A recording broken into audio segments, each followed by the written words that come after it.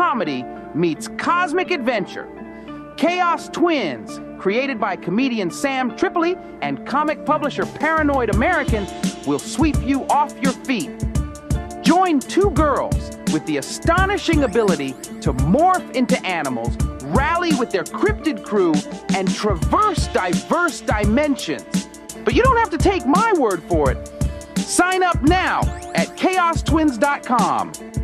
In a place as curious as Crown City, adventure awaits at every turn. Meet Anna and Becca, two spirited souls navigating a world filled with wonders and weirdness, alongside their trusted allies, Biggie, Mathilda, and the Chupacabros. They'll stand against aliens, reptilians, and mysteries beyond imagination. Dive into their captivating tales and discover a world where anything is possible. For more information, visit chaostwins.com, samtripoli.com, and paranoidamerican.com. Save us, Britney Spears! Can we be saved? God, why is Satan controlling the universe?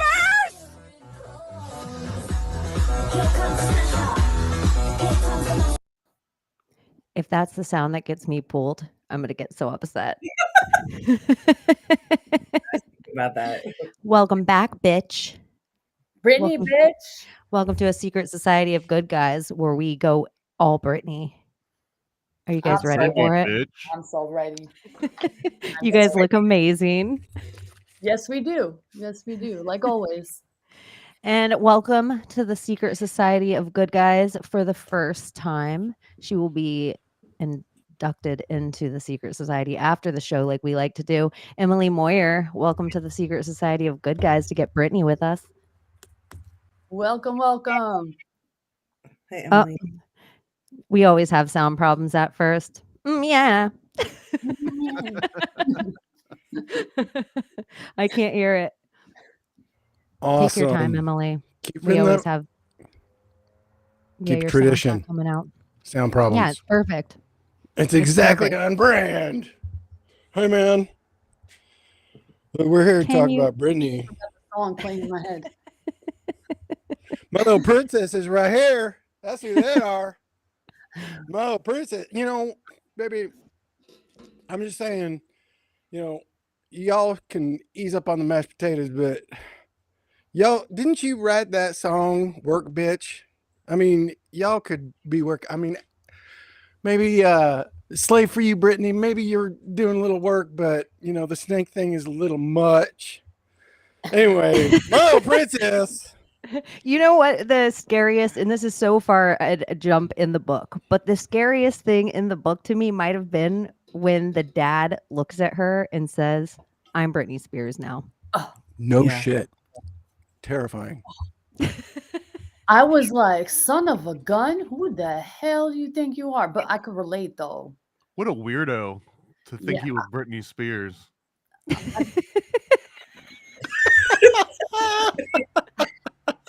I mean, who would do that? Emily, again, this is what else is it working? It's not working, but sometimes we also realize the person, once they figure out the sound on their end, they have to go out and come back in, and then it usually works. Keep me posted.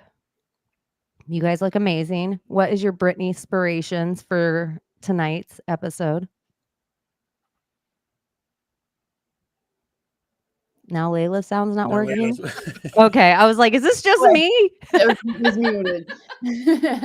So for me, what really got me is the whole, it kind of reminded me of me so much, like with being like the first daughter, you know, like the first oldest daughter, taking care of your family, going through so much abuse and torture and all of that. And to transmute all of that pain to get to where she got, like that aha moment of her truly like stepping into her like fullness, like it's beautiful. Like the trauma, I understand, can break somebody open so much that even in the end, she even says, I still love my family, and hopefully like we'll find a place where we'll be okay. You know what I'm saying? Like she still has that love for them, even though A, B, C, and D. I feel like we have to talk about Brittney a few ways tonight. And one of the ways that we're going to talk about her is that she wrote this book and is entirely a real person. Like that has to be a philosophy we take, because so much of this, like we have to pretend she's alive and that she was under conservatorship and that she actually had some part of penning this book. This is one of the word, like, is it flat earth? Is it hollow earth? Is it globe? This is what, like, we have to take this kind of philosophy with Britney Spears. Emily, how's your sound? How do I sound now? Is that better? Yeah, you're back. Yeah. Okay. I just took the Yeah. Nice to see you guys. Hello to some of you I know and some of you I don't, but Nice to meet you, Emily. First time meeting you. I've seen your show before with Cheney, so good stuff. Nice to meet you. Thank you. So I'm myself tonight. Me and Daddy are ourselves, and everybody else is Brittney. I was excited when I saw you guys were, I don't know, when I saw your little post that you were doing this, like, I don't know if I'm like as long-term as a Brittney fan or follower, but I developed, what's that noise? Yeah.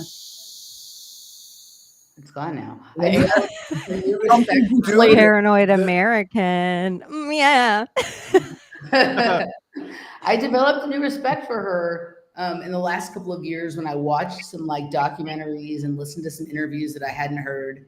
And then, of course, the Brittany Murphy connection. I saw your video on Instagram the other day, and I was like, oh, that's fucking weird that she's living in the same house.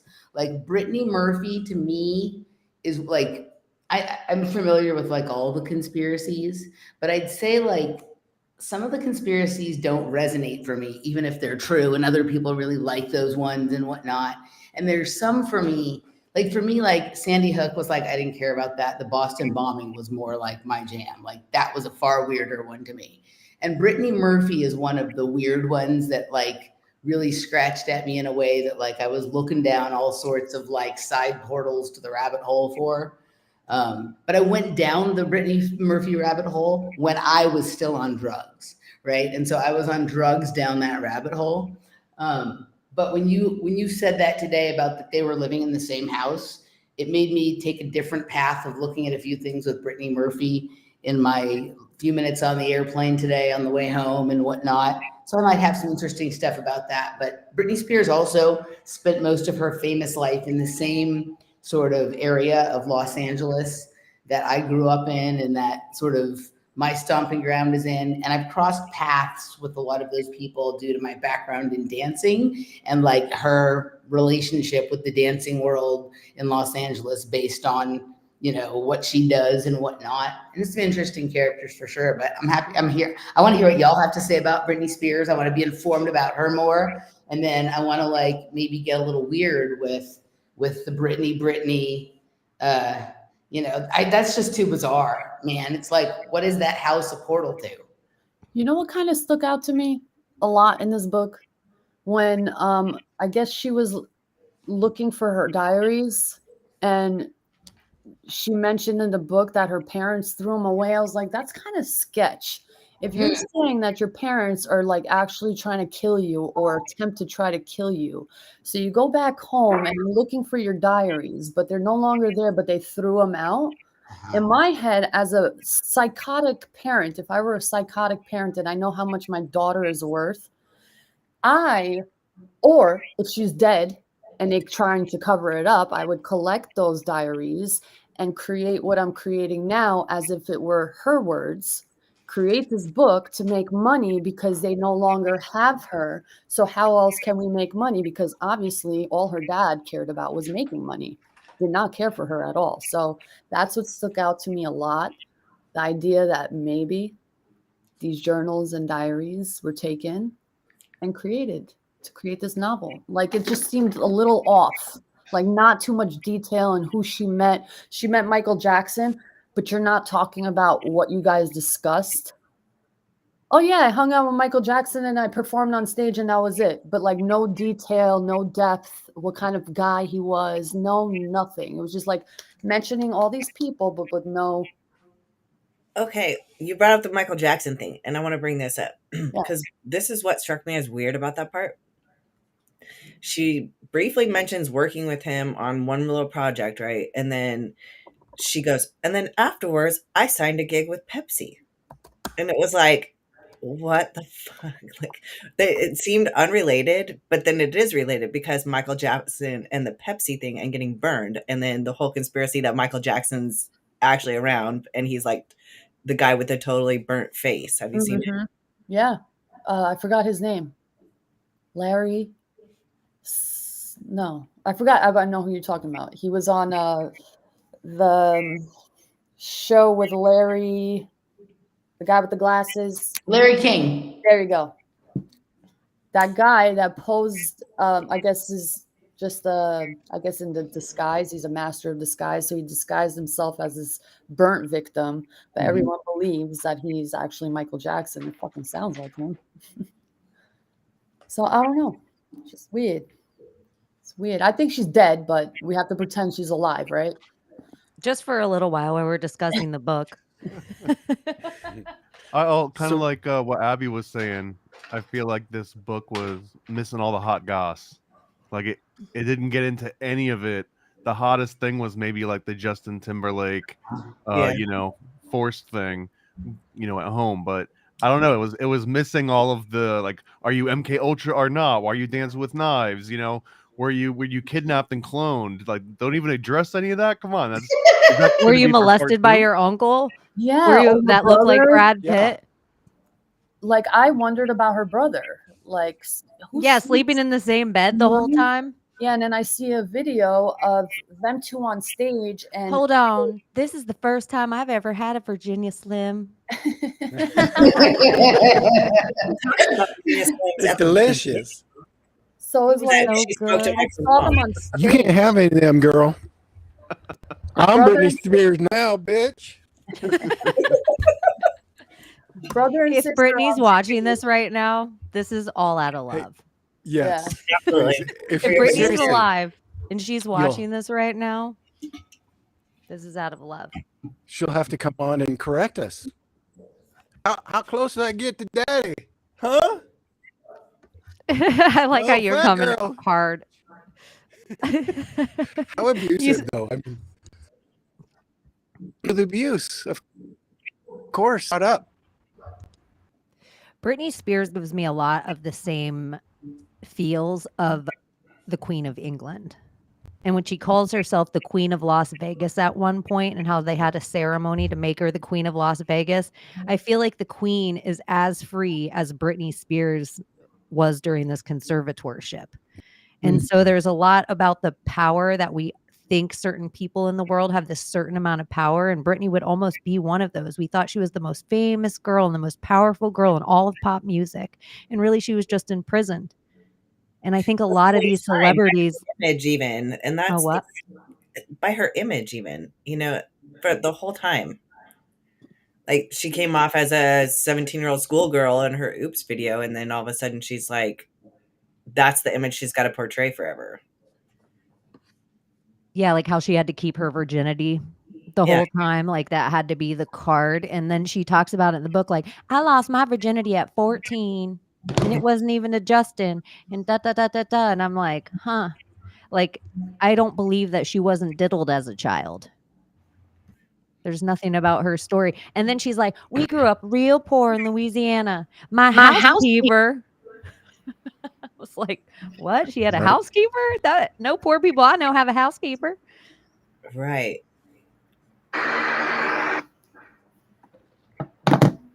What was that noise? It was Britney's post, the beginning of her song. Did she just post again? No, it was the last one. Britney posted for us right before we went on air. So I'm looking at the list of every home she's ever owned. Have you guys seen this article? This document or whatever. So this is a pretty new article from, this is just like a architecture home magazine, but I was curious as to like where in Los Angeles she was living during what periods of time and where she's living now. And which is the home that she's living in that Brittany Murphy lived in, the Calabasas home? Or would you know which home it is? I think they destroyed the home, actually. They destroyed the home. Yeah, they destroyed it. They said it had like a black mold in it or something. And so they destroyed the whole home after Brittany and her husband. And then like the husband's best friend all die of this weird pneumonia. Right. But did Britney Spears live in it before her or after her? Before her. Oh, before her. Okay. I thought you were saying that she lived in it after. Okay. So every piece of property that she's owned in the last like 10 years, 12 years, 13, 14 years, borders on the same area of Los Angeles that Michael Jackson was living in, right? Where his family lived and where he lived during most of the period of time that he was living in Los Angeles. And in the same area that like Joe Rogan was living in, the Kardashians, all these kinds of people. And when I'm looking at this article, there's one home that she lived in that looked like it was originally built for Bruce Willis. And it was weird because when I went on my little rabbit hole dive earlier today, Bruce Willis kind of came into where I was going with it. So it's interesting that she had lived in a home that he had owned as well. It's not uncommon for celebrities to live in homes other celebrities had lived in prior, but I was just wondering if you knew which one was the one, but it must have been the Hollywood Hills home. I'm pretty sure that if she lived in it prior to, then it's probably the Hollywood Hills home. Okay. Sorry for the aside.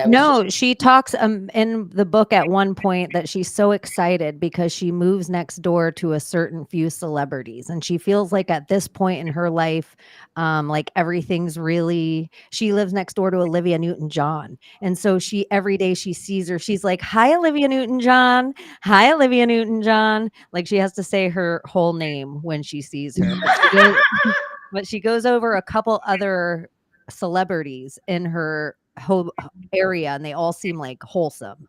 She doesn't say anything about like a Kardashian living next door. I remembered it being like all rung the Olivia Newton-John, where it hit John Travolta, Olivia Newton-John. It was like the Scientologist. Oh, the Scientologist. They're a very wholesome bunch, right? So are you, just out of curiosity, I know you said we're playing that she's alive and she was in conservatorship and that she actually wrote this book.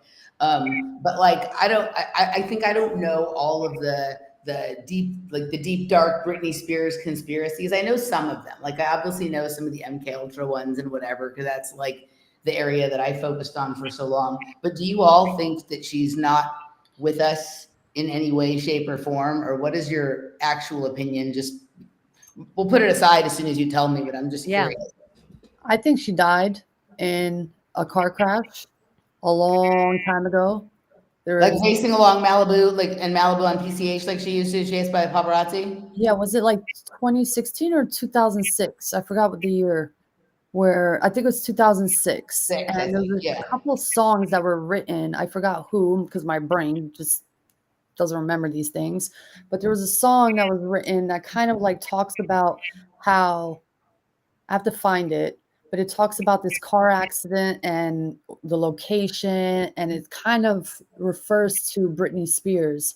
I'm pretty sure Cheney knows what song I'm talking about, but I truly believe around 2006 she was killed, or she was either cloned and she was kept somewhere. But my gut instinct's telling me she's not here anymore, and that they did kill her. And now with technologies available and cloning and AI, and I feel like everything that came out after that year is so doable with the technology that these people have. I mean, very possible. Do you think the revelation of the abortion with Justin Timberlake, like, do you think on some level it's some revelation of the method because that provided a certain level of access to genetic material? Like, what happened to that piece of material?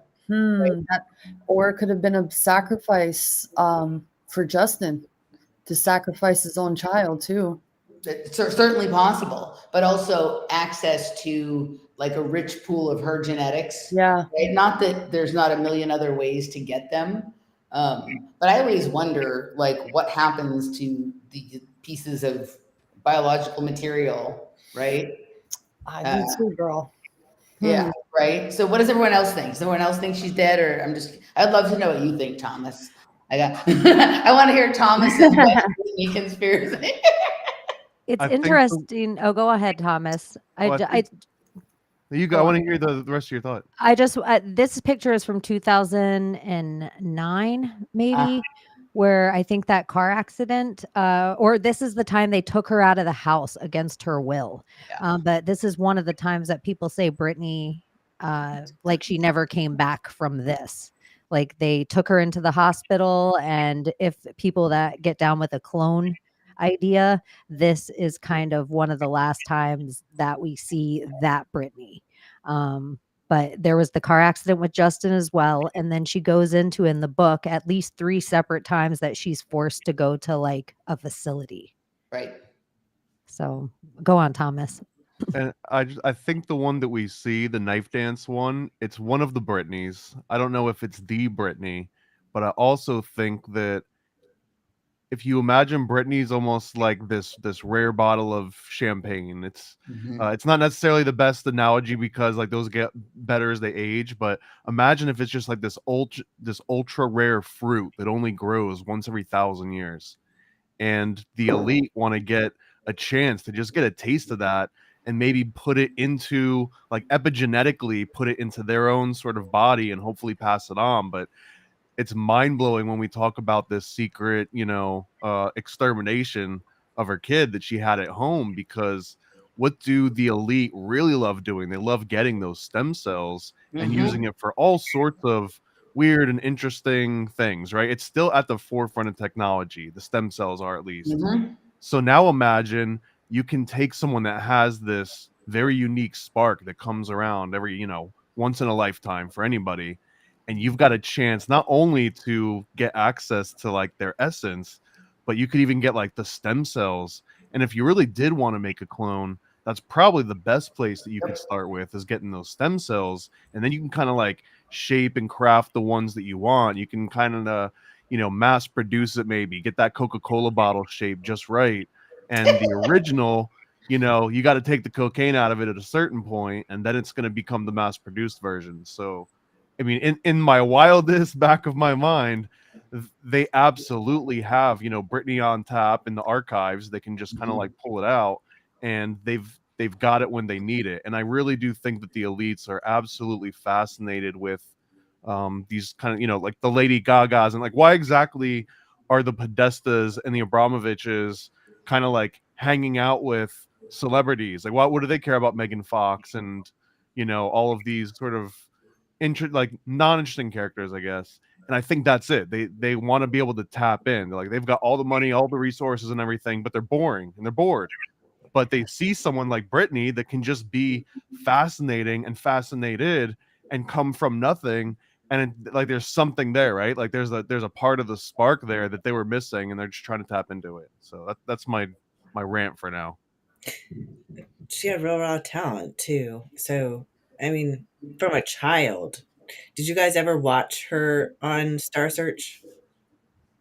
Yes, I did. I watched the performances now, but I remember watching Star Search when I was a kid, but she doesn't stick out to me of somebody I remember back then.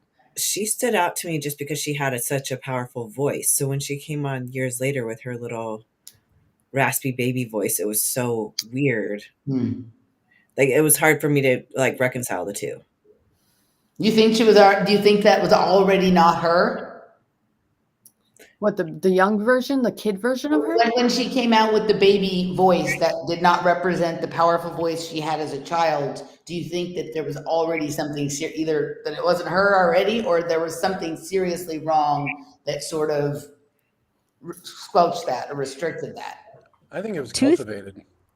One thing to add to what Thomas said that stuck out in the book to me a ton is she expressed more than once her power of empathy, how she could legitimately feel what somebody else feels. And I think that is something the elite would be looking for. The same way they try to make their children disassociate with that feeling of humanness, they would also want to search for that feeling of people that it would be a magical power. So if she really did have some kind of powerful energy about her, they would not only want her blood, but you can almost see the splitting of her personalities. And she kind of goes in the book a little bit. The first one she brings up specifically is that she loved her grandmother. And it's the first sacrifice that you see happen for Brittney right around the time she goes to the Mickey Mouse Club. But it's also her grandmother that had this like light British accent. And so Brittney says she started to copy her grandmother's accent sometimes. So that's why she talks British now. But we also see this happen with like Madonna. We see a couple of the other female celebrities as they split, they get this light British accent going on. So then Brittney talks about how during one part of her life, like after she kind of gave up, this is where the child her sets in. So she almost starts acting like a baby, but that's the Anna Nicole Smith. So we see that right there on this celebrity. So even her meeting Madonna, one of the things that she really admired about Madonna, that she wishes she did, is she said Madonna always had power with her career. When Madonna was going to be somewhere, you had to pay the price of having Madonna there. So that meant having everything in the room that Madonna wanted. And she admired that about her, that she didn't ever. Madonna got there. She wasn't late. It was when she got there is when it started. Yeah. And she had this power she got when she walked into a room. It was like, you know what was interesting reading this book? It was almost like a witchy guidebook on how to be like the perfect bitch after a while, like going through, oh, you're going to go through this, you're going to go through this, you're going to go through this, but I did this and I did this, and look where I am today. So I'm the bad bitch. Like a lot of weird witchy things. Like she met, I guess, a producer, and a candle fell and a whole fucking table blew up in flames. I'm like, that's just odd. Like her aunt dying, and then all of a sudden her having like a hit album, and then her child, I guess, that aborted, and then Justin Timberlake just literally skyrocketed in his career.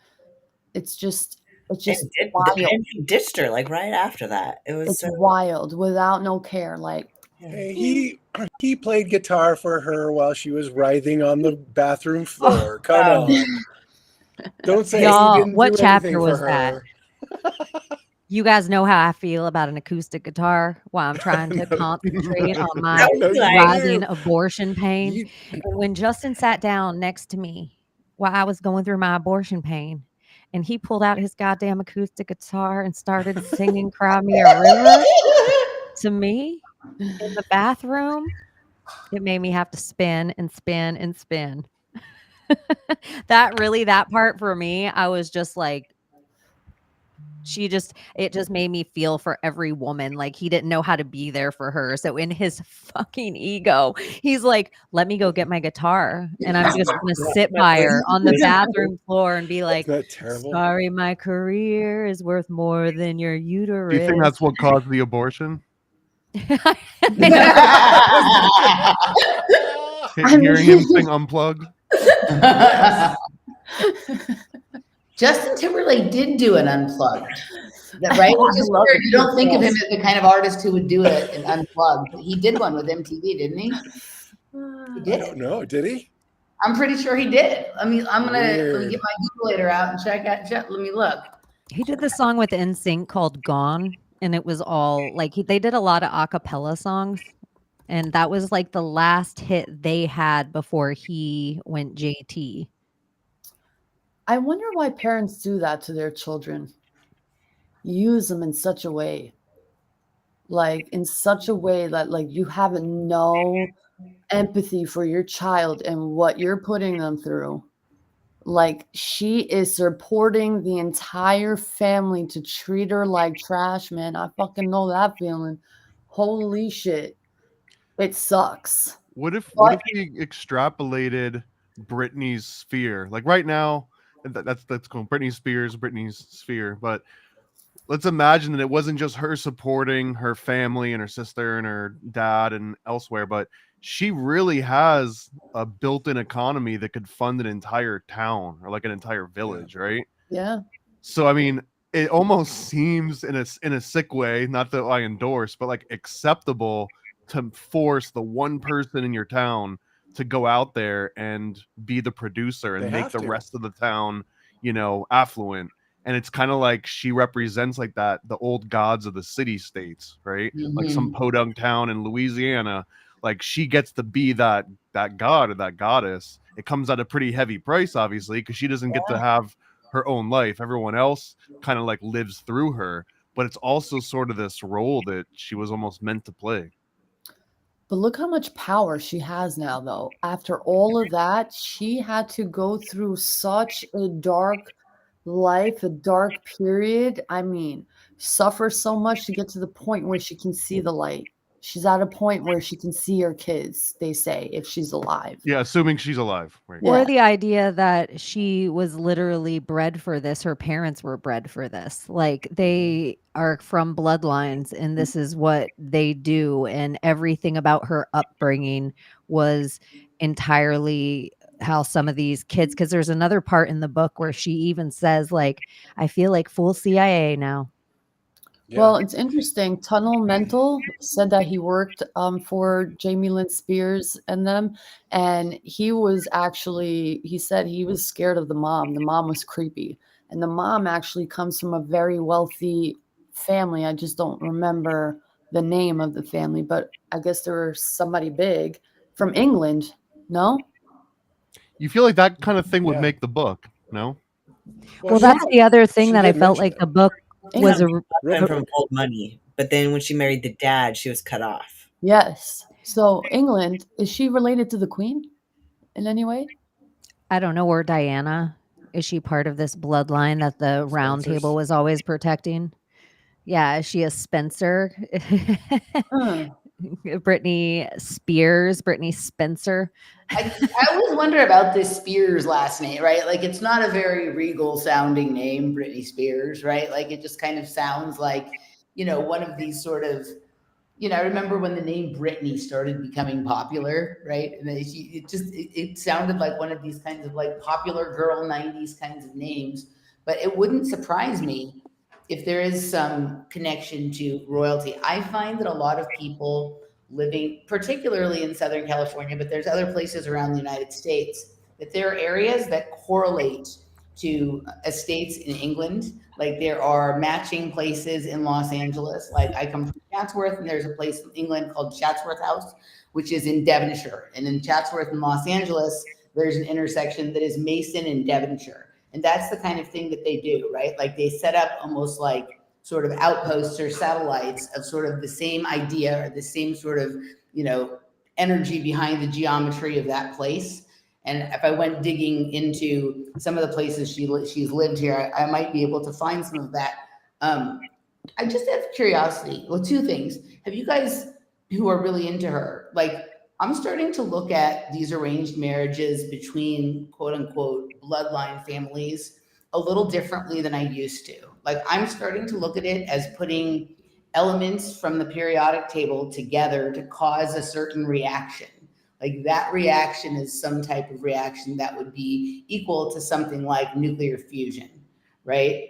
And so if you can identify on the periodic table, like what her parents would represent, what element her parents would represent. And my guess would be the way this correlates to bloodlines is that these people will have a heightened level of that element, in their blood, right? We all have a lot of the same stuff inside of us, but the bloodlines, it really is about like what else is in there, what metals are in there. We know about like copper and blue bloods, but there's other kinds of elements that can be found in people's blood. And some of these elements are very conductive, right? They allow for like low resistance to high electrical fields. And you might find that these people have electric personalities or something like that. And that's really what they're after, is this person who has something in the blood that causes reactions when they meet up with certain things.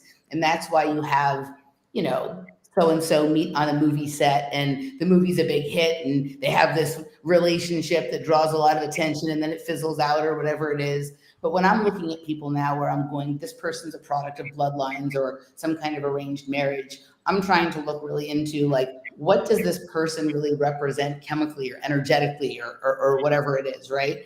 And if you start to look at those things, you know, I went through like a thing with my family, and I started to look at how Masonic portions of the family would do something like this. How would they arrange marriages in a way that isn't like what we think of about, like, oh, they're, you know, for money or the kids could work on the farm or whatever it is.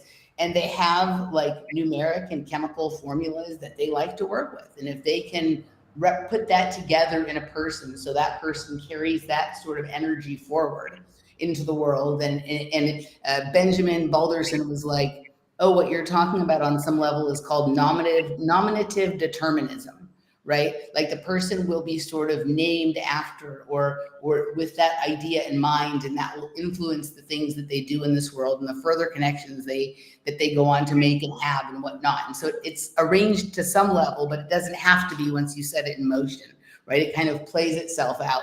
So I'm curious about what that might be with her, right? Like, I think the thing that she was super duper gifted at was dancing. Like, I don't think she was a particularly good singer, in my opinion. I don't think she's like, you know, I don't think she brought some. She was a good singer. I think she was she was a really great singer. They muted her voice, and she went in for one song, and she was listening to like Tainted Love or something, and she was trying to mimic the sound of this dude's voice for one song. And because they liked it so much, they forced her out of her real bravado and into this like, So that's what that voice- yeah. Because she can sing like Christina Aguilera. She has got a voice. Really? Yeah. Like Really? it's crazy good. Even what Abby was talking about, if you look back at her Star Search videos and even some of the Mickey Mouse Club videos, she has a huge voice. And a lot of the times you can find old mic checks of her online where she's just like belting it, but she's not allowed to sing like that. Well, I think that's not the flavor that they wanted, right? Like, if we're talking about her energy, like building Sexy off and what Emily sultry. was saying, Yeah. in addition to being like periodic elements or, you know, like this formulaic aspect, you could almost look at it like tarot energy. And they want to keep her, this will be a little bit biased, but they want to keep her as the Fool card, as this perpetual virgin that's constantly wandering out into the world for the first time, because it's like this allure. But the Fool card also represents the beginning of like a new adventure. So you're this crusty old, you know, Soros driven like bag a little like meatwad, and you see that there's this chance for you to get this new start again. And it's the same thing with the voice. That's why it goes back to this juvenile regression of this like baby voice. Again, it reflects this new beginning of the Fool card of the tarot. And without going on too wide of a tangent, there's a breakdown of Aleister Crowley's Thoth deck where he talks about the Fool card representing the golden bough. With the golden bough was basically that matriarchy back when you would have to marry a princess in order to become the king. And you'd have to do it by like subverting the rest of the kingdom. You'd be this outsider that would have to sneak in and kind of like whisk the princess away. And it sounds like a redneck inverted version of Kevin Federline. I was going to say, that sounds like Kevin Federline. He's the one that like snuck in, kind of disguised. No one was looking out for a Kevin Federline. And then bam, he gets the keys to the castle, essentially. It's classic golden bough, full card of the tarot deck. She talks about, you know, when she's performing, about the energy, and she says that she feels that her energy pouring out into the crowd, but it's like electricity, because then she can feel them back. Then she feels it back, and it totally fills her up. So it's like she talks about the current of it all and the electricity, and you know, almost an Alush situation. And well, to add to that, I don't want to interrupt you, but it's just so interesting. Right in this moment, it's reminding me of the natives that they hired to like search for people in the military. And once they cut their hair off, they couldn't feel that anymore. She keeps talking about her empathy, the electricity, how she can feel her audience like energy. And then what do we see her do? Shave her head. And she talks about one of the biggest things they pay her for in Vegas is that she knows they pay her to toss her hair. And so the only control she has is to not toss her hair. And so think of that energetically. If She said that men just want to see women toss their hair. Mm-hmm. Interesting. So She's- I have a little bit of a different take, maybe, because I think she's alive. I think she's real. I think the whole thing, and this is why I think that. 5 years ago, this week, I went into a mental institution, and the way she describes being in there and the fear of being out of control and giving up control to somebody else of every fucking thing in your life, like that will change you 100%. You come out of the other end of that, you will look and feel and can be a completely different person if you survive it. And that's not to say that that didn't break her open, because I personally think she's clearly controlled. I think this is and she may not realize it, but I think they have very tight controls on her like you said, she's the cash cow. She's the commodity. So she's worth more than the Twin Towers. I can't impress this on anyone enough. When one of the things that the book lies about, I know for a fact, is they say she's worth about $70 million. Her first perfume alone, if any of their Kardashians are worth $1 billion from their any of their product lines or any of their makeup, Britney's been putting out perfume for 20 years. She has more music, and she's written some of her songs. She's the actual muse. She didn't just sing other people's songs. She's written a lot of her own songs. This is the best-selling celebrity memoir of all time already, and it just came out on the 23rd. Yeah, so it's the best-selling celebrity memoir of all times already. There was easily a time Britney Spears was the most famous person on the planet. Yeah. The amount of weight, just her name. The New Kids on the Block all say they're such multi-millionaires just from their merch. Nobody had more merch than Britney. She had her own Barbie doll. She had her own perfume. She had her own makeup line. She wrote actually her own songs. She was in movies. She produced things. Like the amount... any of the women that seem to be under the Michael Jackson tutelage, which Britney was, any of those women that were under that seem to have made a ton of money for themselves. And she even kept her own books. She kept all her own receipts in a glass bowl. Like a normal house mom would keep all her receipts because she did all her own taxes at the end of the year, like knew what her own write-offs were. And that was when her dad sat down, he threw that bowl away. And that's when she knew she was losing control. So it was like she's still making tens and tens of millions of dollars. And her dad's not just her conservator, a management company is. Yeah. So then you wonder how many of these celebrities have this exact same setup. Like Prince not owning his name, he had to be a symbol formerly known as Prince. Yeah. So it might not just be a Kris Jenner that owns you. It could be a Sony Music that owns you. Can you tell me real fast about these people who are under the Michael Jackson tutelage? And Wade is Brittney. That's this guy that she cheats on Justin with Wade, and she brings it up in the book. Wade he comes up through Michael Jackson. He at the smallest little kid, he idolizes Michael Jackson. Yeah. He's one of the kids that stands up on court and says Michael Jackson's innocent. And then he's one of the guys that flips on Michael Jackson because he was trying to get a Cirque du Soleil job where he was the choreographer. And it was all Michael Jackson Cirque du Soleil, and he thought he was a shoo-in, and he didn't get the job. The second he didn't get the job, he flips cold on Michael Jackson, and he blames every shortcoming on Michael Jackson. So even the fact that he hooked up with Britney Spears, he's like, Michael Jackson told me to do it. But Michael Jackson talked to all these women, Britney, Mariah Carey, Whitney Houston, like all these pop females, Lisa Marie Presley, like he protected them from this mafia of music. And muses are powerful magic, and the writers of these songs are the untapped. I say this all the time. Dolly Parton will make more money off I Will Always Love You than Whitney will ever see. And that is mind-blowing because that's how big this is. But it's not lost on me that I look like Dolly Parton right now, one. I love it. Two, I love it. I love it.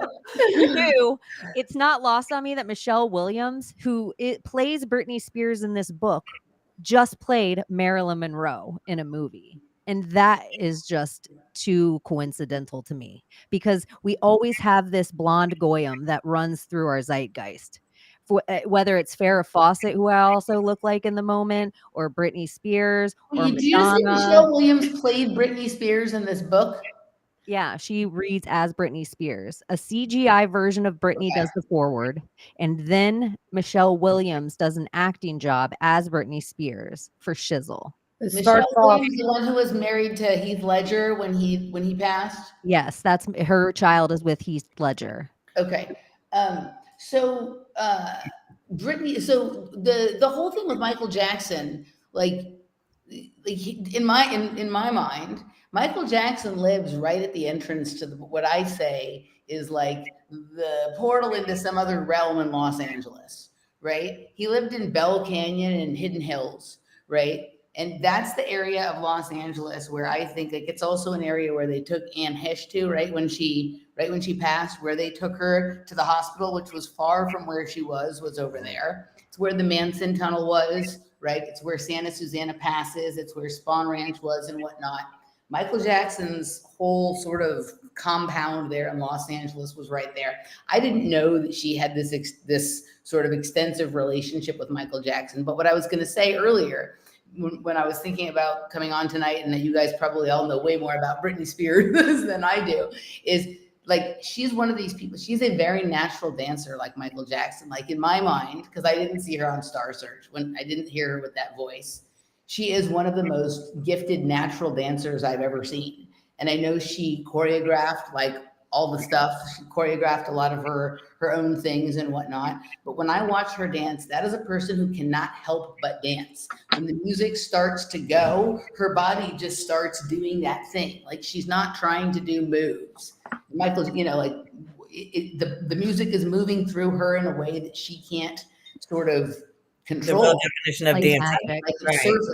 Right? And that's something that she and Michael share, right? So to me, whatever the connection is between them and whatever sort of tutelage or information may have been shared or protection, I think they were riding like a very similar frequency, right? Maybe it's a different frequency, like he's hearing a different sound and moving a different way, but that's something that they shared, is that there's a specific kind of movement that each one of them does. And in my head, that's one of the things that actually she would be prized for, aside from it looks good and you can sell lots of stuff based on videos or concerts, right? When you have someone who can move like that, that's someone who can pass a whole lot of energy through their body. And that is very rare. Mm-hmm. And I think if they're trying to create a bunch of little Britneys or having access to, her gene pool or whatever it is, my guess is what's in there is something electric and conductive beyond something that almost anybody else has, the once in a lifetime spark. I feel like when she released the knife dance, there was like a whole bunch of extra bitters on like her little stem cells that are on whatever black. It was like bye. Yeah. Right. And she came out and did it twice. She did it in 2 separate shirts. And originally, Project Rose, she wore a top like this, whatever the kind of top. Ladies might know what they're called. Like, I don't know. It reminds me of Little House on the Prairie. Partridge shirts. I don't know what they're called. You guys know what they're called. Ladies, help me out. Anyway, prairie shirts. I don't know. Whatever. So she wore this same shirt 17 times. And this was Project Rose. And who knows what still Project Rose is. Some people theorize Project Rose was her getting her own attorney, the Rosenbaumberg, whatever. I thought it was the book. I thought this was the project. I don't know. The book. I don't know. Divulge. She mentions it in the promotion for the book. Yeah. Doesn't she? This is my Project Rose, and is like, I guess, the symbol. It was my Project Rose or a part of Project Rose? This was her project. This is Project Rose, the book. That's what I heard. So Emily, after thinking about how great a dancer she was, what do you think about her Instagram videos now? So I'm not sure which Insta. I just looked at the knife dance that you guys are talking about, right? And that's pretty weird. But what I'm speaking about was more. I remember watching this video of her. God, this had to be like in the mid 2000s. Like she was doing some special thing at Limelight, right? And in New York. I think I forget if that's what it's called now, but that's the club used to be called. And it wasn't even like time for her performance yet, but whatever was going on, like the pre warm up of the music, the DJ or whatever, I was watching her not be able to stand still while this music was playing, and just watching her like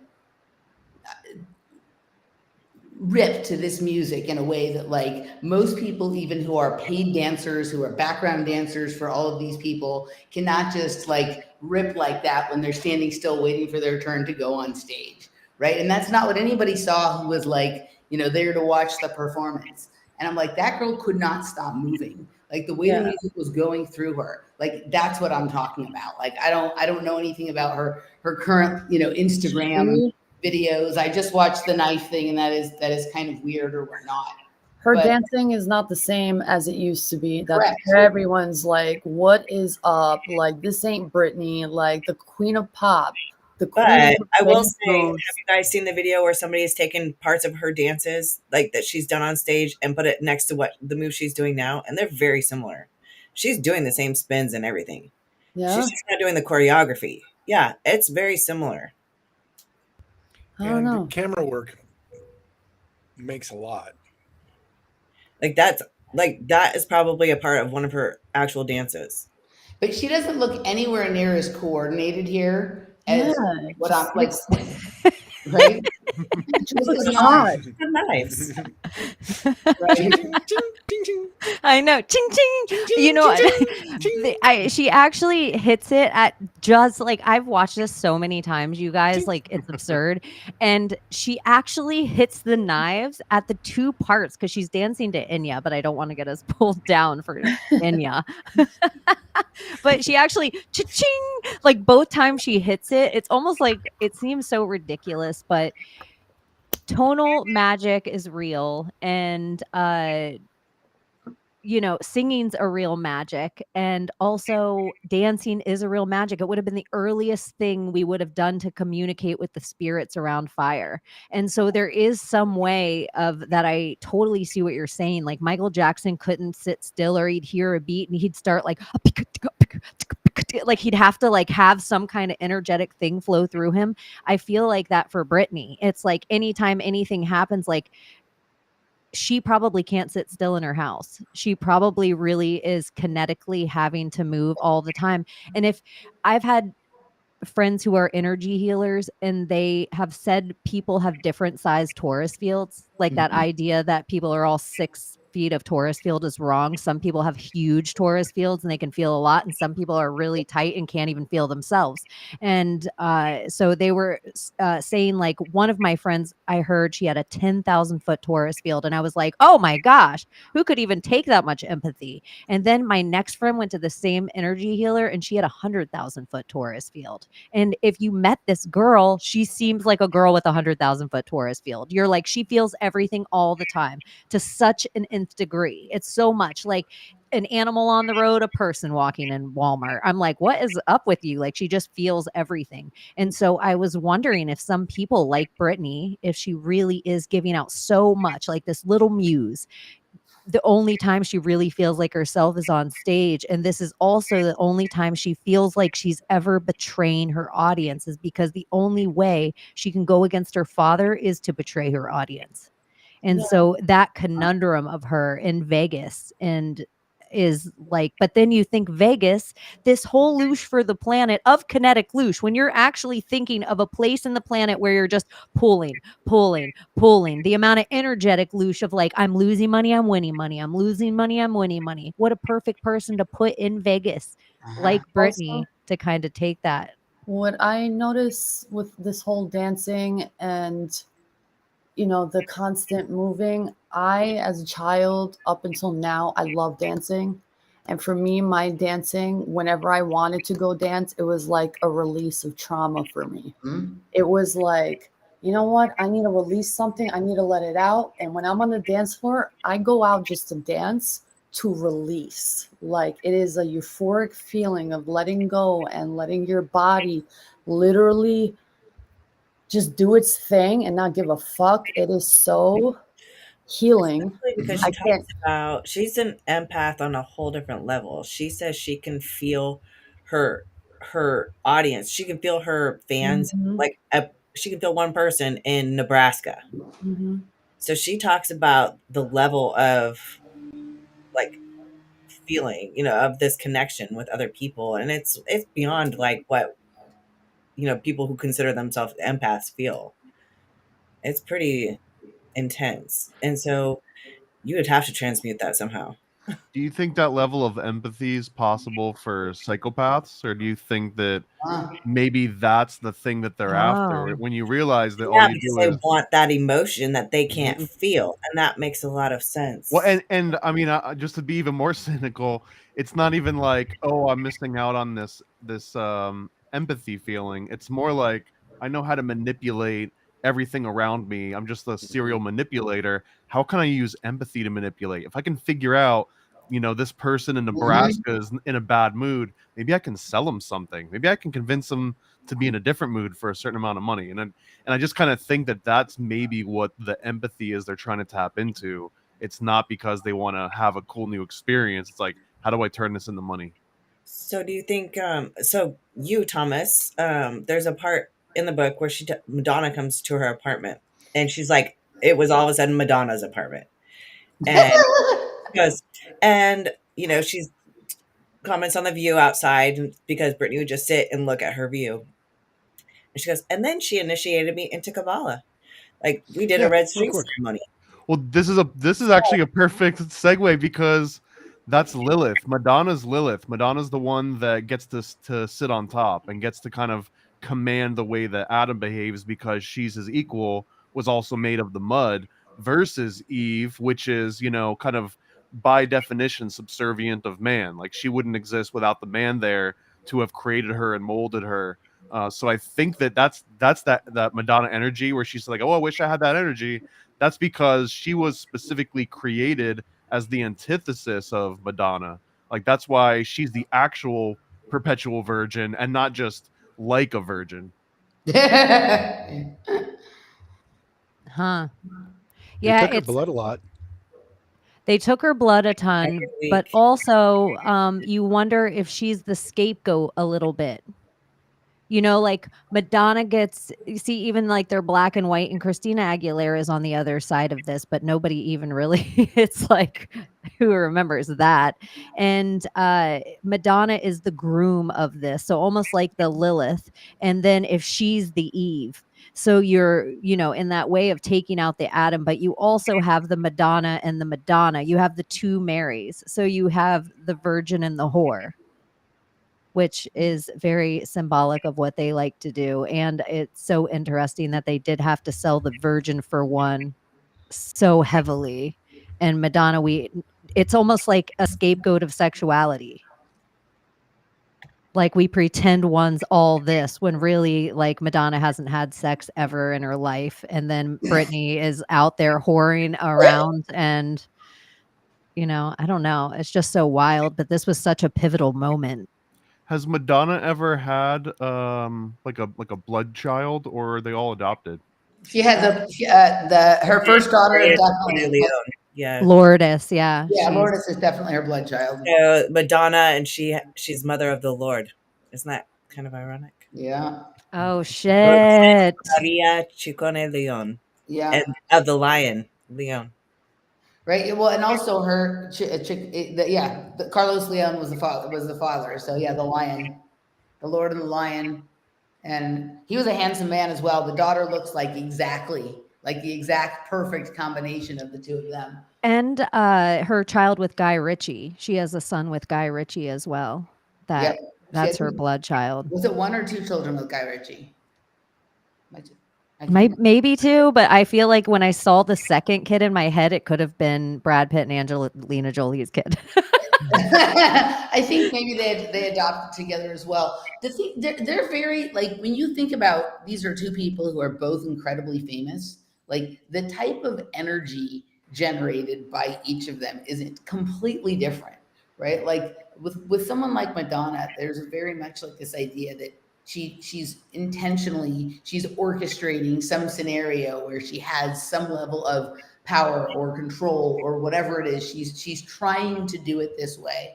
Whereas when Brittney is doing whatever she's doing, she has this energy field and other people are trying to manipulate her energy, right? It's a very different kind of, feel that you get. So when you're looking at that picture, it's very much like sort of, one is master, but who's the real energy there? Who's providing sort of the shock value? It's not Madonna providing the shock value. It's Britney Spears, and Madonna sort of orchestrating that scenario, right? But I think that's true for how they do everything. Like when Britney's performing live or whatnot, you don't feel like she's trying to control the audience. Those are all the people around her. She's trying to connect, right? She feels the people in the audience, but she's probably less thinking about how much they feel her, but she's generating that energy field, right? Others are trying to manipulate. And then you have someone like Madonna, who's very well aware of what she is doing and what she's trying to do. It comes off completely differently. Absolutely. You can feel it and see it. Yeah.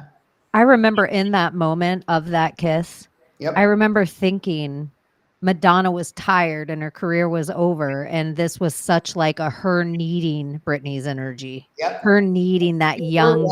Yeah. It's like the same way though, almost how like Brittney talks about in the book, like Justin, like Instinct was always a little more hip hop, a little more of a black group over the Backstreet Boys, where they leaned into pop and how they got the street cred. And I almost feel like in the same way that certain pop stars need street cred from certain hip hop artists, certain old artists need street cred from certain young artists. Like, why is Madonna still on the MTV stage? Oh, she's kissing Britney. And she's handing down the blonde. It's almost like she tried to pass a torch to Britney that never really went to Britney. Stole the torch from Madonna in this whole different way. And what happened was, who really took the torch from Madonna was Lady Gaga. And so it's like these two, Madonna, it's almost like she wanted to give the energy to Britney and take the Britney energy, but then this whole other artist came out of here, and it's all planned and coordinated, but it's all still another blonde.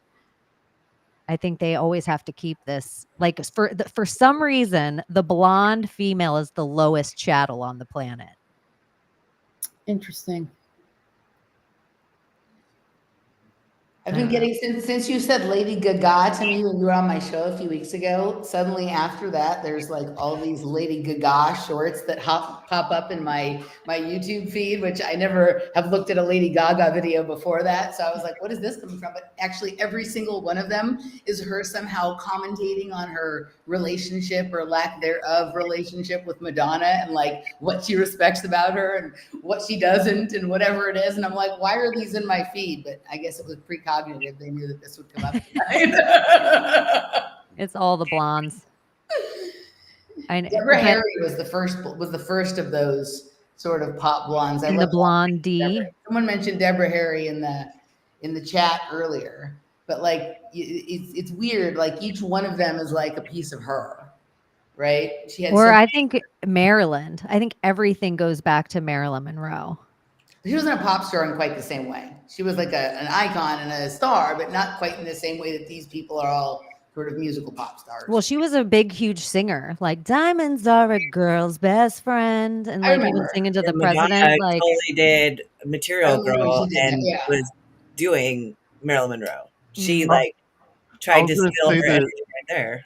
If you take Marilyn Monroe and subtract Madonna, you kind of get Britney Spears as like the leftovers. But it's also refined. It's probably just a little bit cleaner energy. Yeah. I guess I always think of Marilyn Monroe did. I remember more of the movies, right? Like she was more known for the movies. But you're right. Now that I think of it, Madonna with the Material Girl. I didn't think that. Madonna. Have you guys seen, you guys saw how weird she started looking for a while, right? And Madonna? Before she died? Yeah. Because Right. It's Yeah. not as bad. Well, it was like she was like inflating like a balloon, and she looked like literally like a blow up doll, zoo animal, something. I couldn't She figure it started out. getting lion face. She Yeah, it looked was like really weird. freaking her demon was showing. Her ass, though. Oh my god. Her now She had ass. that- Good or bad? Oh my god. No, Not no so good. good. No Not so good. good. No good. Not so good. I'm like, whoa. After she had that weird thing happen over the summer where she almost died and she had to be intubated, now she looks more like what she used to look like. It's weird. interesting that she adopted a lot of Black children and Yep. uses their blood and injects herself with their plasma. That is just Did she say ironic that? and bizarre. Yeah, she uses her children's blood to infuse herself with young blood. This is- Madonna yeah, Madonna. does that like that the father son that Gordy talks about. Those people are Yeah, that rich guy. freaky weird, man. The whole they have 3 generations that are doing it now. That weirdo. I can't remember his name, but he's like some Yep. tech Silicon Valley weirdo. She's not with Sam anymore, right? Sam Asghari, no, they're getting a divorce. So supposedly, but he's such a handler. He's such a, and I think he's a House Assad guy. that's what doesn't make sense to me in this book, how she talks of him. And I mean, Smitten, smitten that's kitten. not something Brittney would say, I don't think. I think she would say, man, he's hot. Like, oh, I like, love at first sight, whatever. But I don't think she would use the word smitten. And That's very Southern to say. To say she is so smitten with somebody, that is very Louisiana to say. Mm-hmm. I don't know. To say you're smitten. Like if I was Paris Hilton, then I'd say that's hot. yeah. I don't know. It's just this whole book was weird. Like, I don't know.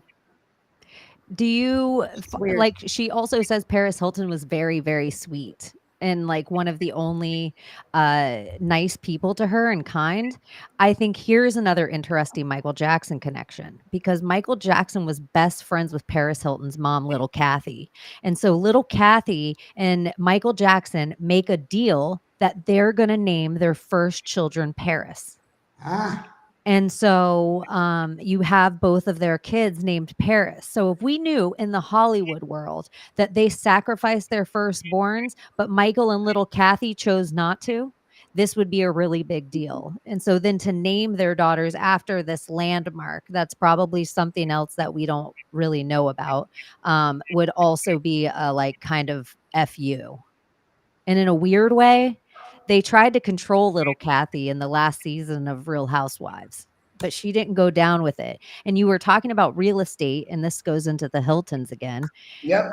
I believe the elite, the Hiltons have one of the biggest real estate companies in the world, not just hotels. So I believe the elite would never sell their property to somebody who wasn't part of the club because then you'd know about the tunnels. Mm-hmm. You'd have to be part of the club to get Oprah's property or to get, the Les Wexner's brownstone. You can't have an entrance to the club unless you're in the club. You can't stay in certain rooms at the hotel unless you're in the club. So I think they would need their own real estate firms to pass their property around to each other. So the thing you said about Paris is interesting, right? That they both have there's actually a town in Texas called Paris, Texas as well. And there was a movie called, with that title. But one of the things that's weird, to get back to Dolly Parton, I've been like watching as each single is released from her rock album, her rock album that's coming out in November. And the one she released before the 4 Non-Blondes that I told you about, Cheney, was she released a version of "We Are the Champions," right, by Queen, and it's showing all of like the Paris Olympics in 2024 as if they've already happened, right? They're showing like people winning their gold medals and whatever it is. Like it's weird. Like you would think that this was a video that they took of her singing at the opening or the closing ceremony or something like that, but it hasn't happened yet.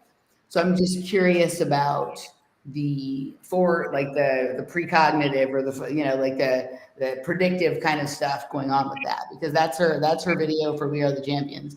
But I didn't think about that with the two of their parents naming the firstborn child Paris. Her daughter's really beautiful. Michael Jackson's daughter is really beautiful, and she looks a lot like Madonna's daughter. I saw a video of her the other day, right? His daughter is such a witch, and she was the single, like his children were set to gain all of the rights for all his music, which was only over 51% of the Sony music catalog. It would have been huge. The last words he said on mic are the best is yet to come.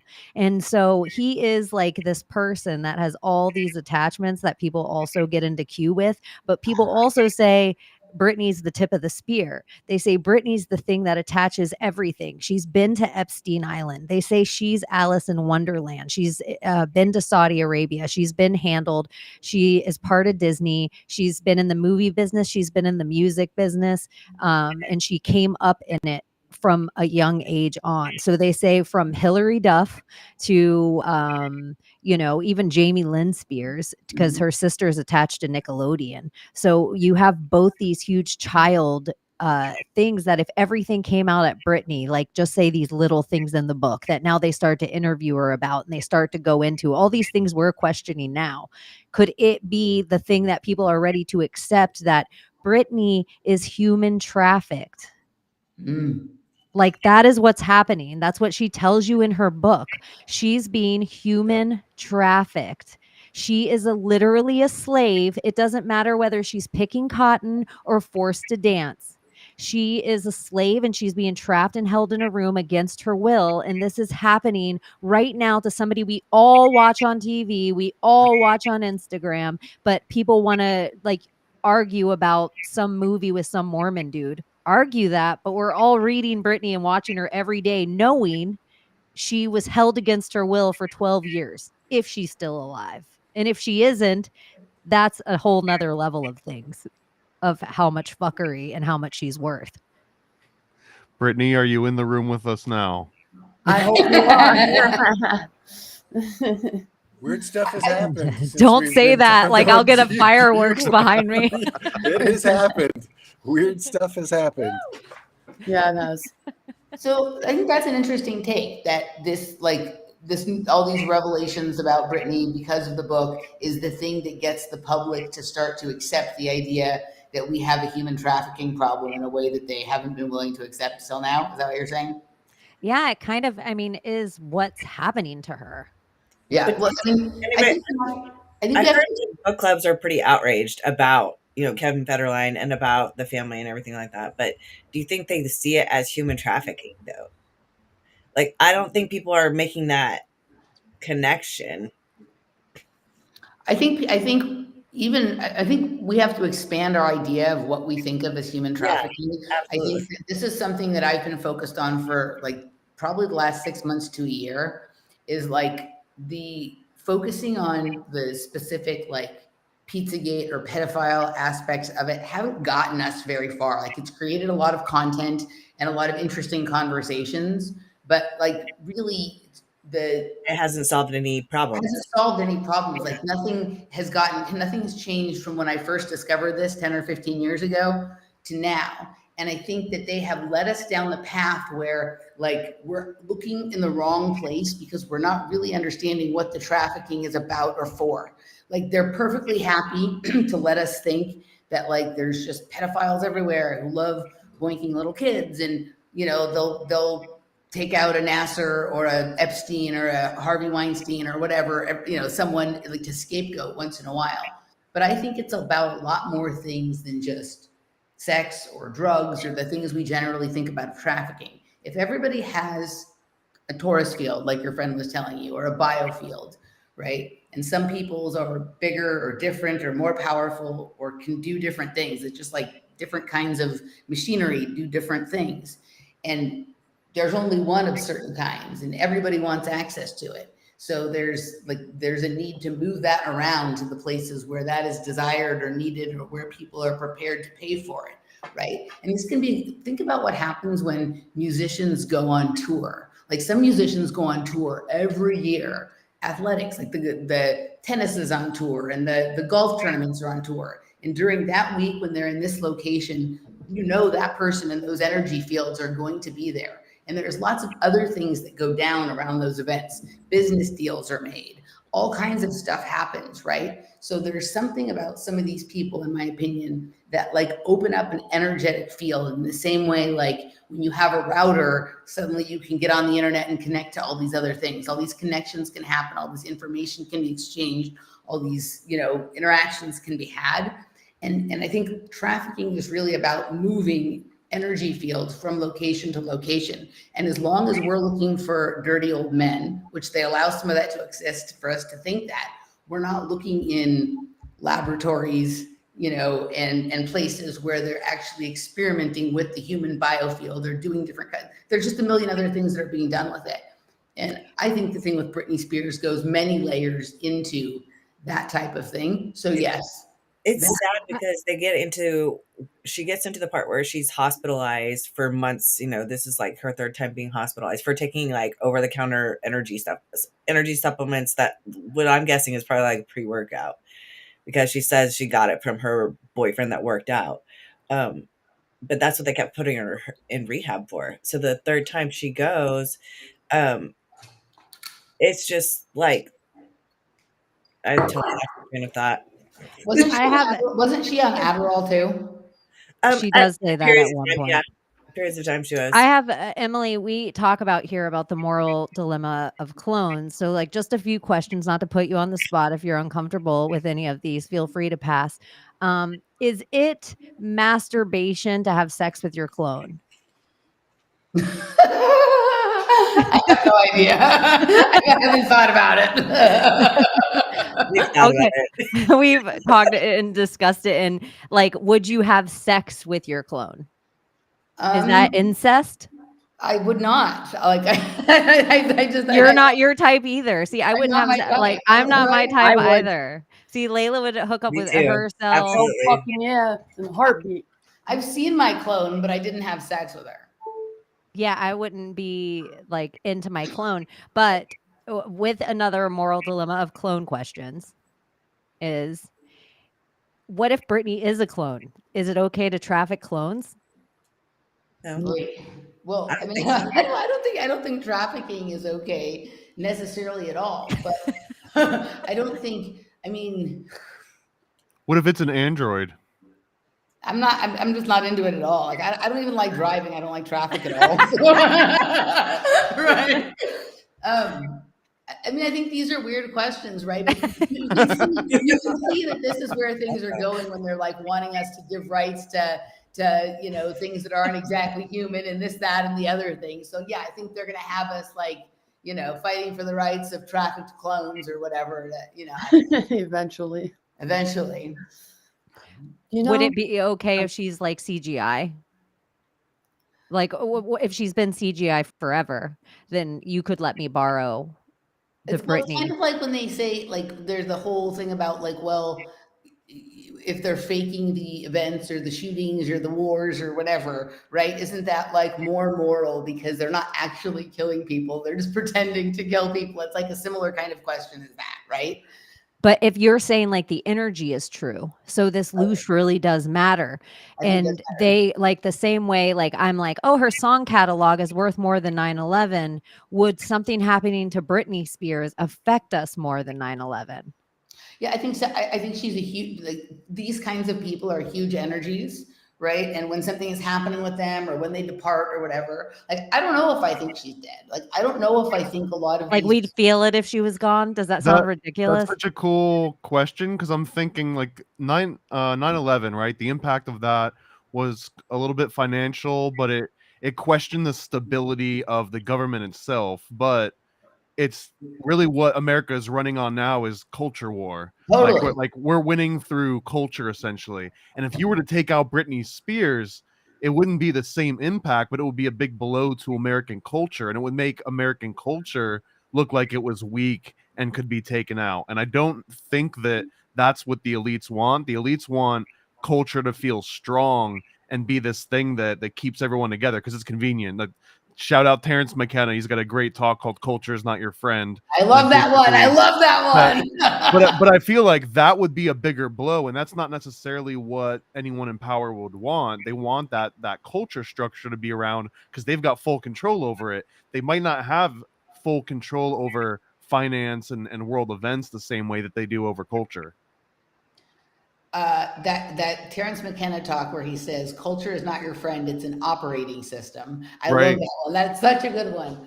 I think that the first thing I did the day that Tina Turner was reported dead is I went to see like what happened with CERN that day, right? Because she lives in Switzerland, right? And so like that was that's a person with a huge amount of like energy and force, right? She was like the river goddess, and Michael and I did several shows around her. So sometimes I'll go look at things like that when they say certain people die.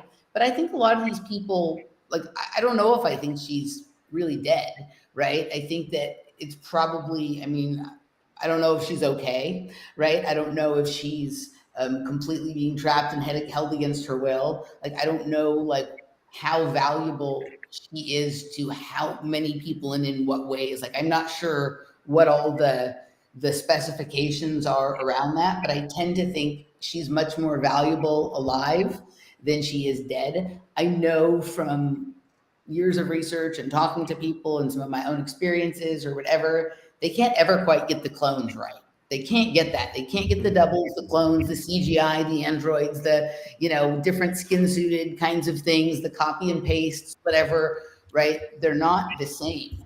And if the thing that they're made from is gone, if there's no sort of genetic connection anymore, they're not, like, it doesn't work the same, right? So I don't know what they're doing. Do you guys ever listen to Sloan Bella? Do any of you guys know who Sloan Bella is? Yeah, psychic.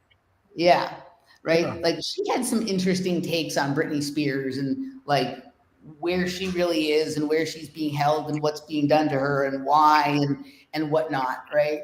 But I kind of feel like none of the karma, like none of the circus would work if the clown wasn't still with us to a certain. I'm not saying she's a clown, but like there's no. I just feel like. Well, that's the full card again. Right.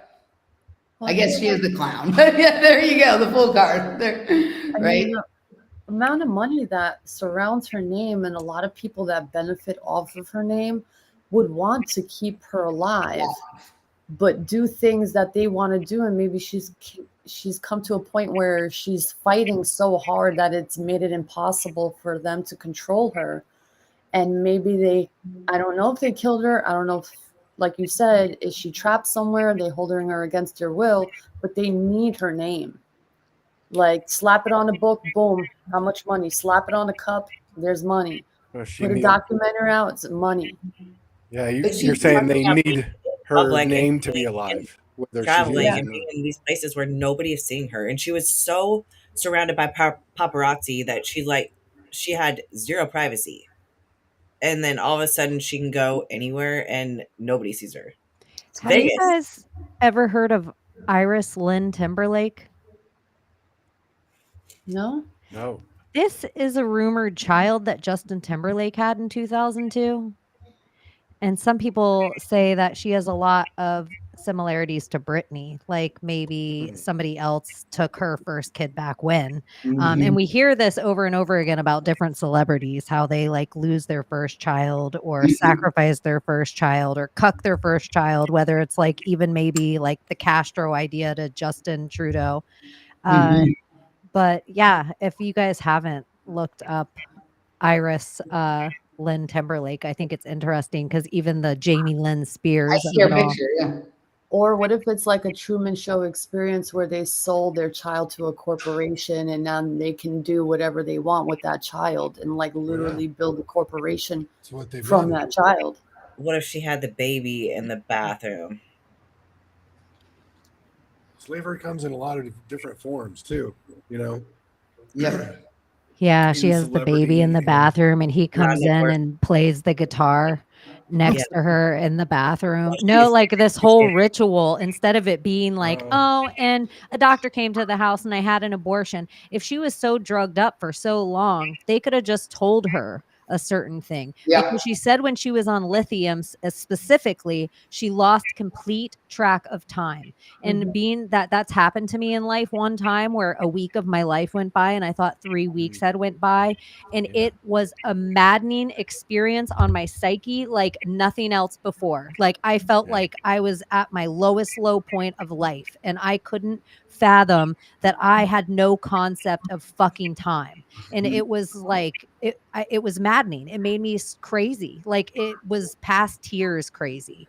And so I feel like if you are on lithium enough, and she says like she just recalls her family coming in and out, her sister coming in and out, and every time that they talked to her, it was just another scheme and another idea of like a sitcom they could be in together, or a product they could sell, or she just sat there like leaning up against a counter while she doesn't know how much time went by, and they were just talking at her. And the only reason she did all this is because they held her kids over her head. If you ever want to see your children. And so if you're empathetic and you're a super empathetic person, and then you feel your children in you, she said she had a postpartum depression like nothing before because her kids were safe in her. And once they were out of her, they were unsafe in this world. And so think of if you were the most unsafe person, if no one around you could trust, and now all those people are in control of your kids. Yeah. Yeah. That'll Has anyone drive else- you mad. Terrifying, right? Has anyone else been That watching was so American Horror wild that she Story? described her postpartum like that because, like, you know, I've experienced postpartum depression, but it wasn't because I wanted my babies back in my belly. So that it was really bizarre to hear her say that.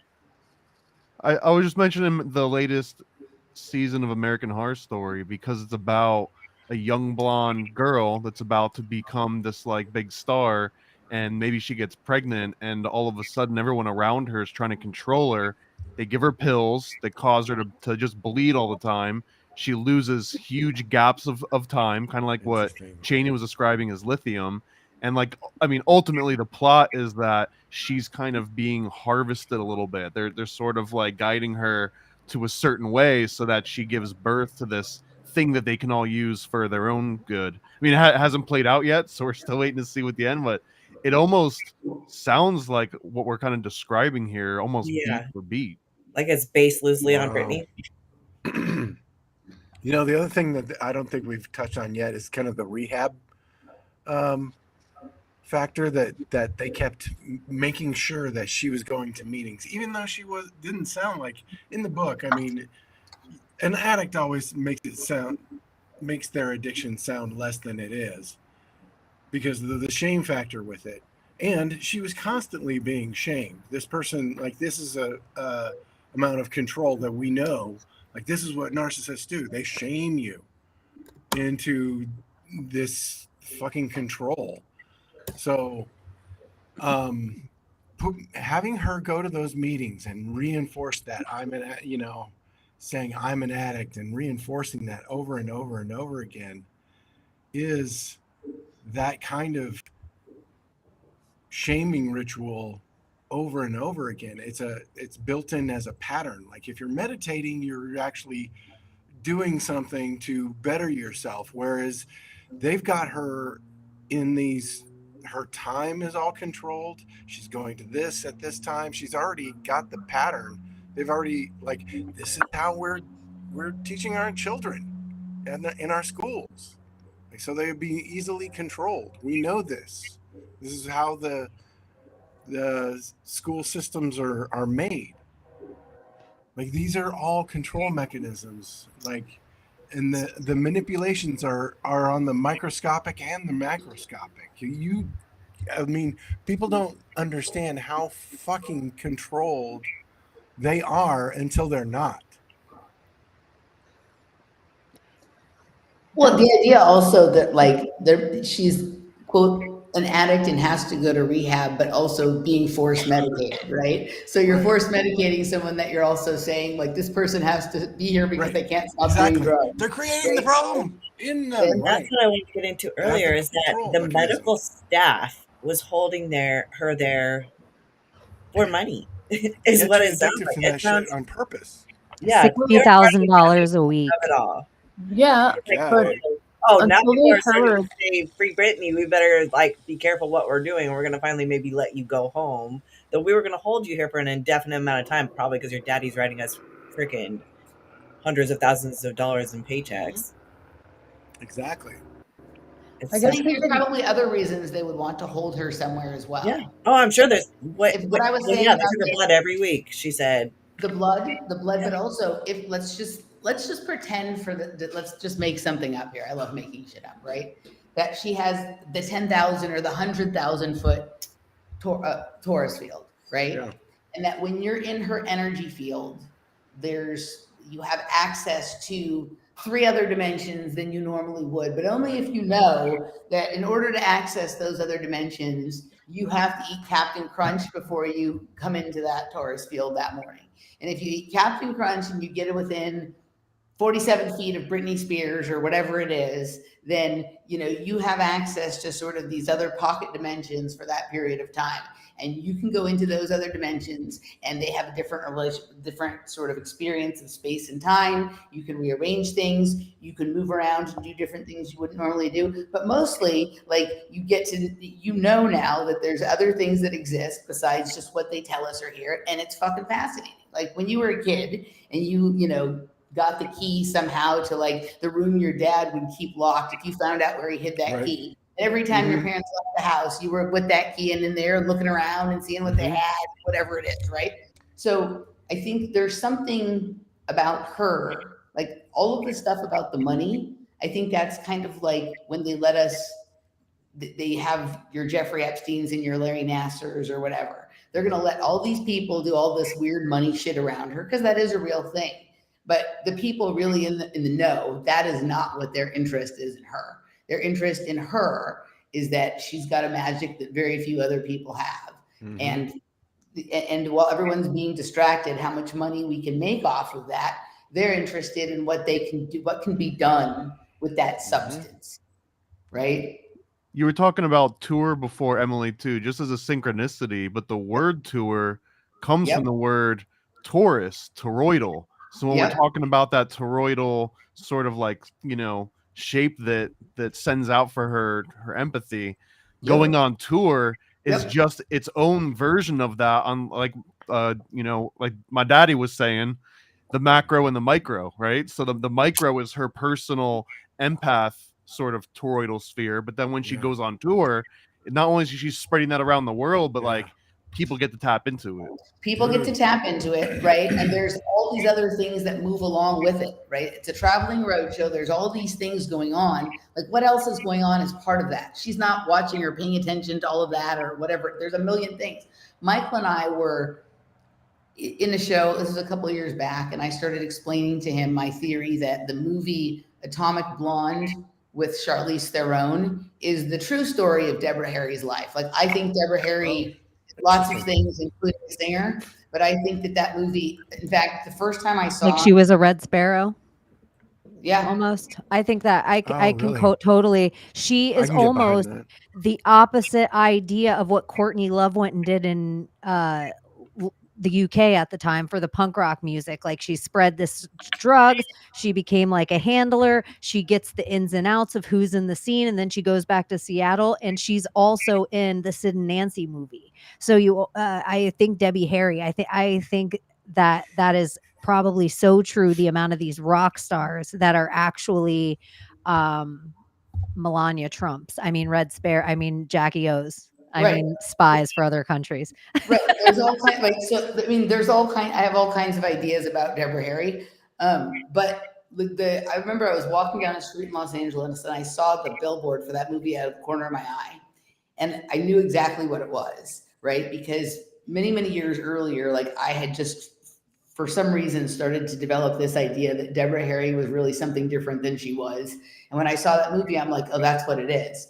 So Michael and I were talking about this, and he went and looked, because in the movie's about her being a spy, and it was during the time of, things were coming to an end in the Eastern Bloc and Germany and Soviet Union and whatever. So Michael goes and looks up where Blondie was when the wall fell. And of course, like they had been performing in Germany the week that the wall fell, right? Kind of thing. No like shit, huh? Always. Right? Like you can do this with so many. Yeah. Michael and I've done this over and over. with some of our synchromysticism and the glass bead game episodes and whatnot, right? Dude. Also, if you think about, like, I like to talk about the tennis tour is the ATP tour, the Association of Tennis Professionals, but ATP is the energy production house in the body. It's the powerhouse of energy in the body. And it goes in a circle around the world every year, and it stops in the same cities at the same time, right? And if you go and you look at who the sponsors of the tennis tournaments are and the other activities that are going on, like around all of that, like at Wimbledon, they're always talking about how they run into problems every year because they don't finish in time for the curfew in the evening, but they can't start on center court any earlier because it's very important that the wealthy people have their lunch before the tennis tournament starts. Like what's so fucking important about that lunch? Why can't they have their breakfast? Why does it have to be a meeting at 11 a.m. at center court, right? There's other things that are going on in the magic of whatever that is with those people there, right?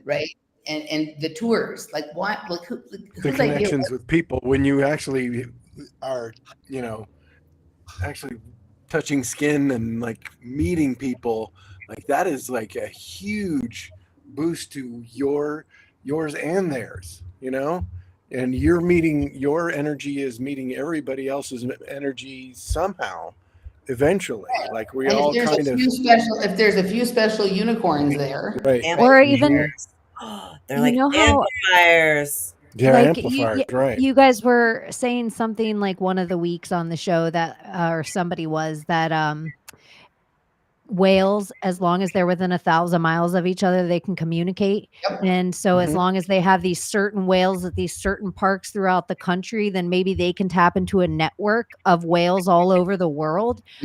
What if these people are kind of in the same way, that you have these certain few conduits that you know from their bloodline or the day they were born or where they were born, like they know the stars so well, almost like Zoroastrianism, where it's like they knew a king was going to be born on a certain day, but they know it for all of us. And so they can look at the stars and they know this certain element or energy that they need, and they look up and they're like, in this hospital on this day at this time, this will be born. And so then they have to put it together somehow and place these energies on the planet. So they have to do it with a prison system or with war or with moving you around from a job or lightly handling you, your family, pushing you here and there. And so they can put these certain few sources in places to make the grid kind of work to their advantage. So there's a guy that I used to talk to. I haven't heard from him in a long time, but he got his, you know, astrology done, and when he looked at like the pattern that was drawn, you know, on whatever the chart is, it matched. If he laid that over the map of the world, his astrology matched the places that he'd been deployed to when he was in the military. Right, the pattern was the same. Right. Wow. And he'd had an interesting role in the military. Do you think that's just how do you feel that mechanism is? Because we'll have to talk about synchronicities like sometime. Like I got a crazy ass story with like connecting with these owls and learning how to talk to animals, man. Like it was crazy. I think the geometry of place is very important. Yeah, and so then like if let's say tennis, sports, music, then the tours would be so important that it wouldn't even matter sometimes that they were on stage, but we would have to get their energy to Japan or we would have to get their energy to wherever.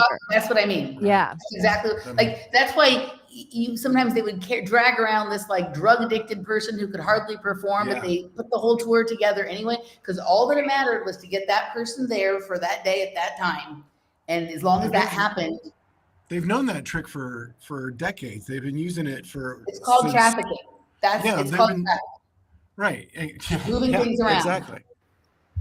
Right. Rock Moving stars. things from one place to another in service of some, you know, perceived larger benefit, not to the person. You know what's interesting? What is it? What is it? What's the end? They asked this question about Beyonce and like how she was able to physically do these tours every day back to back from this place to this place to this place to this place. And they were like zooming up on Beyonce and they're like, is this the real Beyonce? Is this the real Beyonce? Could there be more than one Beyonce out there? So like they're like matching her body types with the different types of Beyonces of these different concerts, her face even looks different. Sometimes she looks bigger, sometimes she looks thinner. So the idea still pops up, are these clones real?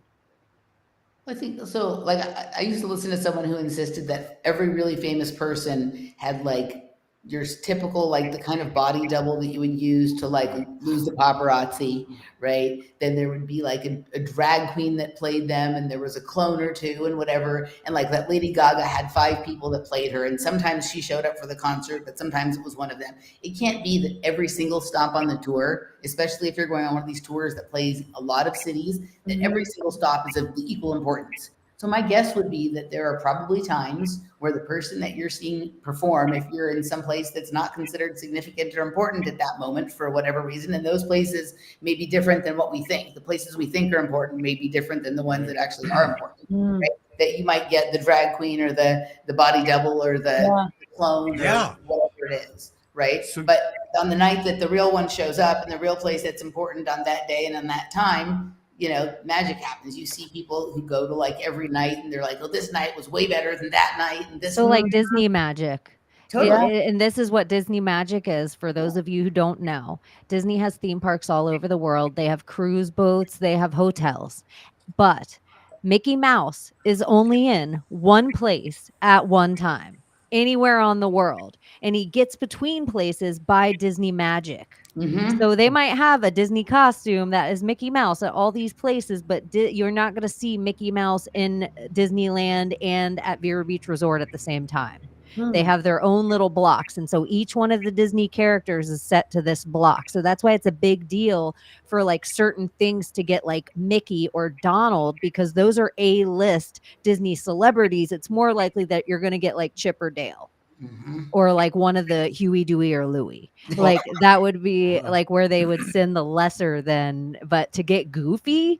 And then also you have to have certain builds to play certain parts. So you have to be a certain height to be Goofy and a whole different height to be like Power Ranger. And so not just height, but your calves have to be a certain size around to be Goofy. So it's like usually a tall woman that plays Goofy under the suit. And so like they're usually like models in their off time and Goofy during the day because men have too big of calves and to play the part. So in the same way, I always like to Occam's razor, like Hillary Clinton. It doesn't need to be a clone. It doesn't even need to be her sister. All these political people throughout all of time have had body doubles. Even that they say Paul McCartney came in third in a contest, like a Paul McCartney impersonating contest.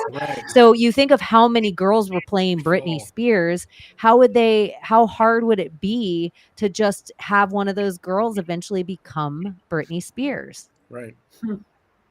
And like and then one you with can orca own teeth. them the same way you own Britney, Yeah. where you're like, no one's ever going to believe you. And so that's why sometimes we see her with a gap and sometimes she doesn't have a gap. When you said that there's like a magic, Disney magic that prevents Mickey from being two places at the same place, that's also the underground tunnels. That's the magic, is they actually, in the parks themselves. And another interesting aspect of those underground tunnels is that Mickey's not supposed to go from, say, Tomorrowland to Frontierland automatically through the same paths that normal people would take. He doesn't ever like traverse one land to the other. He just kind of magically pops up in one spot and then goes away and then pops up in another spot. So you never actually get to see him how he makes his tours, because it is always through these underground tunnels. Brittany on the left has longer legs than the Brittany on the right. That's from the same picture though, or the same night. It's from the same night at the MTV Movie Awards. Looks so different. No, and we have that Brittany in the room with us. Yes, we do. I thought you meant You have to do the turn. When she comes out with that snake and nails it, and the way she hits the beats on that, it's something so special. It's the same way with her with the knives. Michael Jackson had this weird thing where like they say like hip hop music is on like the 2 and the 4, where like some music's on the 1 and the 3. But when you watch Brittany and you might watch Michael and certain people that are gifted in this way, they find the beats that are brand new beats that none of us found before until they hit those beats. and then they just became brand new beats. It's so special. The thing you're talking about, like when I watch videos of Michael Jackson, like when he was a little boy dancing, he was doing house dancing, which didn't happen yet. House dancing didn't come along until like the 80s, but he was moving in a way that anticipated music that would come later, right? And it's it's the thing that you're talking about. Like there's a little like subtle step or some sort of beat that they catch in the music that once they did it, then something else develops from there. But until they did it, it wasn't there, right? So, well, have you guys ever noticed like Travis Barker and his drumming is not the on beat? It's not a regular beat. Like if you ever listen to his drumming, it's an off beat and it's very distinctive. Yeah, it's kind of pulled from that Stuart Copeland kind of thing, but Stuart Copeland does it so much better. Totally name drop. Watch your feet. I've sat next to Stuart Copeland. I didn't know who it was. All my guy friends were like drooling over like Cheney hanging out with the old man. There was something else you said right before the Stuart Copeland thing. Oh yeah, I was gonna say like the Tony Hawk 900, and then once we see the 900, the 1200's possible. But Tony Hawk's son got married to Kurt Cobain's daughter, Frances Dean, in the last couple of days. Like just recently. Speaking of, and I was thinking about the spiritual awakening in the desert. Her driving in a convertible. I was just gonna say that. It's my favorite. Emily, like you've spent some time in Tucson and in the desert. Like there's weird shit that happens in the desert anyway. Right. But, like you spend, there's that quote. I can't remember if it's Rumi or whatever, that the desert makes mystics out of all of us. But the desert's a really interesting place. I did live in Tucson. I lived just for a year, but I had some very strange experiences there that I wasn't in a place that I could understand them yet, right? Like I didn't know the things I knew now. I was very just in a different space, but Tucson is a strange place. But I spent a lot of time in Palm Springs, and Palm Springs to me is probably one of the strangest places in the world. Right. But I like it there. Like I really love it there. But if you've watched the movie Don't Worry, Darling, I think that like there's a lot of truth to that. Like I think there's probably more truth than I'd be comfortable with. I think there's something about that environment being very dry, right? I feel much better in that kind of climate, that hot, dry heat. But I also start to have a level of clarity that if I was wandering through my life everywhere else with that level of clarity, like I don't know that it would exactly work. So there's a clarity there, but it also feels on some level like a created or a controlled environment, like the desert. Like if you guys know who Mitch the orgone donor is? Yep, I've got some of his stuff. He completely thinks that deserts are not natural, that they're a completely I don't either created environment. And I kind of believe it. It bothers me because I like deserts and I don't want to believe I'm like, don't take my deserts away.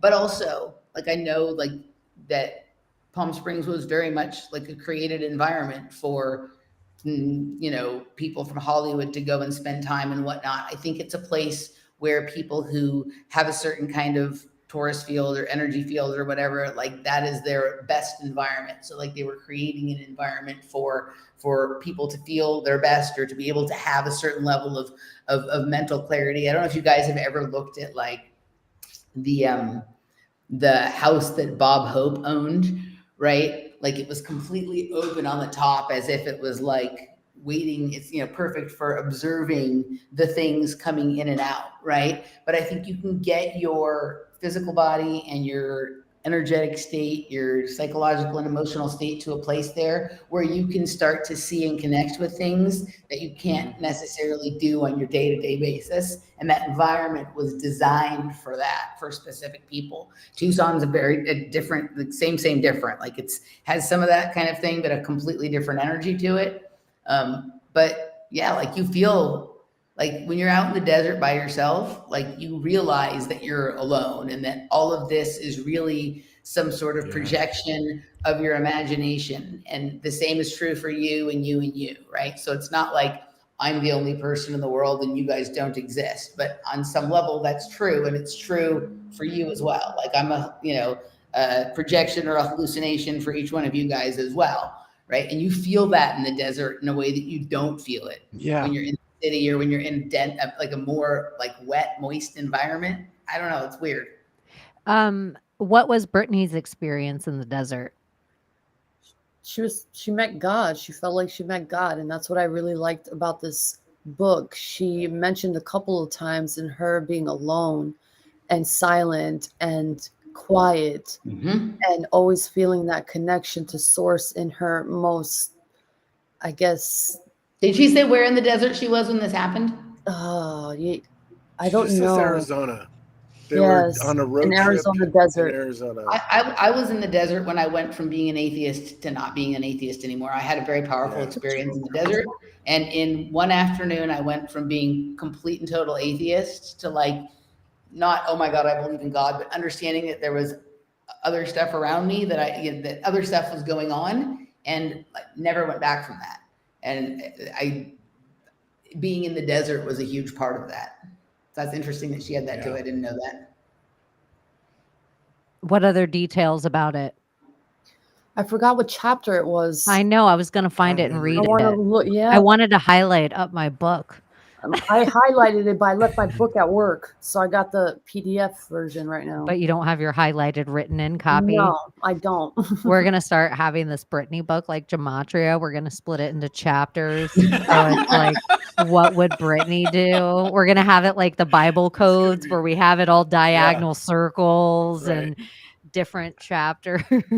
Like, start quoting it, Brittany 3:16. Yeah, that's what I was thinking. Brittany Mancy. We're Brittany Mancying. Yeah, Brittany Mancy. Yeah, that's a Brittany Mancy. Brittany Mancy. I like it.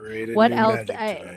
It made me super sad. It just felt like a person that's surrounded by people all the time. And then she has this family that has legitimately lived off of her like her entire life. She never has this time. She talks about a time in the beginning where like she did chores, and I'm like, when did you do these chores? You were on the Mickey Mouse Club when you were like as young as possible. You were like, you went when you were too early to start. She was like the youngest person on the show. And I also have heard these things about Brittany throughout life that aren't in this book. She said her first kiss, I remember hearing that it was Ryan Gosling once. And he was so much older than her, and that being like a big deal, but it's not in this book now. And she lost her virginity at 14, but that is just no bueno. Her older brother's friend who was already an adult, it sounded like. Yeah, like 23 or something. Yeah. And that wasn't that her. Oh, her first kiss was that guy at a house party, wasn't it? Where she was at her friend's house. Yeah. And he was also older. Isn't it interesting? Like, I wonder how much was edited out of this thing. A lot. Well, that's the other thing too, is that Britney Jean Spears, when I was looking up this. Jean is her middle name. I was like, and spelled like that. I'm like, really? Come on now. And well, it was making me, Britney Spears itself is just a trademark. And so what if you own the trademark of something, do you have to own, like, what else do you need to own? If you own Prince, you don't care who the dude becomes the symbol of. And so Britney Jean Spears is just a new trademark that who owns that trademark? Maybe she was free from one conservatorship, maybe from her father, but does the management company still have the entity known as Britney Spears? Because we know that the entity known as Marilyn Monroe made more money after its death than it ever did alive. We know the entity known as Elvis made more money after its death than it ever did alive. So the entity of Britney Spears is just this like trademark. Is she? This kind of like the difference between United States of America and United States, and like one is the corporate entity and supposedly one is like the real country. But if her middle name is Jean, spelled with a Gene, right? So like one isn't that what it is? It's with Jean, Mhm. the Brittney Jean. Isn't it with a G though? G, like, is it the way that I saw it written was Gene? I don't know why I feel like it's a J. Okay, whatever I saw. I don't know. I'm like looking in the book now because I know it's at the front somewhere. Whatever I saw today, it had it with the Gene, and since I'm not this like high level Brittany aficionado, I just took that for It's what it was. Jean. Okay, that's weird that the one I saw was Gene, right? But yeah, so this here, well, we have Billie Jean, so that's kind of interesting. But I was thinking if it was the other one, then we have one that's like genetic Brittany and one that's not, right? And is the genetic Brittany real original Brittany? Is that what they're saying? Or is Brittany Jean just this thing that's been created from Brittany's genetics? Right. So it's almost like Britney's genes. right. but the Billie Jean connection is interesting too. So Speaking I of found I'm sorry. Go What ahead. was Layla going to say? Were you I gonna say that? found the Arizona. Oh yeah. Oh, where at? It's chapter 15, and it's about 2 pages, and it starts at I couldn't stand it anymore, so I escaped to Arizona. with a No, friend. you better read it like Michelle Williams reads it Oh, right now.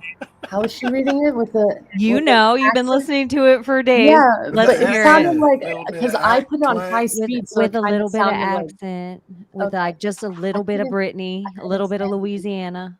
I couldn't stand it anymore, so I escaped to Arizona with my girlfriend. That girlfriend happened to have been dating Justin's best friend, and we all broken up at the same time. So we decided to take a road trip to get away from it all. We found each other and decided that we would leave it all behind.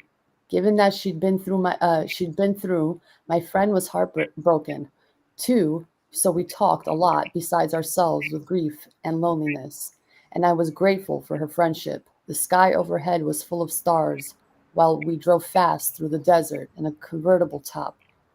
With the convertible top down, the wind blowing in our hair, no music playing, just the sound of the night wisping past us. As we looked out to the road stretched before us, an eerie feeling settled over me. I had been moving so fast for so long, it was like I couldn't even catch my breath. Now, in this moment, something filled me, a profound beauty, otherworldly and humbling. I looked over at my friend, wondering if I should say something. But what could I say? Do you believe in aliens? S- So what did she see? Yeah. What did she see? Interesting. So I stayed quiet and sat there with the feeling for a long moment. Then I heard her voice over the wind. Do you feel that? She said. She looked at me. What is that? Whatever it was, she felt it too. I reached for her hand and held it tight. The poet Rumi says, the wound is the place where the light enters you. I have always believed that. The thing we felt that night in Arizona, we felt it at the moment because we needed it. We were so spiritually open and so raw. It it showed us that it was more than just what we could see. Call it God, call it a higher power, or call it a paranormal experience. Whatever it was real enough that we could experience it together.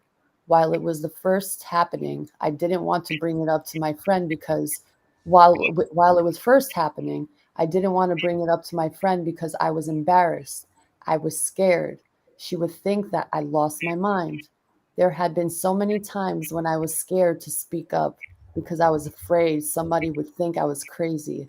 But I've learned that lesson now, the hard way. You have to speak the thing you're feeling, even if it scares you. You have to tell the story. You have to raise your voice. There was a lot I still had left to discover that night when I was lost and felt God in the desert, but I knew I wouldn't let the darkness consume me. Even in the darkest night, you can find so much light. So true.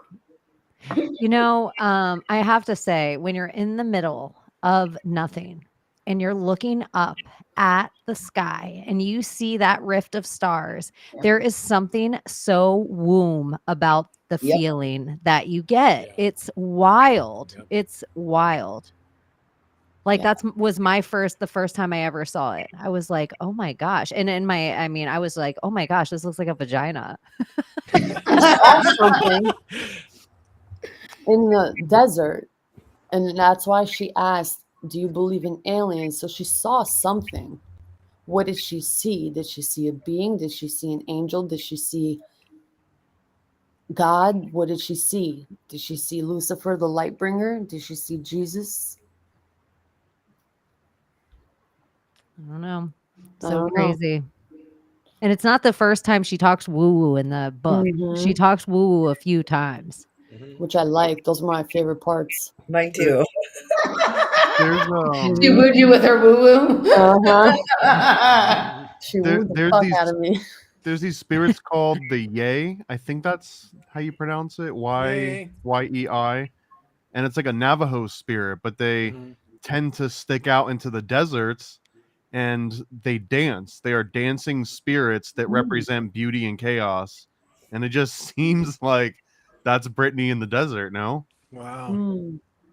I can see that. And Oh, I actually believe cool. it because I've had an experience with Native American entities before. So Yeah. in my Same. bedroom. Come to see me in the desert. Really? They had a fire in my bedroom. That's crazy. And you had Yeah. I'm not Native supposed to American talk about them spirits. after dark, so I can't get into detail, but Yeah. Oh, what? Really? the one Honestly, Anthony?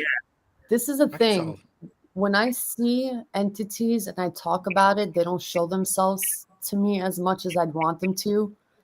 So when I don't talk about it, they'll appear more. Does that make sense? It's strange. I've been noticing that pattern with me. Even with dreams, if I start speaking my dreams, they don't come to me as much. Mm-hmm. And if I keep them to myself, I'll have them more periodically. I think that whatever someone's media, like whatever your magic or your woo or whatever is, like the more you talk about it, like the less it happens. And I don't know I don't know why that is, but like that has happened a lot for me. Like I've spoken about a lot of interesting metaphysical experiences that I've had, a lot of visionary experiences, and they don't happen as much as they used to. Yeah. Right? Like it's not that they never happen anymore, but they don't happen as much as they used to. And I don't know if it's just like once you sort of put something out there, right, then you're sort of more concerned with ways of proving that which you shared is so, rather than continuing to be in that experience. Yes. Right? Even if you're not like consciously trying to do that. The other thing is once you've begun speaking about something in a way that you're trying to explain it to people so that they can understand, and whether they agree with you or believe you about take the magic out of it. But you need to be able, to explain to them in a way that they can understand, to give them a reason why they should care about the thing that you're saying, right? And once you've started to do that, once you find the structure or the ability to transmit those experiences from something that happened inside of you to outside of you in a way that is meaningful to other people, I think that framework starts to pervade your inner place. So you're already starting to explain the experience to yourself while you're having it, which changes the experience itself, which makes you a great reporter of whatever that experience is, but it doesn't make you quite as in the moment with it as the first time it happened before you ever tried to describe it. I guess it's for not being inexperienced, because I'm inexperienced in a lot of this. So it's like, I think for me, I should learn before I share things. So I know what I'm sharing, maybe what I'm learning, and I'm not portraying it the way that I should be portraying it. So it's like, wait a minute, whatever you're sharing right now, don't even share, because you don't even know yet. One thing that Castaneda says, and I comes to really you. absolutely believe this, is that he says that when you try to explain something to people, it's okay. It's okay to talk about it. So like for dreaming, I dream more if I do talk about it, because I'm honoring my dreams and honoring my gift and showing that it's important to me. And so dreams come to me more when I do. But if I try to explain something magic that happened to you, and then you sit there and go, well, maybe it wasn't magic. Maybe this happened. Mhm. You have just cursed my magic. And then I actually sort of think that. So now I've cursed my own magic and I'm putting There a you limit go. on it. So that's what's really happening.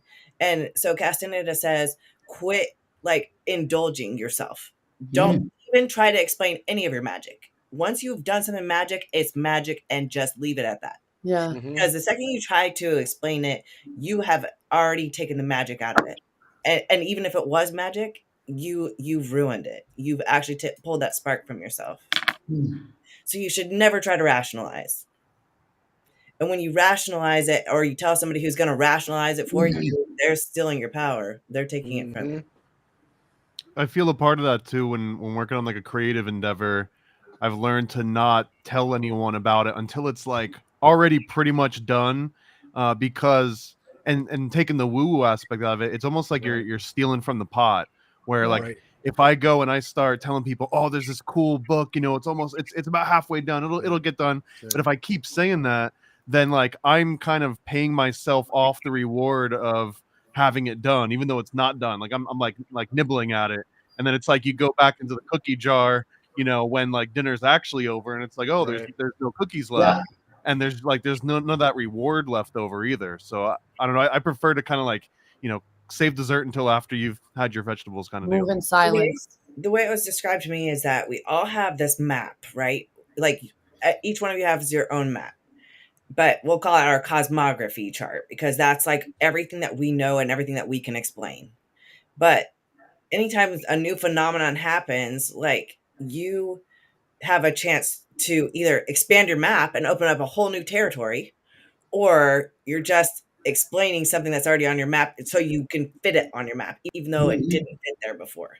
So you have to, like, in order to expand and open new territory, you can't explain it. You have to allow yourself to just experience it. Move in silence, baby. Walk softly, but carry a big gun. Gold guns. These nuts. A big spear. I know. Let's see what else I wrote down, because some things I thought were just interesting that she said. Singing, she always felt a presence of the divine. And so she would always sing, even in her saddest of times, because she could always feel God around her. Times. And I believe that. And she would mimic Mariah Carey videos at 8 years old. And she feels like most artists want to escape. And the name Jean actually did come from Gene, her father's mother's middle name. Because in the British, like, they have a middle name tradition that they like to carry on. But so also, her grandfather's last name or first name was Jean. Or June. No, it's June, the abusive one. And so her grandmother, she had an abusive grandfather, and he put the grandmother on lithium, and she ended up killing herself. And that was Brittney's grandfather, June. And so he had other wives after the grandmother that end up getting put on lithium as well, that he puts in insane asylums. So he was a cop, and he ended up having 10 kids with 3 different wives. And so he sent them all to the insane asylum, and he was rumored to have sexually abused his daughters. Did she kill herself? The aunt, or grandmother, did she kill herself, or was she found in the pool drowned? That was the other grandma, the one that drowned. That was the other grandma. She had 2 grandmas. The mom's grandma was the one that was found drowned. The dad's grandmother went to the insane asylum, and the sexual abuse things that was said about her grandfather, it always makes me interested, because she always goes into how much her father was like the grandfather. And how sitting in the car with him alone was like the biggest fear for her, driving alone with him in places. And she has done a thing in the past where she put up this post of Brad Pitt on her Instagram feed, and she was like, oh, he reminds me of my uncle who potty trained me. And one time I cut myself on the toilet, and I remember looking at him with blood coming. It was like this is a girl saying that she was sexually abused. And Yes. so her reiterating that the sexual abuse of the grandfather happened to one of his daughters or maybe multiple of his daughters, and then to reiterate that the father reminds her of the grandfather and that she hated being alone with him in the car. And then she's like, because he talked to himself. Like, that's one of the things. So he already has this. Who is he talking to? Is it like this voice of God? Because in Maine, we're hearing that the shooter that killed all these people was hearing voices and talking to himself. And so this is like a big thing that seems to come around for the schizophrenics. Like they also hear the voices, and then the schizophrenic goes to, they have higher levels of adrenochrome in their system too. So do you think the medication that they're giving the schizophrenics are tied to some technology that are making them hear things, to do things in the sense of control? It can Because be. when I see these facilities and the shit that they've done to people and the type of MK Ultra that they practice on people, I mean, they shoved fucking things all the way up people's noses and like pierced their brains and like, you know, like they do sick shit up in there. So it's like, what if this is a test with the drugs for this future transhuman agenda that's, you know, all at play here, how to control the mind and send voices into people's head, and people actually, there's reports of people actually hearing the voice of God out of nowhere. Hallelujah. Or like Isaac Cappy. Yeah. Voice of God technology, where he was driving through the desert. I wonder where in the desert. Was it somewhere in Arizona? Right. Driving through the desert, but he was driving with a lady friend of his, and all of a sudden she could hear clear as like anything in her head. Phil Collins, I can feel it coming in the air tonight. And she was like, oh my gosh, this is what you've been explaining to me. And she looked at him and she's like, is this what happens to you? And he's like, all the time. So Phil Collins. So this is fascinating. So my job, like my regular job, I work in a refrigerator, like a giant refrigerator, right? And when the fans are on in the refrigerator, the Phil Collins running through my head is like, I hate Phil Collins. But right, when those fans are on in the refrigerator tonight, all the Phil Collins songs, right? And it's not someone I've ever listened to or ever care about. It's only ever Phil Collins. Yes. Right, that I hear coming through the fans. As soon as I turn the fans off, no more Phil Collins, right? But that's weird that was the song that, so Elisa, do you guys know who Elisa E is? Like, she's always talked about Phil Collins being, you know, a big part of the MK Ultra music complex, like in terms of how they program people. And I never felt like that was like so for any of my experiences until this shit in the refrigerator, right? But it's interesting. I'm not too familiar. I mean, I know some of the specs for the Isaac Cappy situation, but I wasn't aware of that. So that it's Phil Collins. Fascinating. No, I feel like, didn't we also learn that Abu Ghraib or something, they played Barney for them and Britney Spears? Yeah, I think I've heard that. Didn't they say that they just played on repeat like Barney and American pop music, but they'd pick like one song and play it to torture them over and over again?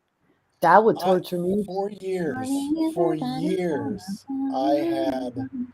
I would wake up with a. Sorry, I should probably be paying attention to my microphone position. Sorry.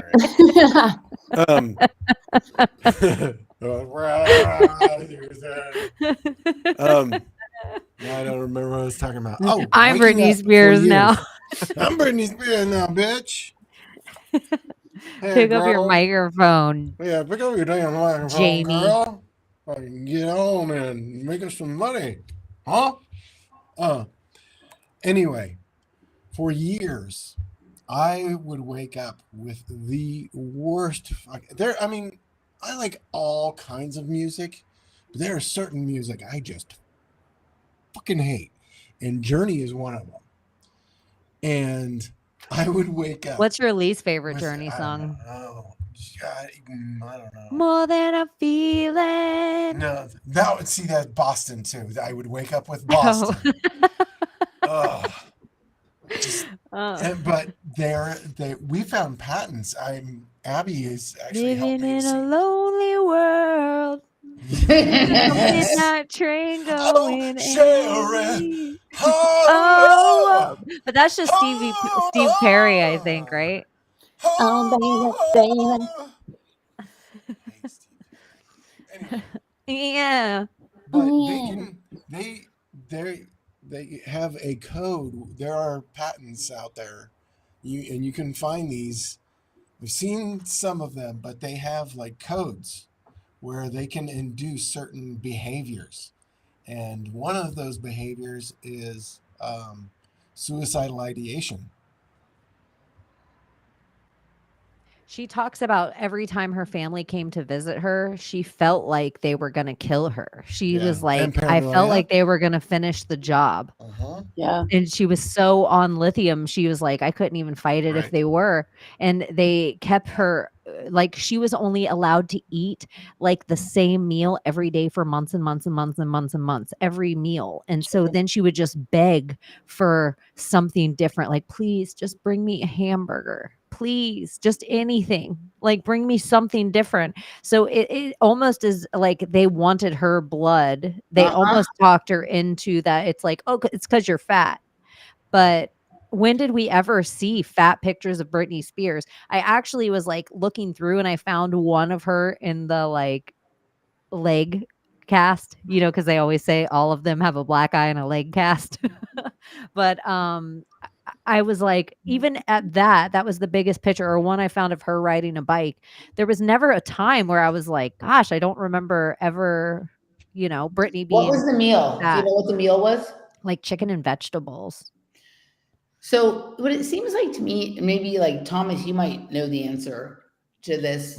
We talked about some of this when you were on my show, but like, it seems to me that there was times when she was definitely like isolated and exposed to this particular kind of drug, whether it be like a medication, like or an Adderall or some workout thing or whatever. And she was on that for some period of time because somebody put her on that. And then all of a sudden it became the most important thing in the world for her to not be on that and to be on something else.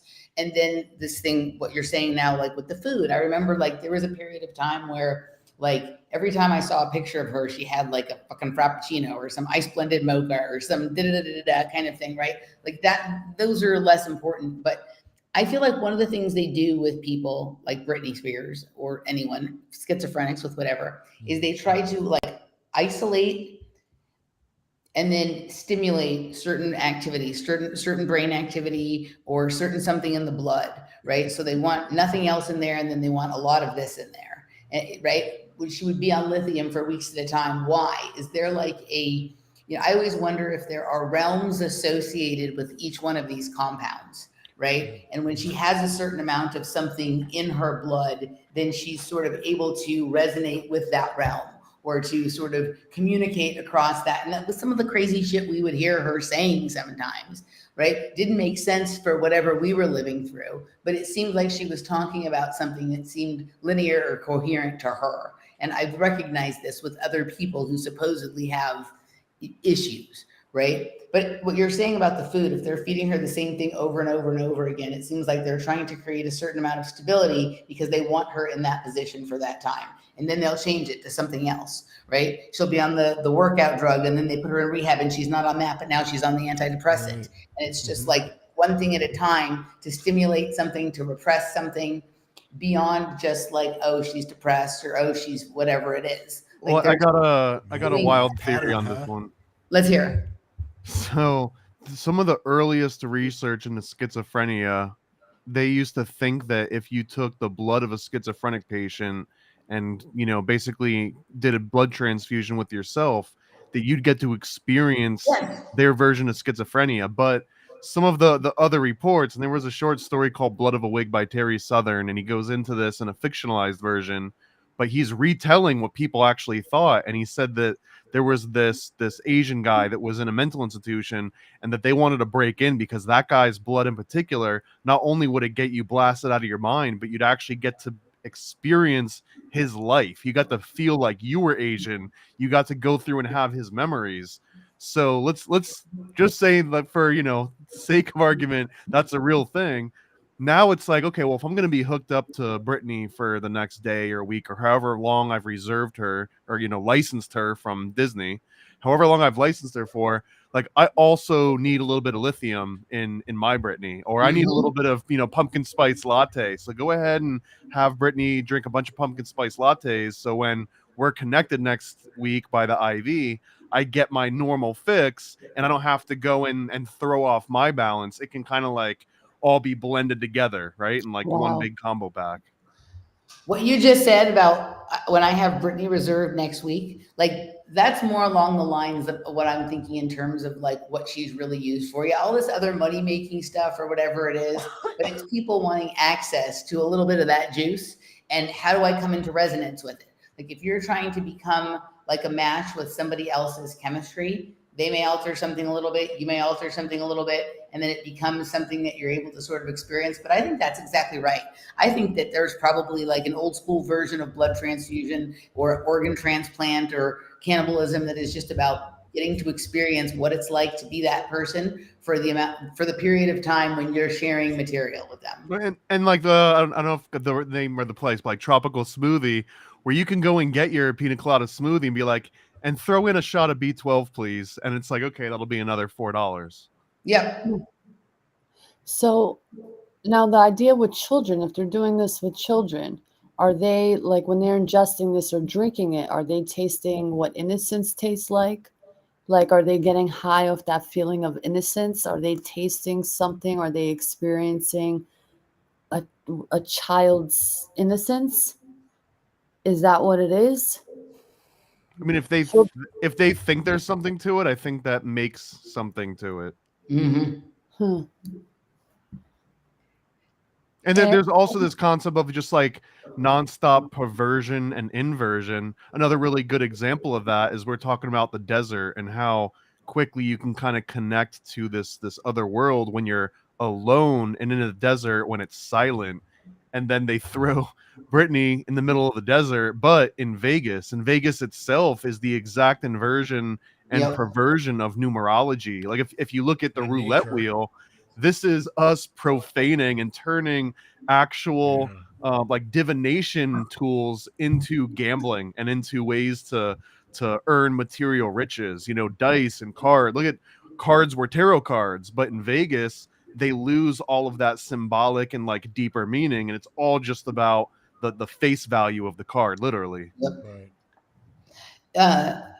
So I don't. When you were asking the question about the innocence, right? Mm-hmm. Like I'm sure there's some people out there who are into that kind of thing, but my guess would be that people who really know what they're doing, like it's really more specifically about wanting to experience whatever that person's blood makeup is, right? That they understand that that there's something in there that gives some power or creates some sensation or opens up some energy field or whatever it is. And it's probably most pure in children because they have not degraded their body yet with smoking, drinking, years of eating bad food and not taking care of themselves and being exposed to a toxic environment or whatever, right? I mean, now it's like, who knows what goes through the parents into the kids, but at the time it's like, that's going to be the most pure sample. Like when you're trying to, make drugs in a lab or do science experiments, you want to get clean samples of the things that you're going to mix in your beaker or whatever you're doing. And children's makeup is going to be, much more pure and the essence is going to be stronger than if you take that sample from someone who's 87 years old. What if we actually are creatures that have the ability to create, and some of us are better at manifesting, and I believe children would be the best manifestors. And so I wonder if an adult or somebody that knew how to use certain rituals could take the blood of a child, could they be better at manifesting, especially if they lost their ability to source?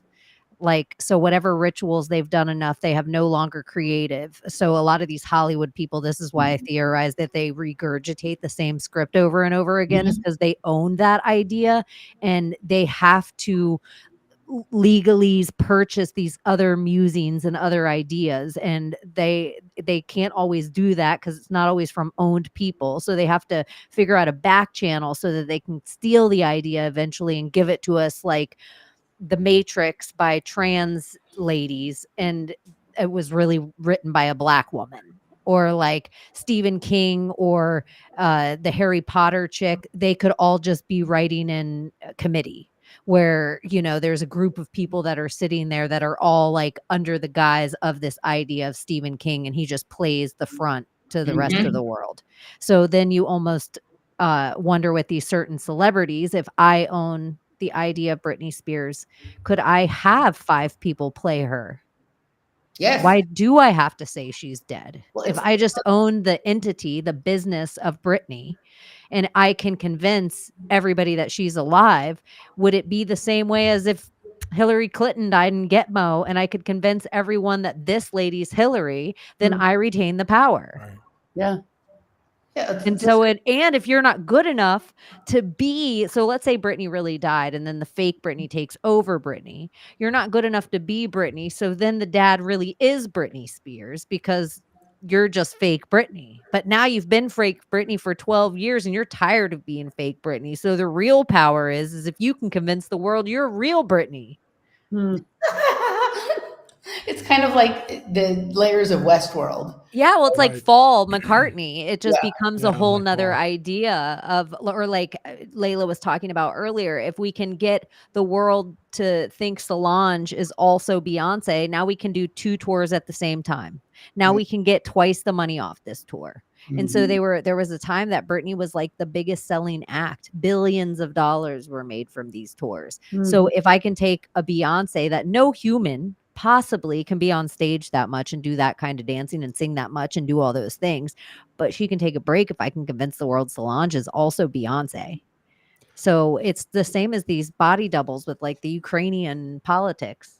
Go ahead, Thomas. I was gonna say also on the age thing you were talking about, what is it about, like, you know, children and like certain ages?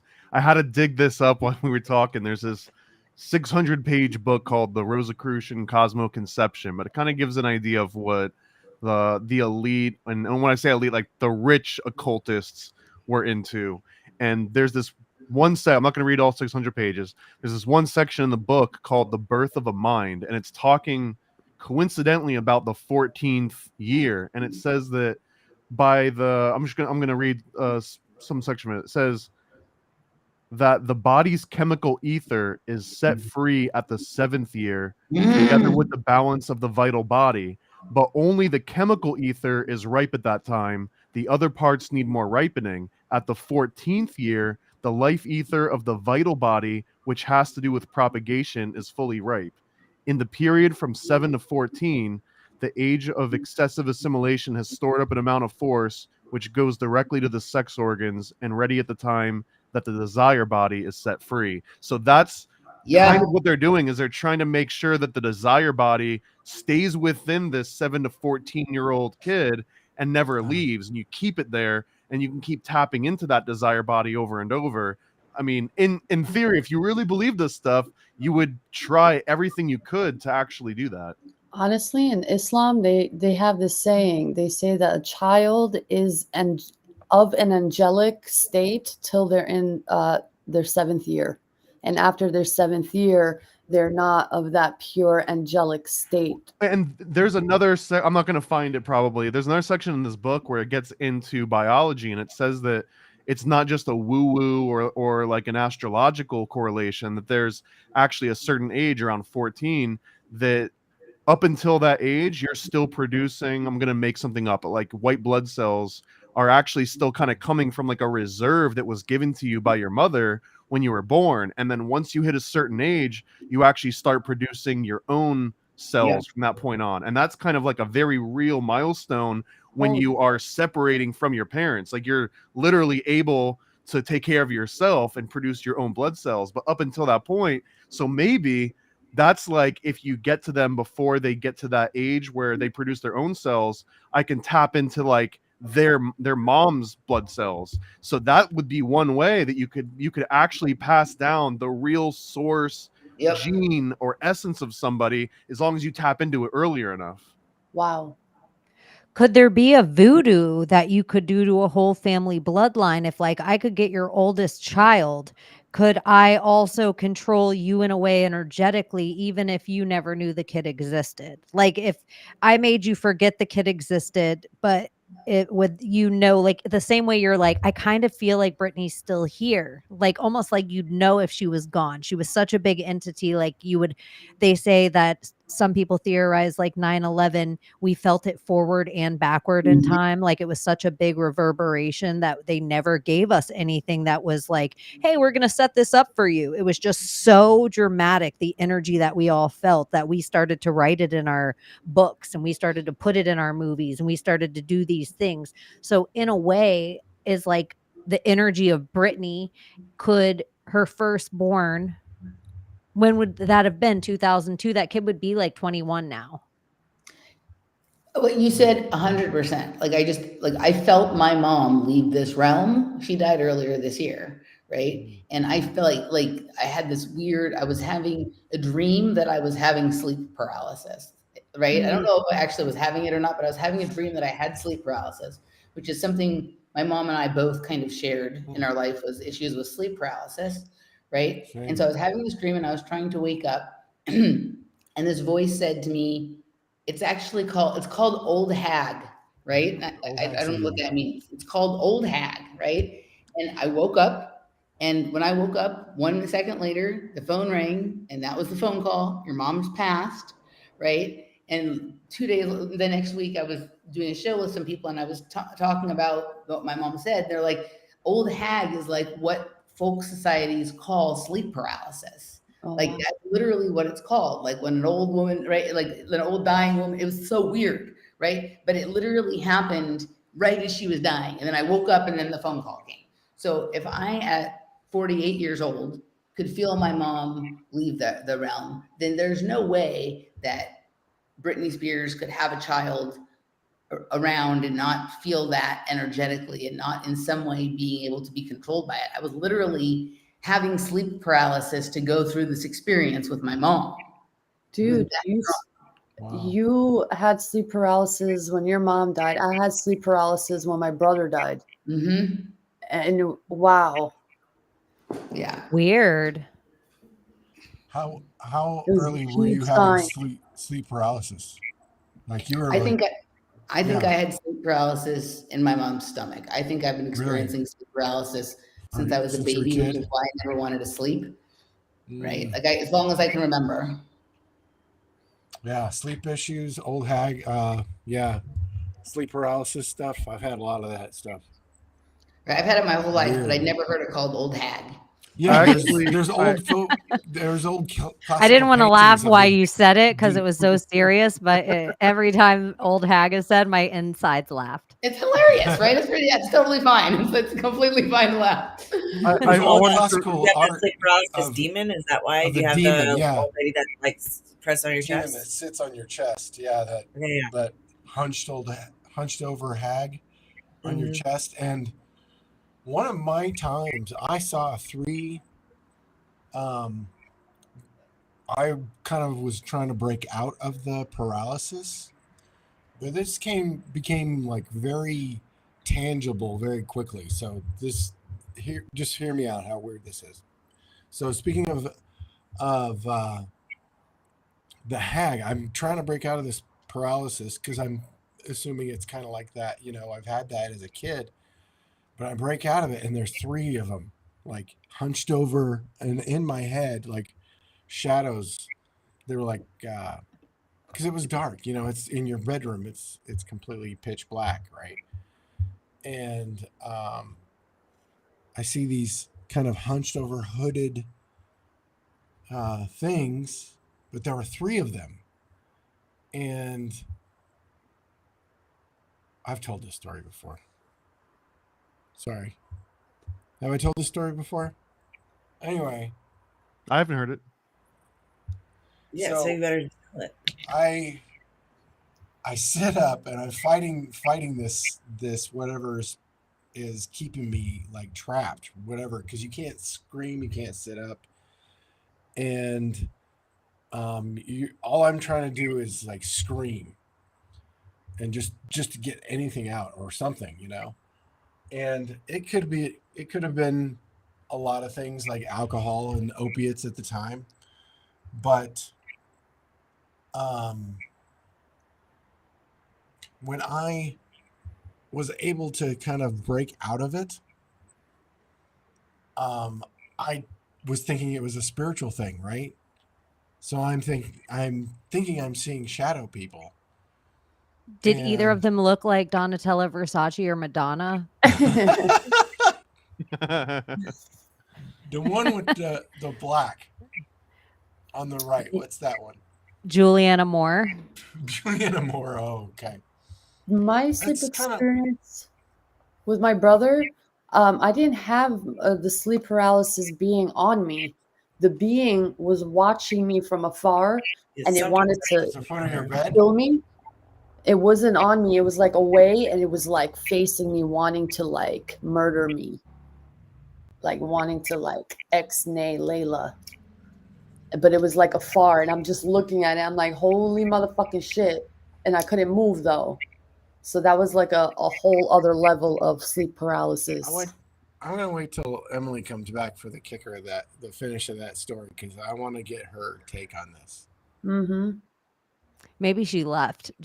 She was like maybe the story is going to be a certain amount of time. This guy is just going. He's not going to tell the whole thing. I found the section of the book really quick. I just wanted to read like the wooey part. So it says, if anyone cares, this is on page 143 of the Rosicrucian Cosmo Conception. It says, in infancy and up to the 14th year, red marrow bones do not make all the blood corpuscles. Most of them are supplied by the thymus gland, which is largest in the fetus and gradually diminishes as the individual blood-making faculty develops in a child. The thymus gland contains a supply of blood corpuscles given by the parents, and consequently the child, which draws its blood from that source, does not realize its own individuality. Not until the blood is made by the child does it think of itself as I, and when the thymus gland disappears at the age of 14, that I feeling reaches its full expression, for then the blood is made and dominated entirely by the ego.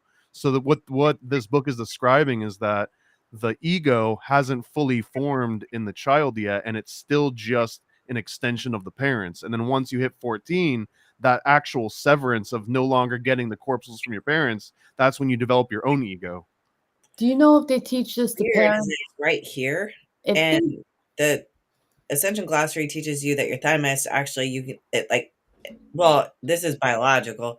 It ends up becoming fatty tissue when you're like old. It's just this gland that just becomes fat. But the Ascension Glossary teaches you to tap on that and to they call it your high blue heart chakra. So your heart chakra is supposed to be green, but this one's like a teal color because it's supposed to be your high blue heart.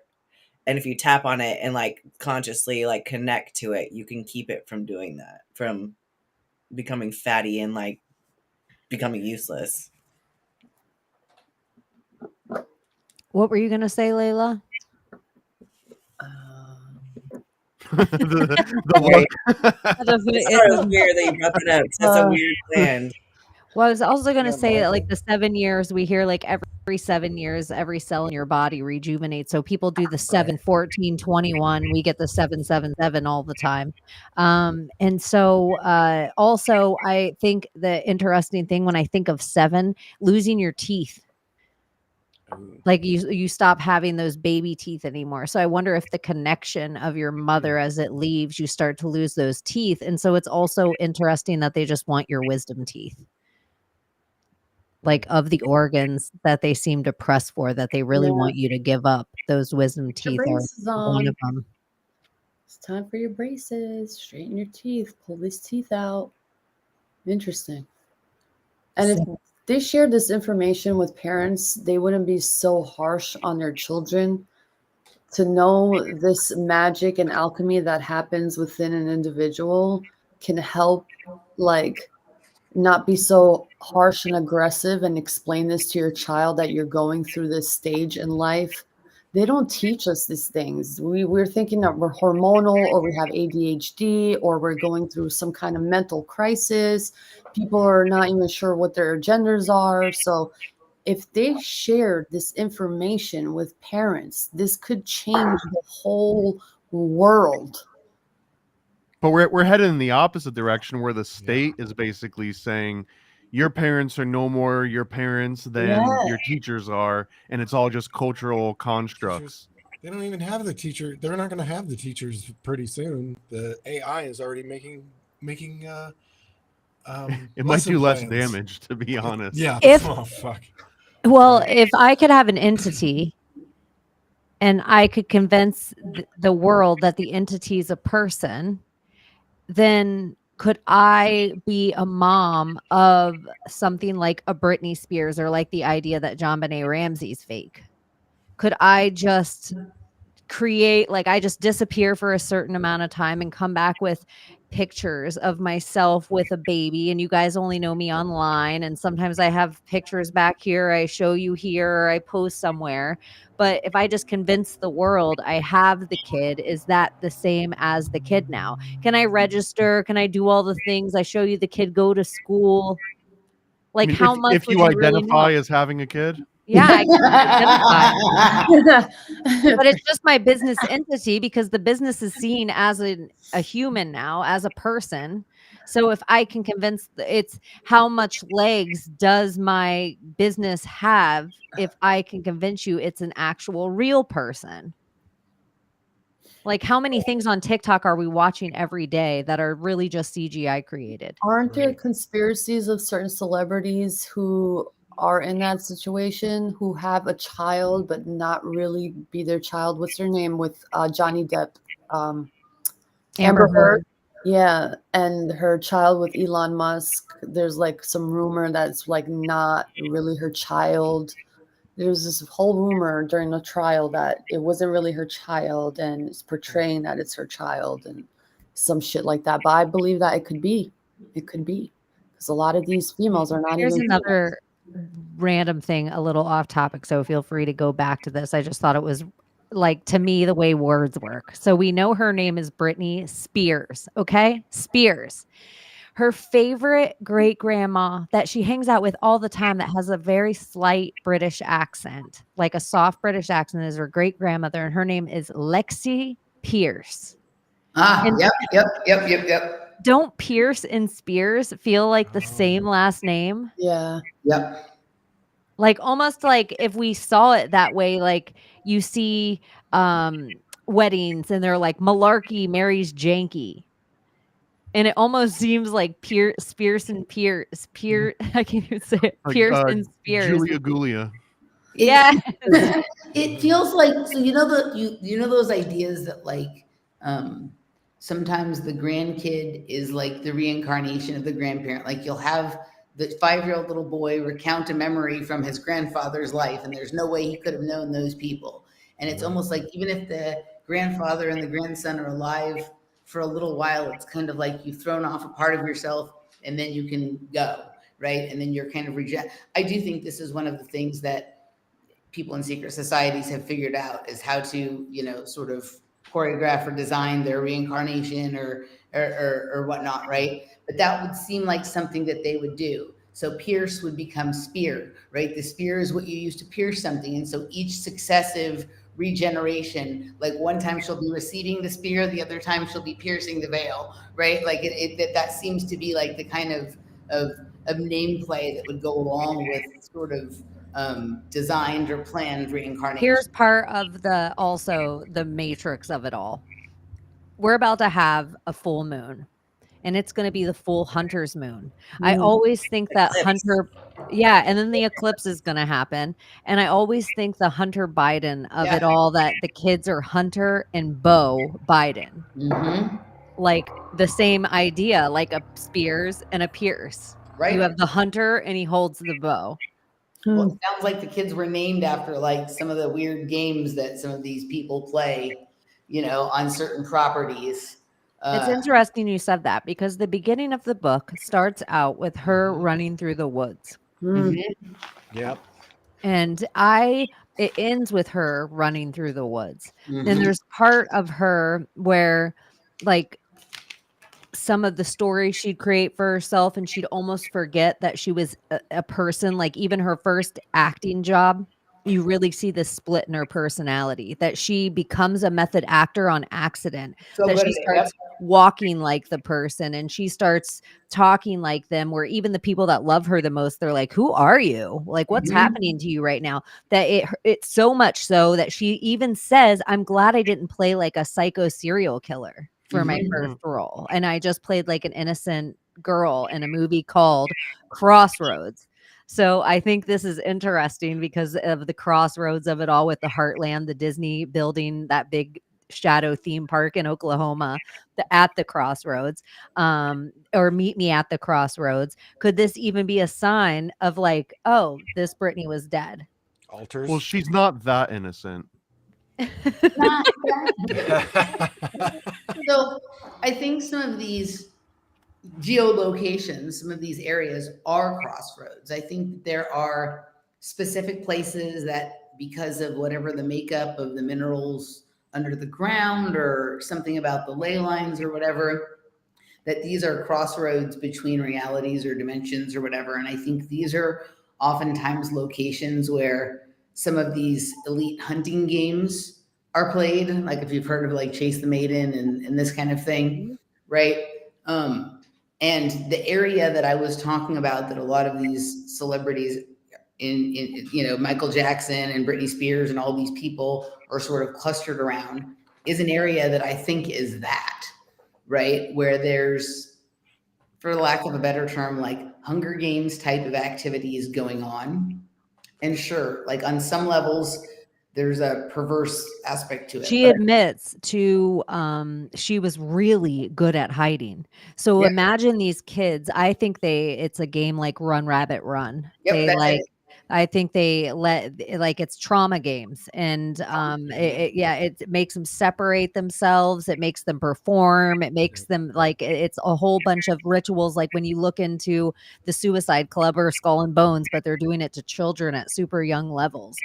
And so even the follow the white rabbit, these songs we hear, like even songs I think that the Ice Cream Man plays, those Mhm. kind of things that hit us all in our core. I think amusement park rides, Yep. every single one from a roller Merry-go-rounds, all that coaster. shit. Yeah, I think they trap people in merry-go-rounds. It is the biggest torture device if you have people waiting for their doom and Mhm. they watch everyone below them something happen. It is the biggest. So if you think of every single thing at a fair, and that these are everything at Disney World, these would just be different tortures for, especially it's a small world after all, playing while you're in like an MK Ultra state. God. So I just think a lot of The electric light parade. yeah, Ugh. I think, and these Saudi Arabia and these Wonderland type places, and these we hear like Jeffrey Epstein's ranch. Like imagine being on an island and then they're ritualistically hunting you. I mean, I think all these characteristics come out, like children able to hide and slow their heart rate and their breathing down, that nothing can detect that they're around, and their sense of smell becomes good to know if someone is coming. And it's a very animalistic thing, right? Also, I think some of the idea with this, aside from just, sure, I think that there's probably some people who like the idea of torturing and brutalizing or whatever, but I think if you can scare somebody and take them into a heightened state, Yeah. for some people, that's when the crossroads open up and they're able to move, right? Like I was reading today, like I went down a rabbit hole that maybe is for another time, with the Brittany Murphy connection earlier, right? But I tracked a rabbit hole down to this movie that she was in called Sin City, right? Mhm. And in Sin City, which is not something that I've ever seen, but there was this description I found of the movie, that when I found this description, like I understood that this was. Sometimes I go on a rabbit hole dive and I don't know why I'm on it, but then I find something and I'm like, this is why I'm on this rabbit hole dive, even though I don't understand how I even got here. But the description of this, I think this website is like like kind of a faith-based website that tries to tell people that like these movies are dark and disturbing, don't see this, don't whatever. But this description they did of this movie was kind of interesting. It's pretty short, I'll read it to you. An adaptation of Frank Miller's collection of dark stories, Sin City in many ways is a marvelous piece of art. The use of shadow and light are suddenly broken when splashes of brilliant colors draw attention and add intensity to an otherwise black and white film. This action thriller delves into the corruption and crime that infests a madly evil place called Basin City. John Hartigan, who is played by Bruce Willis, is a police officer who seeks to save an 11-year-old girl from being tortured, raped, killed, and eaten by Junior Rafferty, played by Nick Stahl, a child predator whose goal in every offense is to make his prey scream. So the goal is not the rape, the torture, the whatever. The goal is to get this person to scream, right? So, you know, whatever that energy release is, whatever that vibration is, in some of these cases with people who are singers or whatever tone they hit when they scream, right? That's what they're going for, right? There's something about that vibration or that frequency that is the goal. It wasn't necessarily the nasty stuff that they did to get them to scream. It's the scream. Right? So however you can scare the person into one of those primal screams, that's the goal. Okay, a brute of a man named Marv seeks revenge for the murder of his girlfriend, no matter the cost. Other residents of Basin City are an exotic dancer who's played by Jessica Alba and a creepy cannibal and a misguided Catholic priest. Right? So look at the cast of characters here. We have an exotic dancer, a cannibal, and a priest. Right? There is no relief from the evil, death, or morbid depths of depravity in Sin City. So Basin City, to me, like that represents San Fernando Valley, which is where I'm from, which is where this piece of land that I always talk about, Chatsworth, is. Another time I'll explain whatever this rabbit hole I found myself in today was. Like I have a lot of theories about specific actors, and Britney Spears is one of them. But somehow in my head, I had connected her accidentally to Bruce Willis. I think like what the person I was reaching for in my head was Mickey Rourke, because she was in Spun with Mickey Rourke. But then it turns out that both Mickey Rourke Mickey and Rourke's in this too. This movie. Also, she lived in a home that I was reading when I was reading that list of homes that was built for Bruce Willis. So she is connected to Bruce Willis. Well, here's another thing I have to bring up about Bruce Willis, that he came up for me with the Britney Spears thing too, and I was going to bring it up earlier.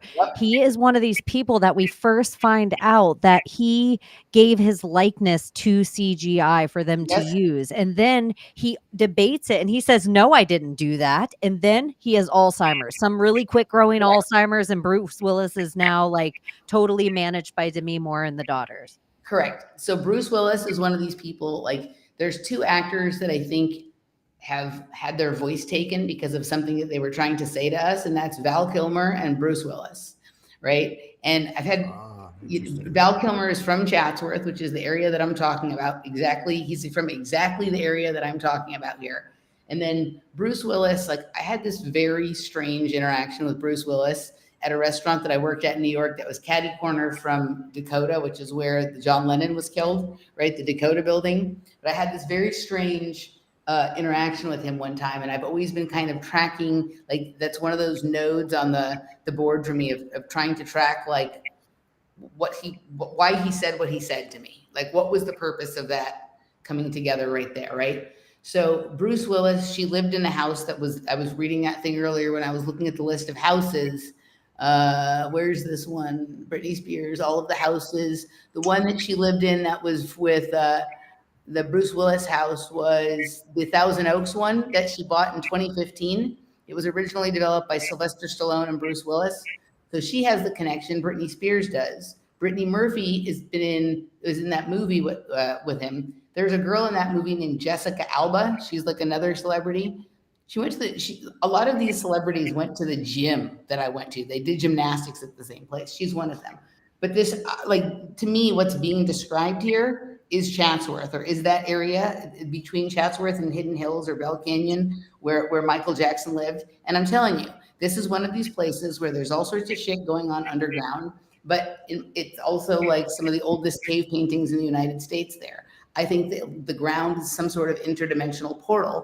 And if you can get someone to accelerate to a level, then that's where some of this pop through and strange stuff starts to happen. So I think these games. What if energy a little bit? You know how we think of these things like atomic bombs or these certain energies where they just blow everything off the face of the planet. When you watch that TV show Heroes, like Save the Cheerleader, Save the World, one of the guys, and I'm sure there's a person in Marvel as well, but their superpower is that they actually would just like wipe stuff out like an energy weapon, or even Phoenix from X-Men. Yep. Like just that being like, and so you almost wonder if like these lowercase gods, and they live different timetables per, let's say, where their screams are delicious or their tones are delicious, or some people theorize that tones are what built the pyramids, like they levitated things. So if that worked on one end, and you said this thing, and what if the scream is what they seek? It made me think of like instinctively how women, where if we hear a crying baby, like it does something so weird to us. And so they say that cats have learned over time, like the reason that we let them into our house is because their cries started to mimic our baby cries. And so they started to hit us in our maternal place, that we let this cat into our life. And then you guys were also talking about that crouched old lady syndrome. I don't remember. Old hag syndrome. You know how I am. I never will get it right forever. It'll be like the Chimara, the Chimichara Maras.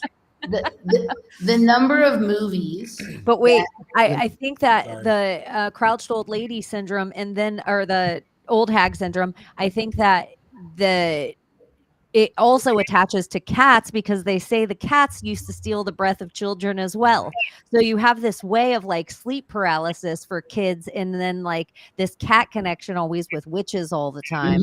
But it's just this like, we have to pick up a cat. So I wonder if in the other way of torture, because you look into like the lychee dog meat festival in China, it's like not just dogs, it's cats. So then you wonder if the yelping of these animals, if it's not just something of, or even like these meat slaughter plants or something, that it's the sound of them that they seek to hit these tonal ley lines. So instead of us thinking of ley lines of just being energetic, if they're tonal, then it's like a guitar or a harp being strummed across the planet. And so it's more so if we could control the weather, because that's most of the people I know that like weather witch and do things like that, they think they do it tonally, or people that light as a feather, stiff as a board, think it's tonally. So what if it's also this kind of idea of certain people together, this chorus idea, this choir, so getting people to all scream in unison. We only want to hear the beauty, like a baby coo or a choir sing, but in their grotesque, they want to hear the opposite of that. You mentioned the show Heroes. I just have to inject this really quick, but if you look at the show Heroes, the whole premise was save the cheerleader, save the world, right? Save the young, 14-year-old blonde teenage girl. And the villain of that show, if it wasn't her dad, which was like always trying to control her and everything, but the real villain was Sylar. And Sylar's ability was that he could eat the brains of anyone and absorb their abilities. And I kind of feel like it's the same analogy all over again, right? Sylar is like that elite class. Well, what did he start out as before he ate their thing? He was the clockmaker. He controlled time. He was Kronos. So he was eating the kid. Right. Oh, he was Kronos. Wow. He was Kronos. I haven't seen that. Clockmaker. You have to watch Heroes. Like it was like the first thing I heard echoed in my head during my spiritual awakening. No joke. Was save the cheerleader, save the world. What? And so everyone I met for like 3 years, I was like, I wonder if this is the cheerleader. I wonder if this is the cheerleader. And then when I was laying on my couch dying, I was like, I heard in my head, you're the cheerleader. And I was like, oh shit. So it's my whole hero's journey. Save the cheerleader, save the world. Yeah. But I think everybody should think that for themselves. Like, you're the 100th monkey we're all waiting on. Laura was trying the other morning, like we're laying there and she's trying to explain something to me about like people, who like have the same idea, at the same time. She's like, like those monkeys that know. She couldn't come up with the monkey syndrome, the 100th monkey. So she was close. Those monkeys that know, right? And The old crouchy lady. right? The We've been playing crouchy with lady monkeys and that the know for the homing last 2 monkey. weeks since she said that. No, I think that's what this is all about, is that like certain tones, certain amplitudes, certain frequencies, vibrations, certain angles of light, there's these Cymatic. certain things that are like a piercing experience, right? That like something else opens up, something hits Do you them. think Brittany has gold in her shit? Probably. Yeah. Maybe something better. Golden Right? Club. But like Yeah. this is what I think it is. Like I think that there's certain like moments in time where a sound, a smell, a light, a color, or something like that, like it opens up. Like it seems to be timed. Like people watch the stars for reasons. They're worried about eclipses and this, that. If you go to this location when the eclipse is happening and you ate this meal for dinner and you make this noise and whatever, then something happens. I don't know what it is, but the point was the scream. I wonder when she was in the desert with her friend. I wonder if Yeah. it was on like an eclipse or like what date it was, or was it a meteor shower, or it would be interesting to know what was cut out of the book for sure. Have you guys seen the movie 13th Floor? Why? I think I have.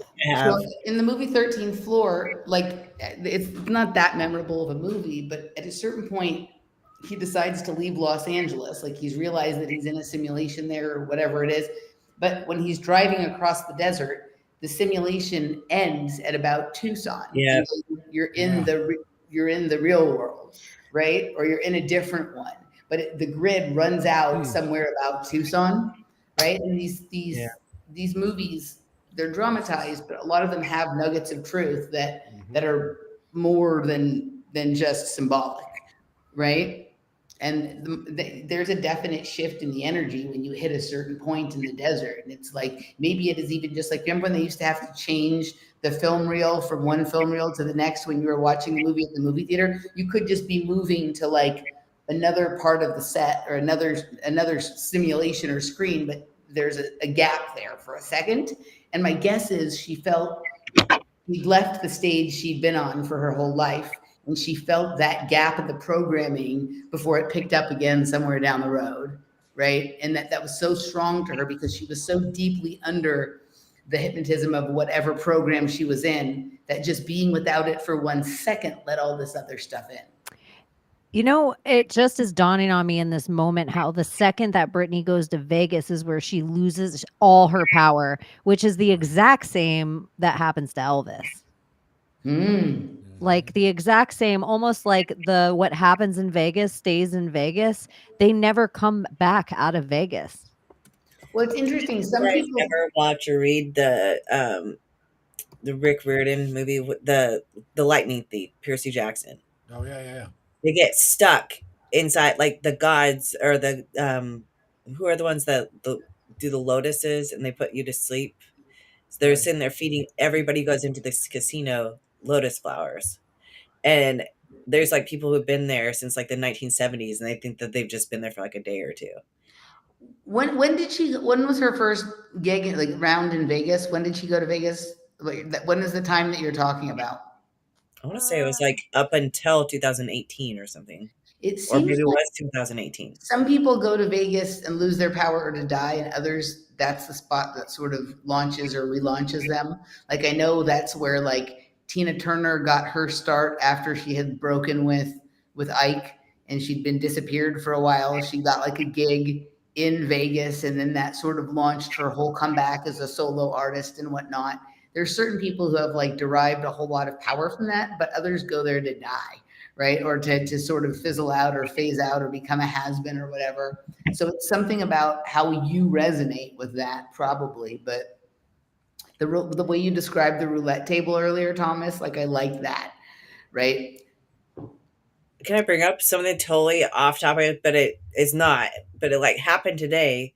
This little kid walked by me and he said, Las Vegas is a really sad place. He goes, people go there and like they get their ID stolen, so then they're stuck there forever and ever. Hmm. And they like don't have a home and they're homeless. So the homeless situation is really bad in Las Vegas. It was so random. I don't even know who this kid is. He just walked by me and he says this to me today.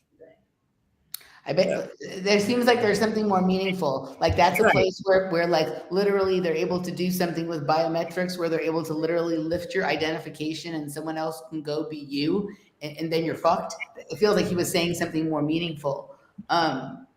Did you guys ever see the movie Leaving Las Vegas? Yes. Oh yeah.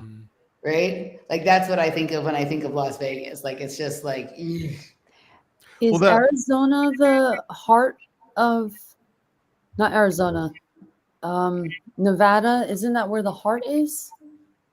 The canyon? The heart of, Canyon de Chelly. yeah, isn't that the Yes, heart sure of is. this realm, the heart chakra? Isn't Nevada the place where they say the heart chakra of the earth is, or is it? I wouldn't think I so don't if think it's right so. next to Shasta, which is the butthole. So the No? root chakra. I thought that Yeah, was the but Royal I've heard that the Israel, like some people, or the portal. Egypt, that some people theorize that it was in the Grand Canyon. Yeah, they talk about some There portal. was like an ISIS. I'm telling you, there's portals here. There's a reason why the military has such a huge presence down here. And so here, let's get back to this. Will get me back to the story, and I can tell you, Emily, I want to get your take on this All right. because I was listening, by the way. I took the phone with me to the bathroom, so I was listening. All right, okay, cool. But I want to hear you say, your reaction to this. So this old hag syndrome. Yeah. Is that the sound of the hunched lady? That's the old hag. She does that. With the crouched woman syndrome. Crouched Yeah. woman. That's what it is. Crouched woman. So crouched woman syndrome. I'm trying to fight my way back out of whatever this is because you're stuck, right? The sensation is your body is paralyzed. You can't get out of it. That's why they would say that a demon is sitting on your chest. So I'm trying to get out of this as I'm in it because I can see at the foot of my bed there's 3 of them, of these hunched over, like kind of hooded black figures because it's dark. I mean, you can't see color in the dark, and you're just I'm trying to just break through this, and I see these things, and I'm thinking, this is a spiritual thing. Like, you better fucking fight this, right? And so I say, the only thing I can get out is if you're gonna get me, you got to go through the God inside me. And they're all walking out, and the middle one stops and looks as I say that and goes and walks on. And in that second, I'm like, this is not a spiritual thing. That's a fucking dude. Did it look like these 3 people in the desert? Whatever happened to Lindsay Lohan? Jesus. Okay. Well, this is Lindsay Lohan is in speaking of Abu human Dhabi or trafficking. something? This is I really believe that Paris is like a Rachel Chandler, and she would traffic and get wasted somebody like Britney Spears and stay sober the whole time. Playing she's sober, she's always driving, but you don't see a bunch of DUIs on Paris Hilton's gig. And so Lindsay gets pretty much the exact same treatment as Brittany. Lindsay ends up in almost a conservatorship under Oprah and then goes to Saudi Arabia, and she gets trapped there almost like a princess. And then all of a sudden she's caught stealing a baby. Now, there's an interesting link between this incident and the interview that Paris Hilton had and Britney Spears' version of this day. Now, Britney Spears' version of this day was all 3 of them were out together, but Paris Hilton's version, live on television, and I've seen it, she said that it was only her and Brittany out, and they bumped into Lindsay Lohan on the street, and they felt bad for her. That's why they're all squished in there. She said this word for word. I'll find the interview. And they invited Lindsay Lohan in the car to get her away from the paparazzi. They weren't partying together at all. But in Britney Spears' version, they were partying. So we have two different stories coming from two different people about this night. There was a big, huge rift between Lindsay Lohan and Paris Hilton at one time. Yeah, she didn't like her. Huge public rift. She said that in the interview. She's like, I didn't actually have a good relationship with Lindsay Lohan. I think they didn't like each other, and she thought that she was crazy or something like that. And they felt bad for her because of the paparazzi, and they just invited her in, and then they took the picture. But they weren't partying. And Paris, like she's this first she's one of the first like really reality show stars that bring it to this like whole pop culture. And she has Nicole Richie, which is an adopted star, which is a really big thing because these celebrities just end up with these kids that you don't even know where they get them from. And I think they come from other celebrities that we don't know they were ever their kids. And so they just get shuffled around so they can change the bloodlines up and we don't even know it. So it can all, like the same way the royals happen, like our Hollywood is that thing. That's why we have a king and a queen and a princess of pop and a king of pop. And these labels are so important. That's why we have British invasions. So I just, it's just so curious to me. Paris Hilton has so much power. Kathy, her two sisters that nobody knows, Kim and Kyle, Real Housewives of Beverly Hills, both Disney kids. Return to Witch Mountain, like both Disney kids. So you have this mom, Big Kathy. She is just like Kris Jenner. She teaches all her daughters how to become perfect Hollywood wives and have all this power. So they're all Disney kids being brought up. Also, all K names, just like Kim, Kyle, Crystal, Kendall, they all have these K names the whole way through. That's why I think it's an odd shaming that Bruce doesn't get Caitlyn with a K. He gets Caitlyn with a C. It's like a weird, like, you don't get to be a K name because the K name power doesn't just exist with the Kardashians. It exists with the Real Housewives of Beverly Hills. And I think more powerful than Kris is Big Kathy. And Big Kathy has little Kathy Hilton. She has all her daughters married billionaires. And then in two generations from Big Kathy through little Kathy to Nikki Hilton married to a Rothschild. Yep. So I just think it's like, no, it's like the fact that Donatella Versace and Paris Hilton are brought up again. This is one of the reasons I don't believe Brittney has anything to do with writing of this book. Yeah. It's because I don't believe Paris Hilton is a quote unquote good guy. Like something about her feels like a handler. And so the fact that it's reiterated over and over again how good she is, it makes me think she's not very good. Like I just don't know how much I believe is really Brittney.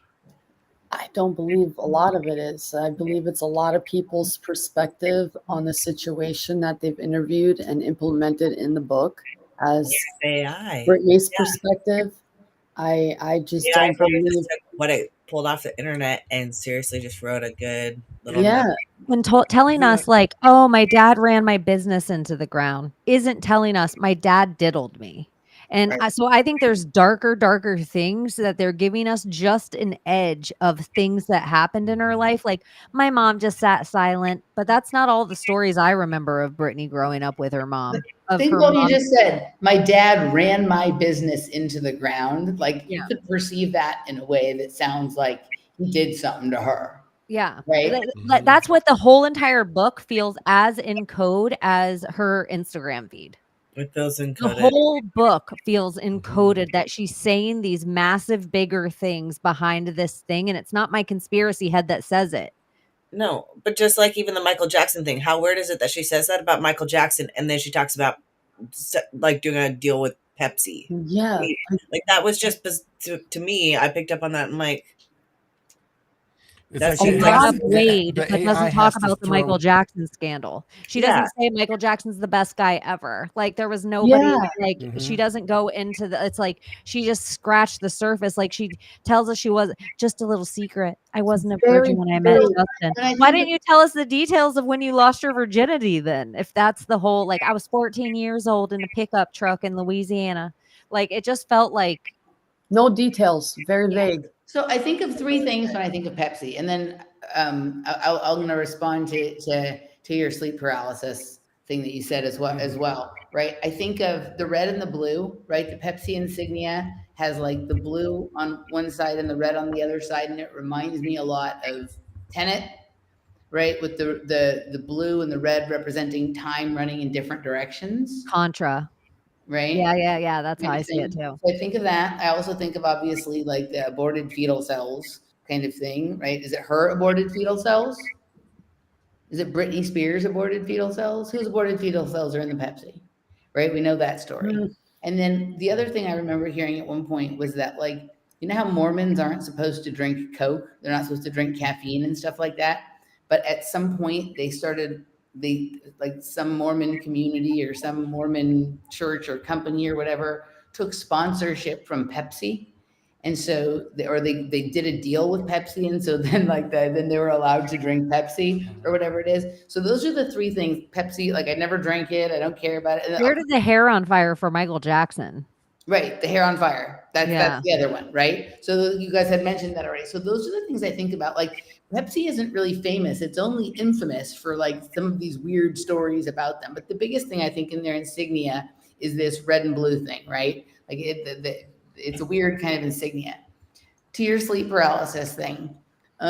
So I have lots of ideas about it, right? Like I went through times where it was very upsetting to me and periods of time where it was happening all the time. And like, I didn't want to sleep because like every time I'd break out of sleep paralysis and then I was so tired that I'd fall right back asleep and fall right back into it. And I was like battling it all night. And it was really difficult. And it was made worse for sure by years of drug use. Those were always the worst periods. But like when I was a kid, I wasn't doing drugs and I had it.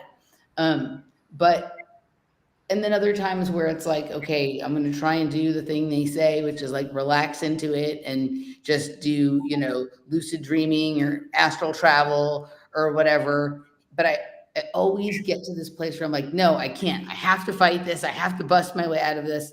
Now, for me, the only time I ever experienced the heaviness on the chest was the very first time I remember feeling it, like as a person that was old enough to explain what I was experiencing. It wasn't the first time I experienced it, but it was like when I realized, oh, this is like a thing, like this is a problem. This isn't normal, right? And I had it that one time, and that one time was the only time I ever felt like there was someone watching over me, right? All the other times, it really is for me just mostly a physical phenomenon.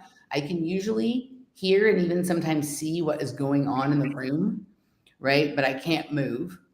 And over time, like I've come to understand that like in some ways this is related to the gateway experience. I don't know how many of you guys are familiar with the gateway experience, but there's techniques that they teach people in the gateway experience to come out of their body, right?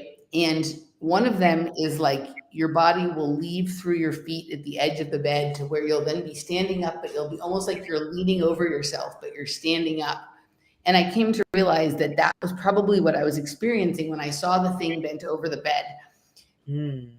I have, like, if you read into some of the techniques for getting out of your body, I think people who are experiencing sleep paralysis are people who have either naturally good at doing astral travel or gateway type experience stuff, or who have been trained or programmed with it outside of their sort of awareness, right? Sometimes when I'm asleep, Laura's like, you're gone. You are not here. She's like, I was trying to wake you up. I was shaking you. I was kicking you. She's like, you were not here. You were gone from your body. And I felt when you came back, like I could feel it when you came back in. Right. So I don't know what the explanation for this is. Like, I'm not intentionally trying to do astral travel or gateway experience, but I have some pretty strange things happen in the night. Do you have animals in your house? Not now. Oh, they say like an animal will naturally, if it's like connected to you, will guard your flesh while your spirit leaves it. Yes. My cat used to be like, she'd be, sometimes when I would wake up from one of these experiences or come back, you know what I mean? She'd be just there hunched at the bottom of the bed. So I think it is a deeply spiritual thing, but I also think that there's been like perversions of it, and it's been used in certain ways. And I think there's some people who, I think it runs in the family, right? And then wherever the people are going when they're sleeping, that can be used for something or not. So I think there's a lot of stuff around it. But the similarity across the experiences of most people, like it's whatever that realm is. Like if you read Robert Monroe's books about the different focus levels and whatnot, there's people that welcome you there when you arrive there. So it may just be that like there was somebody, like you said, there was like a guy in your room, right? It's like you were vibrating at a different frequency. You were at a different layer of the reality, and you woke up and saw him, and you made a noise, that you spoke something to him, and you got his attention, and you had a bit of communication, right?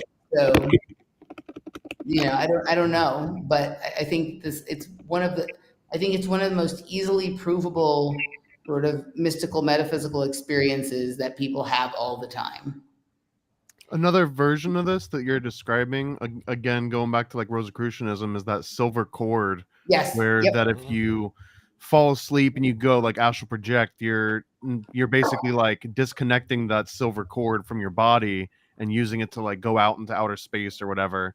And that like, and almost like what Shani was saying, your body is kind of susceptible while that silver cord is severed and while you're out, astral projecting, and to prevent something else from jumping into your body while you're out.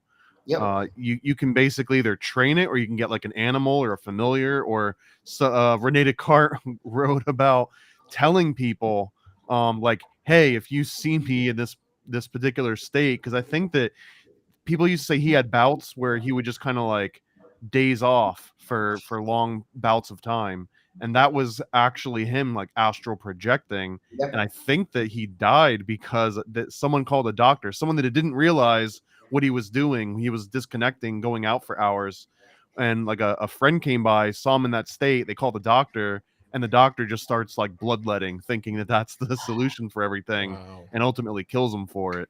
And if he had just told someone like, hey, every once in a while I might just zone out for 4 or 5 hours, it's cool, I'm astral projecting, but he didn't give anyone the heads up, so it ultimately killed him.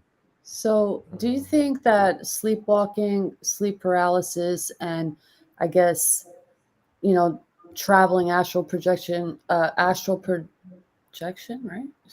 Yeah. Is that in the same category? Can you place the experience in the same category? Because the whole idea of like sleepwalking and sleep paralysis, you're actually moving, but you're not there. It's like something else is there. If you like my friend growing up, she would scare the shit out of me. I would see her just stand up, go around, and keep circling her house, and I'm like trying to talk to her, but nope, she's not there. So it's like, is that part of the same category of you not being there? I don't think it's necessarily the same category, but the other two are, because the whole point of lucid dreaming is to find and perfect your energy body. Because when you perfect your energy body, you can literally bilocate. You could be in two places at once. Mm-hmm.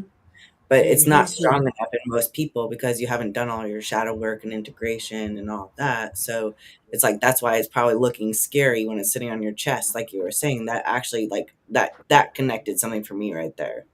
But that would make a ton of sense, that it's not fully developed either.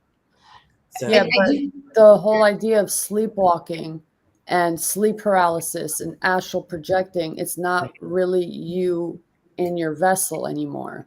It's yeah, that whole idea, right? the double is what they call the double. It's the another you. It's your energy body.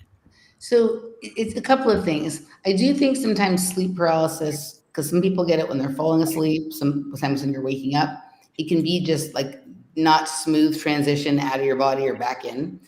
I also think sometimes sleepwalking can be part of that, right?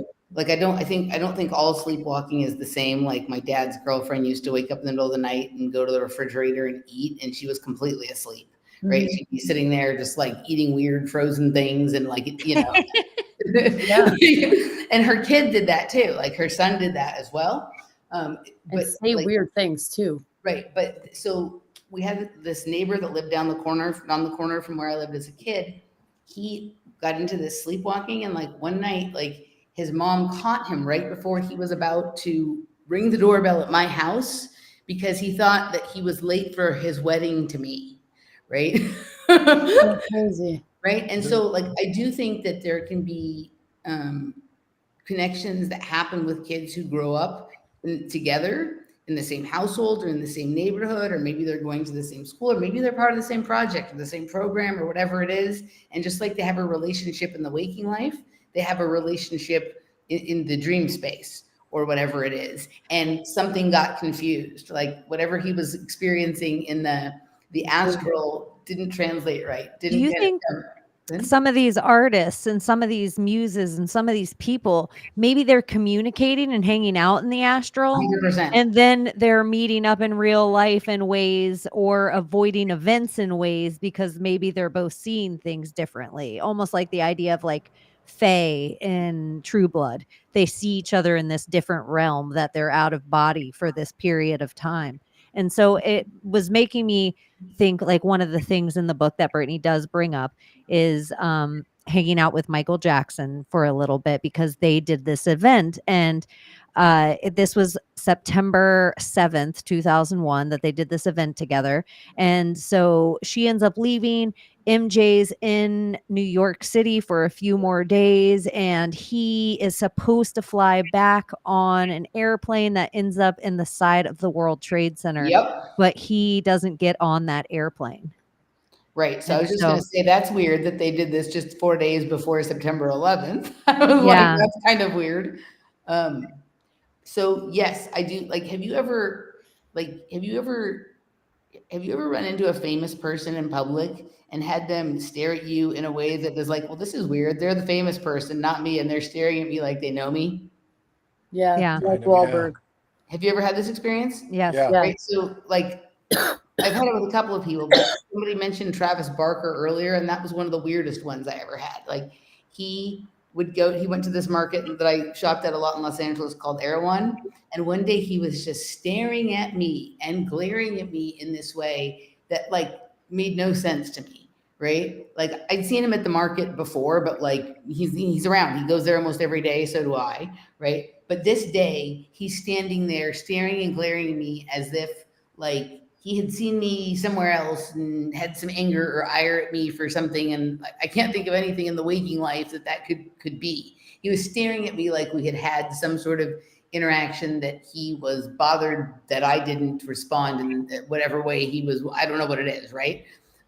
It was bizarre. Like another one, the same fucking market. Like all these people we're talking about tonight shop at this market.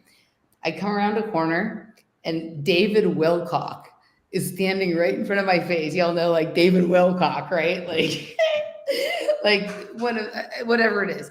He turns the corner, he looks me right in the face, he goes, oh! and he like turns and runs away. And I was like, what the fuck is that? Like, right? Like, I mean, I was never a David Wilcock fan, but it was like, it was bizarre, right? It was bizarre. But I do think like some of these people who are like telling not truths for money and pretending they're telling the truth, like they watch our shows, like they know who we are and they know these, right? They listen to this shit and they know that like people like this are onto their game or whatever it is. And so he was just right in my face and he dropped his stuff and he ran the other way. I was like, what the fuck was that about? Right.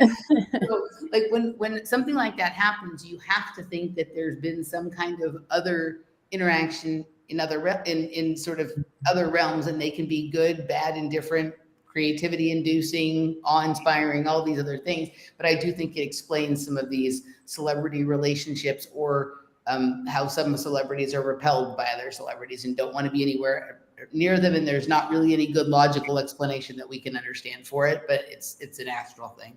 Honestly, for me, it was not only just a person, but a company. It was the Wilhelmina Scouting Company, a modeling agency. and they harassed my family for me, like harassed my family, like every day, calling till I changed the number. And I guess when they saw me, they saw something in me, not looks wise, because oh my God, when I was young, I was like Betty Spaghetti, like Pepper Ann, like me, Pepper Ann. They saw something in me. I don't know what, but I was always different. I was the black sheep in the family. I saw the world different. I had this magic that I wasn't aware of, but I guess they also saw because I went through hell. When I tell you I went through hell, like lots of abuse and control and torture, like a lot of what Brittney faced, I went through. So it's like I kind of see what they kind of saw in Brittney in me, like that innocence and that like wanting to be the good girl, wanting to impress everyone, wanting to make everyone feel happy, wanting to support everyone. And that was like, now I see it and I'm like, man, if I were to like actually go into it and like fight to have that chance, because my parents didn't want me going into it, I would have been in that. I would have been a sex kitten. I would have been a God knows what in that industry. And I look back and I'm like, holy fucking A. It was clear. It was clear as day. Like they hunt for you. They hunt for certain. I know. I've been hunted by Je ne sais quoi. Yeah, they hunt for something. Abby, I don't want to keep you longer than I know you probably have a busy day tomorrow on stage with an albino snake spinning in circles. So if you want to tell everyone where they can find you before you bid adieu toxically. You can find me sometimes hanging out in Project Cheney on Telegram or at Abstract One on Instagram, ABBSTRACT. And one cool thing is Abby has the same birthday as Britney Spears. Oh, Yeah. So it's all part of the magic, this huge meme magic we're doing tonight. Mm-hmm. And I shaved my head before her too, so You said we have a lot of parallels, Brittney and I. What did you before you leave? What were some of them that you noticed?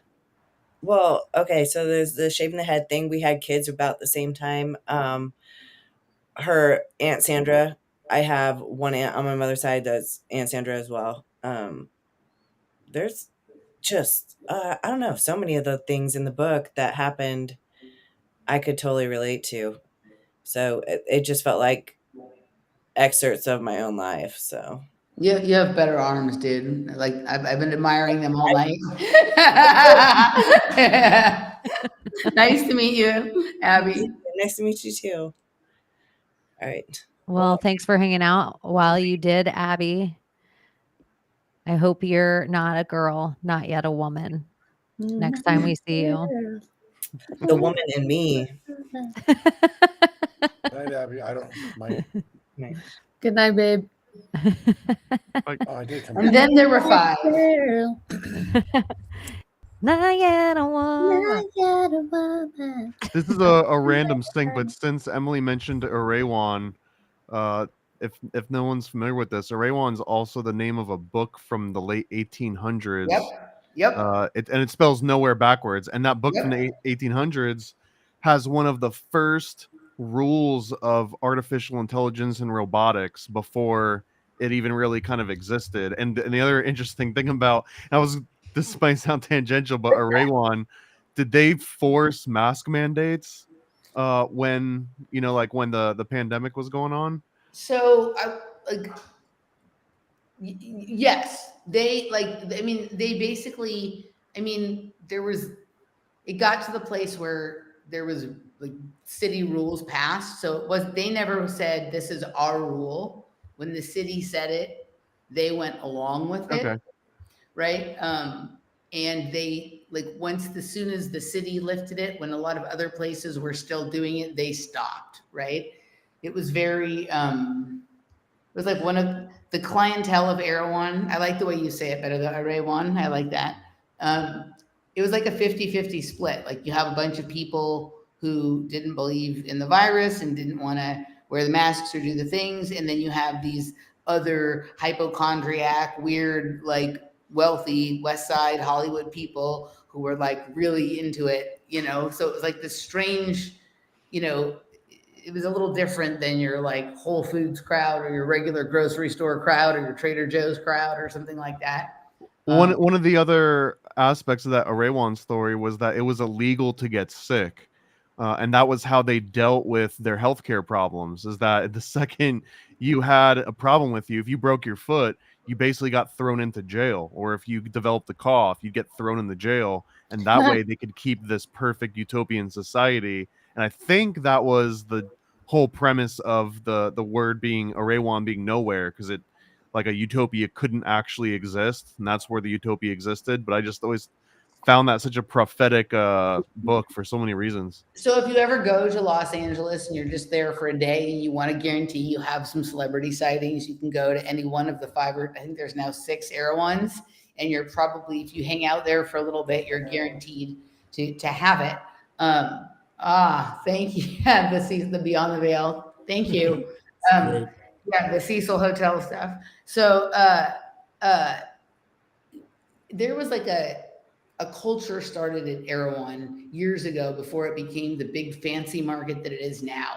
There was like a tonic bar and a juice bar and like all of these sort of LA yoga, misfit sort of conspirituality kind of people or whatever it is sort of hung out there. And then it turned into this crazy thing. It's like, you can like go to you can walk out of Erewhon with a bag this full of groceries and it would cost $400. You know what I mean? Like, so you can, it's a crazy place. There's some really cool stuff there, but it is kind of like what you're talking about. Like, I liked going there. Like when I would go there and it, you know, there was one near my work. So I went there almost every day. And that was like the part of my day that I looked forward to the most, because you go in there and it felt like you were just kind of in this like natural food, healthy stuff, la wonderland. But I would say that amongst those people, there's a fear, a palpable fear of getting sick or having anything wrong with you that is different than what you or I may display in terms of not wanting to get sick or have something wrong with us. Like the level or extent, the amount of money that they would spend to avoid getting a cold or getting a wrinkle or getting a whatever, right, is almost equal to what you're describing about it not being legal to get sick. Where people around Erewhon are like, I'm still coming down off this Britney Spears high. Don't dare get near me. 100%. 100%. Dilute it. Well, you definitely see like a lot of celebrities in there in the morning who had obviously been up all night and they were coming for their, you know, whatever, their tonic bar, their juice fix, their whatever. But sometimes they look like they weren't coming in from any kind of normal parties, if you know what I'm talking about. I used to see like Will Smith's kids there. You know what I mean? Like you saw some strange stuff for sure. For sure. So if they were like using her energy in ways or drinking her, don't you think this moment would also be like one of these moments that they're just pushing this girl to her brink, and this cunt Diane Sawyer is like sitting there just lacing her with questions, going in at her like everybody thinks you're a slut and everybody thinks you're cheating on Justin, and Justin made this song about you, Cry Me a River, and all this stuff, and this whole thing said about you in the media, and no one's sticking up for you, and you're just this kid and you're trying to sit there and be strong, and literally this wannabe Princess Diana bitch just sits there and goes in at you and like with this fake sincereness and just makes you cry on national television. Like, don't you think they'd be like, and we're going to take a ton of her blood here and you'll be able to buy this as well. Whenever they're emoting, whenever they're having like an upswell of emotion. And in this moment, if you haven't watched this interview, I don't know what I'm allowed to play, but when she starts to cry, the first thing that comes out of her is, ew. Yeah, like something hit her or smelled something sulfuric or something. It was just weird. Yeah, she is not ready for the emotion. And I know it's like people don't want to cry in front of other people, but it's just like, it was kind of cruel. What's the ooh? She said it a couple times. like Yeah. either a presence came, it almost seemed like something like kind of nudged her in a Yeah, sense. Ew, like I don't want to be doing this right now. Don't make me do this. Almost like she's hearing something in her head or like an emotion that starts to come over her that she's like, this isn't the emotion I want to be doing right now. Ew. Like it's wild. Well, she said it twice. Yeah.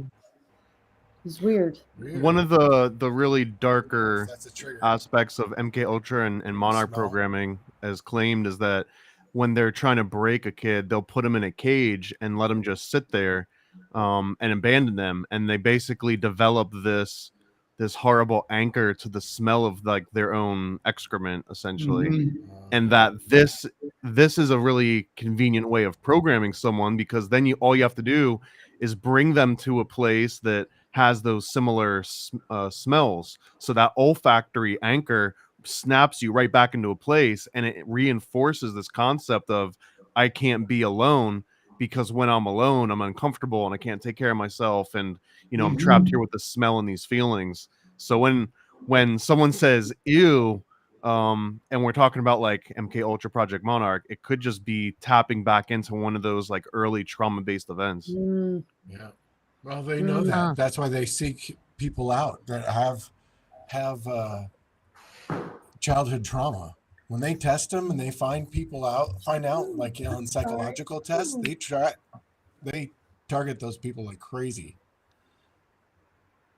Like I got great job because I tested a certain specific way, and I got like I don't even know how to even start that story, but that's like a whole like MK Ultra. Did you break the e-meter? Is that what happened? That happened to me. When I was younger, like when you would see those people out like on the mall or whatever with the e-meter, and they'd try and get you to come take it, they would fucking chase me relentlessly, right? And I didn't understand why. I didn't know what it was at first, right? Like I'd never heard of it, and I didn't know what it was. And then I realized later that like the hospital that I was born at is now the Church of Scientology. The Scientology moved in to the hospital where I was born. So there's always been this, the original Cedars of Lebanon in Hollywood. Everywhere I go, like a Scientology office opens up right after I move there. So I don't know if I have this fatal attraction to it or it has a fatal attraction to me. But the guys with the e-meter used to chase me down the promenade in 3rd Street. And yeah, kind of like that. Yeah, man. They know they can target that shit. They know. Yeah. I got a great military job. Like it was good paying, man. And it ended up, I witnessed some of those live Hunter. Oh shit, I shouldn't even be saying those names. I witnessed some stuff that was shown on WikiLeaks later on. I witnessed some of that live, like over and over again, like in this workplace situation. And then when WikiLeaks actually leaked that same footage, like I think that was an accident. Like that shit popped me out, and like I started remembering like all this, realizing like this shitty job was like maybe like fucking programming me. And I don't know, man. I got 7 years of great employment out of it, but it was a fucking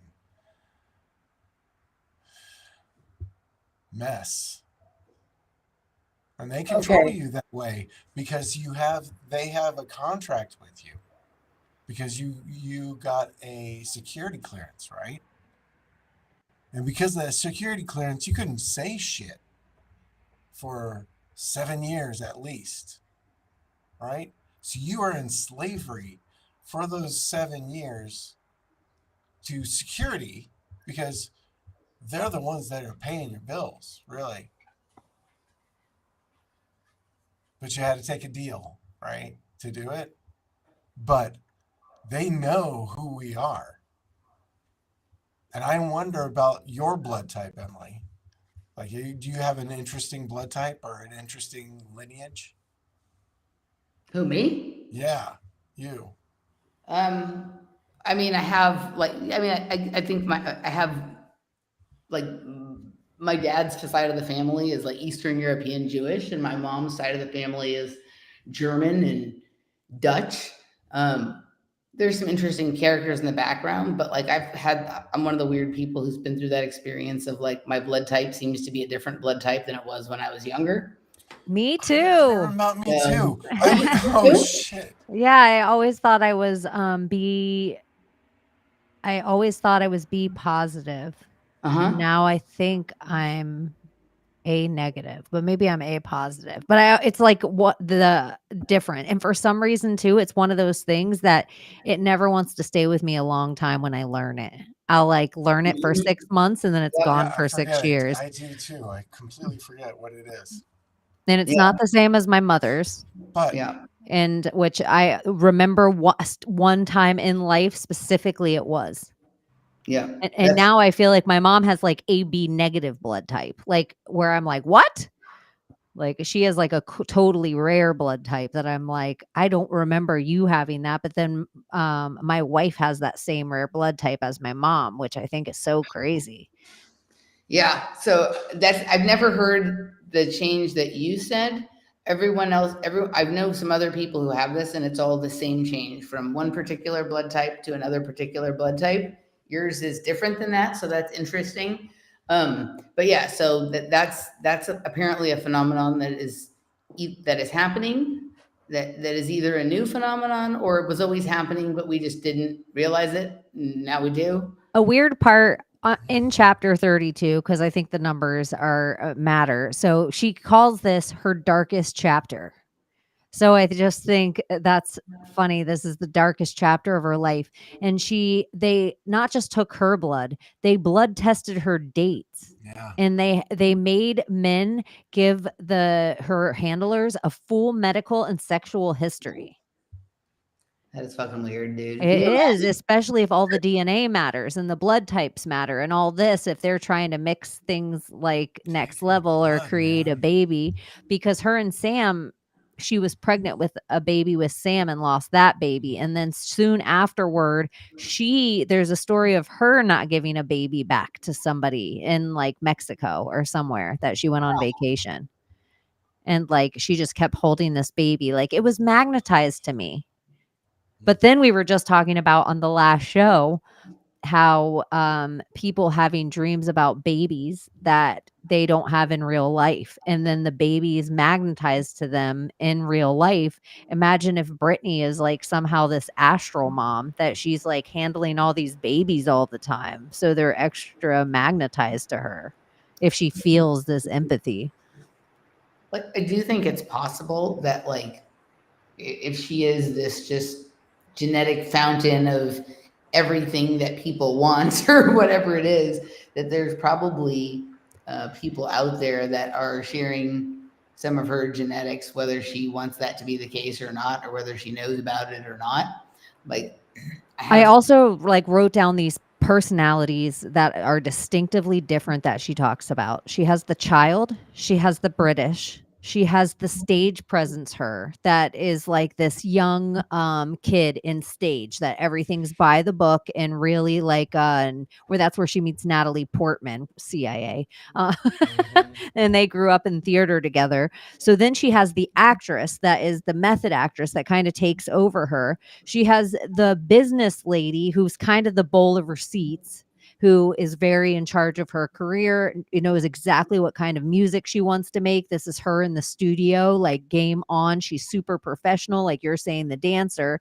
And then this broken version of her becomes this autopilot version of her, where she's completely broken. And that's where it's like this Brittney that we think is going to be the first comeback of Brittney, because this is when she has the kids now and they can use the kids against her to manipulate her with these children. And so she has to go out there and play this certain part. And so everybody thought this was going to be a big comeback, and she was so embarrassed. And I think she says, I don't know if it was here or not, that she runs into Justin backstage right before that she goes out too. And everybody had already been mocking her body and saying she was fat and picking apart her cellulite. And now she has to go be in front of the world. And she hasn't trained at all. She doesn't know the songs. Like, it's all like almost like she was put out there to shame her and for her to fail.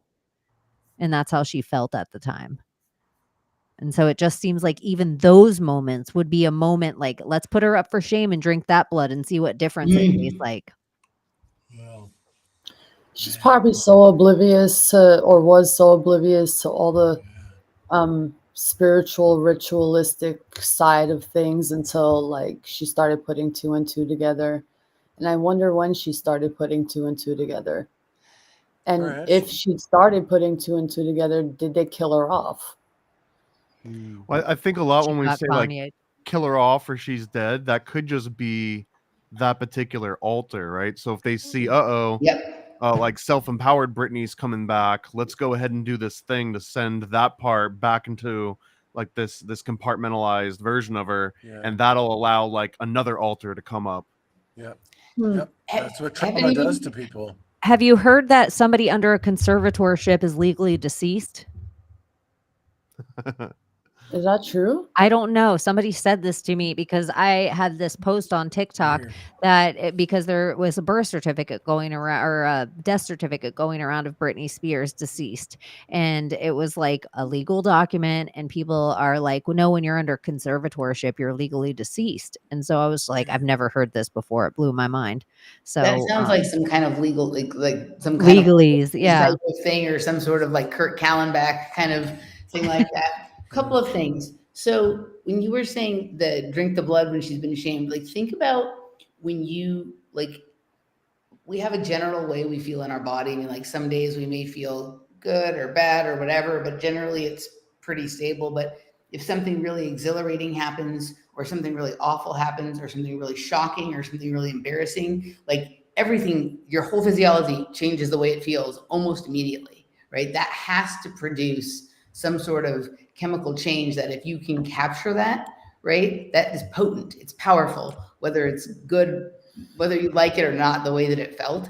So if someone who is as electric or conductive or whatever the secret sauce of her setup is, if it's amplified in that, then it's, you know, did you guys ever see the movie The Congress?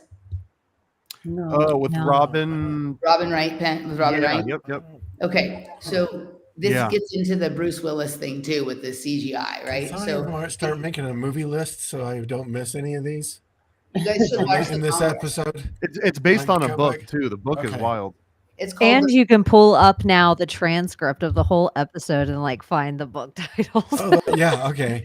Yeah. it's we need based to on do the that. book called The Futurological Congress, right? Right. Okay. But basically, it's, you know, it's about sort of selling your image, like what we were talking about with Bruce Willis, selling your image, right? And then once you've sold your image to Hollywood, Right. that she can no longer act. And then once these actors have done this thing where they've sold their image and they can no longer act, the only thing that they can do for fun is go to this place where all these other actors are and basically take drugs where they get to experience what it's like to be each other, right? So she walks into the grotto, or to this sort of, you know, you drive to this place and you take this stuff and you're in this like cartoon world. And then when you're in the cartoon world, like you take a pill, and she was like seeing other people who took the pill to like be her, and you stay that person for like a minute or whatever, and then you're back to yourself. So like that's how they're entertaining themselves when they can no longer be themselves, is to see what it feels like to be other people, right?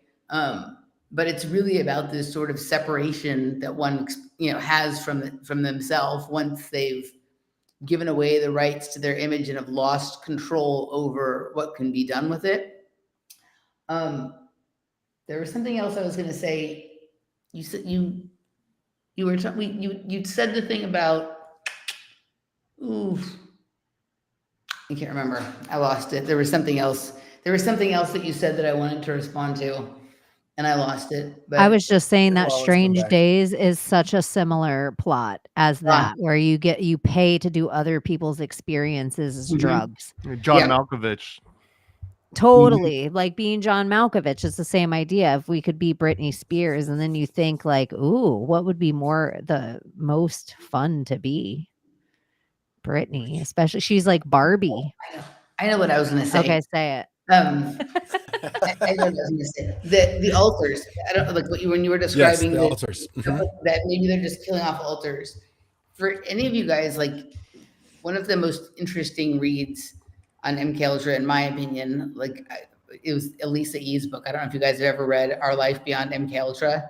It was a 2-part book she originally wrote like 10 years ago, and then she just redid it. It's all in one book now. Interesting. But her stuff is like sort of bridges a gap between like the Kathy O'Brien version of MK Ultra and then like this, whatever we're into now with the celebrities the way they are now. Like her experience really bridges the gap in a way that like when I was trying to pull myself out of my own situation, I met and talked to her and read her books, and it helped me understand some of my experiences, because some of the people who had books before that, it didn't resonate for me. Like some of the Monarch programming kind of stuff did not really resonate for me. But the way she described her experiences, I was like, okay, so this weird stuff that I remember, like this is a thing too, even though it's not exactly like the other thing. And it's very visceral the way she describes it. And it kind of opens up just a whole bunch of different kinds of areas. But she talks about the altar system, right? That she had a system of altars, and there was like a front altar, and then there was all these other altars behind it. And there was a couple of front altars, and some of them would manage the others, right? Like the other altars would report to one specific altar that was like more towards the front, but not the core personality. Yeah, like in programming terms, you'd call them like subroutines. Yeah. Yes, right. She has like very interesting ways of describing how like the more recessive altars would come forward and present memories to the front altars when right, like just very interesting way of describing it, that when we're talking about someone like Brittney and some of the strange behavior that we have witnessed over the years and some of these things that we're talking about here, like the way Elisa describes it, I think is kind of more what she's dealing with, where at a certain point you understand that like something isn't kosher at the deli, but the way that you're trying to integrate it is difficult because the personality is like 3 back, right? And you have this other thing going on in the front that's sort of the what did you say? She has the stage presence. She has the one that went to acting class with Natalie Portman. She has this, right? And there's layers back that are communicating with some of the altars only communicate with some of the others, and some don't know the other ones exist. It's like very complicated. And they change walks, and they change, some say blood types. Some say they change, like they can speak different languages, or they know different skills. And so it's like, sometimes I feel like the Brittney we see on Instagram is the child. And I also theorize that the child would be the sweetest juice, because it would give a different scream when it was tortured than the old lady or the monster. The crouch tag or whatever. Yeah. The golem. But do you guys want to add anything else about Britney Spears before I keep you here? Well, I want to throw in one extra little synchronicity, especially between the old hag, that again, Britney Spears being portrayed as the perpetual virgin, and then the inverse of that is the perpetual hag. Both of those are a perpetual maiden. Neither of them can ever get pregnant, and that creates this weird dynamic rift with the rest of the world, because that's how the world works. So that it's interesting that she kind of bounces between those two types, and whenever it comes down to when she had kids with a mundane sort of what do they call them? Muggle, right? She had kids with a Muggle, essentially. Kevin Federline. So, but that's the version that no one's really allowed to talk about, or that anyone cares about. It's only the virgin or the old hag, and it's never the mundane. Kevin fed her a line. Yeah. Are you kidding me? Wow, dude. Are you kidding me? And even like Timberlake. You have Britney Spears and Timberlake. It's just like, they're just telling us some kind of story all the time. And the virgin does seem, it's like somewhere she does seem like the scapegoat.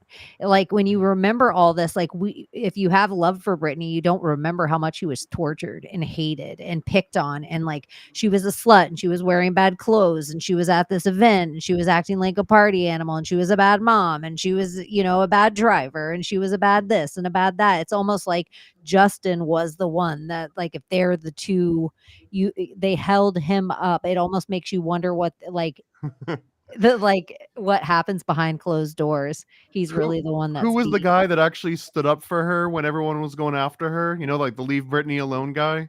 Leave Brittney alone. That felt like such a huge forgot about that milestone guy. because that really did shift the energy It really did. a little bit off of her. Like him pleading that, as silly as it was, it actually did the thing that he was asking for it to do. Did you guys see that movie that Justin Timberlake was in where like we're running out of time? Do you know what I'm talking about? Yes. Yes. It's such a real, I think this is the currency, back to the chronos of it all. I I think forget the this name of that would be movie. what but they do. His name is literally Just in Time. Justin Timberlake, right? Just And in he's time. just in time, right. So, but he was that movie. What was the name of that movie? Wasn't it called Just in Time or no? Timeless? Time. It wasn't Time Cop. It was In Time. In Time. In Time. Justin, right? Right. That's kind of his name as well, right? I'm pulling it up because it has Justin.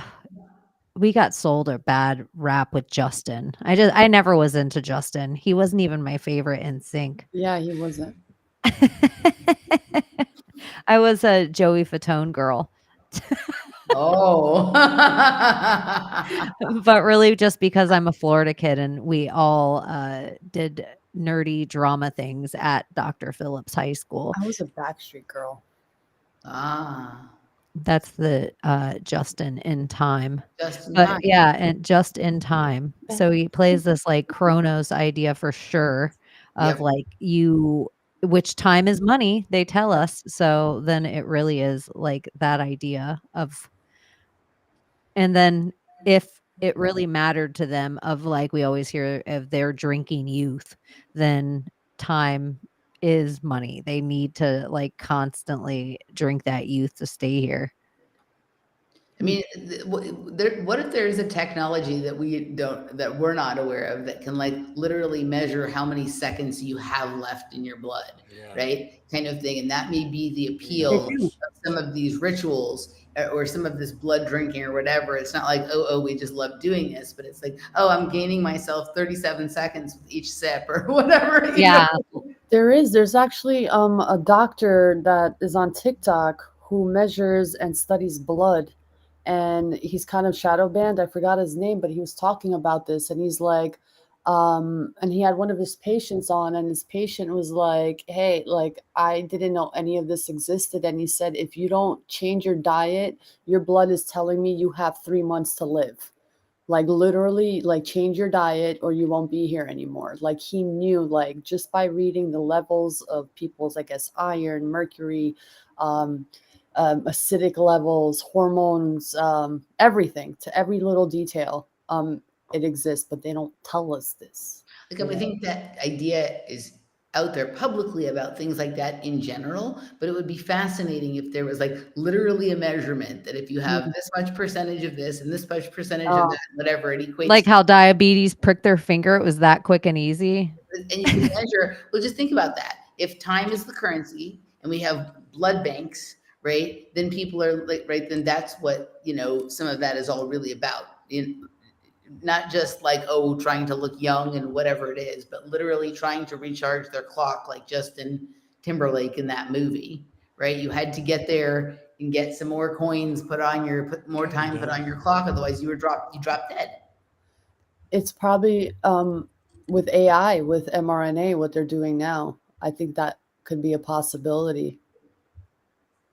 It's I just think so that's what they're going into. Yeah.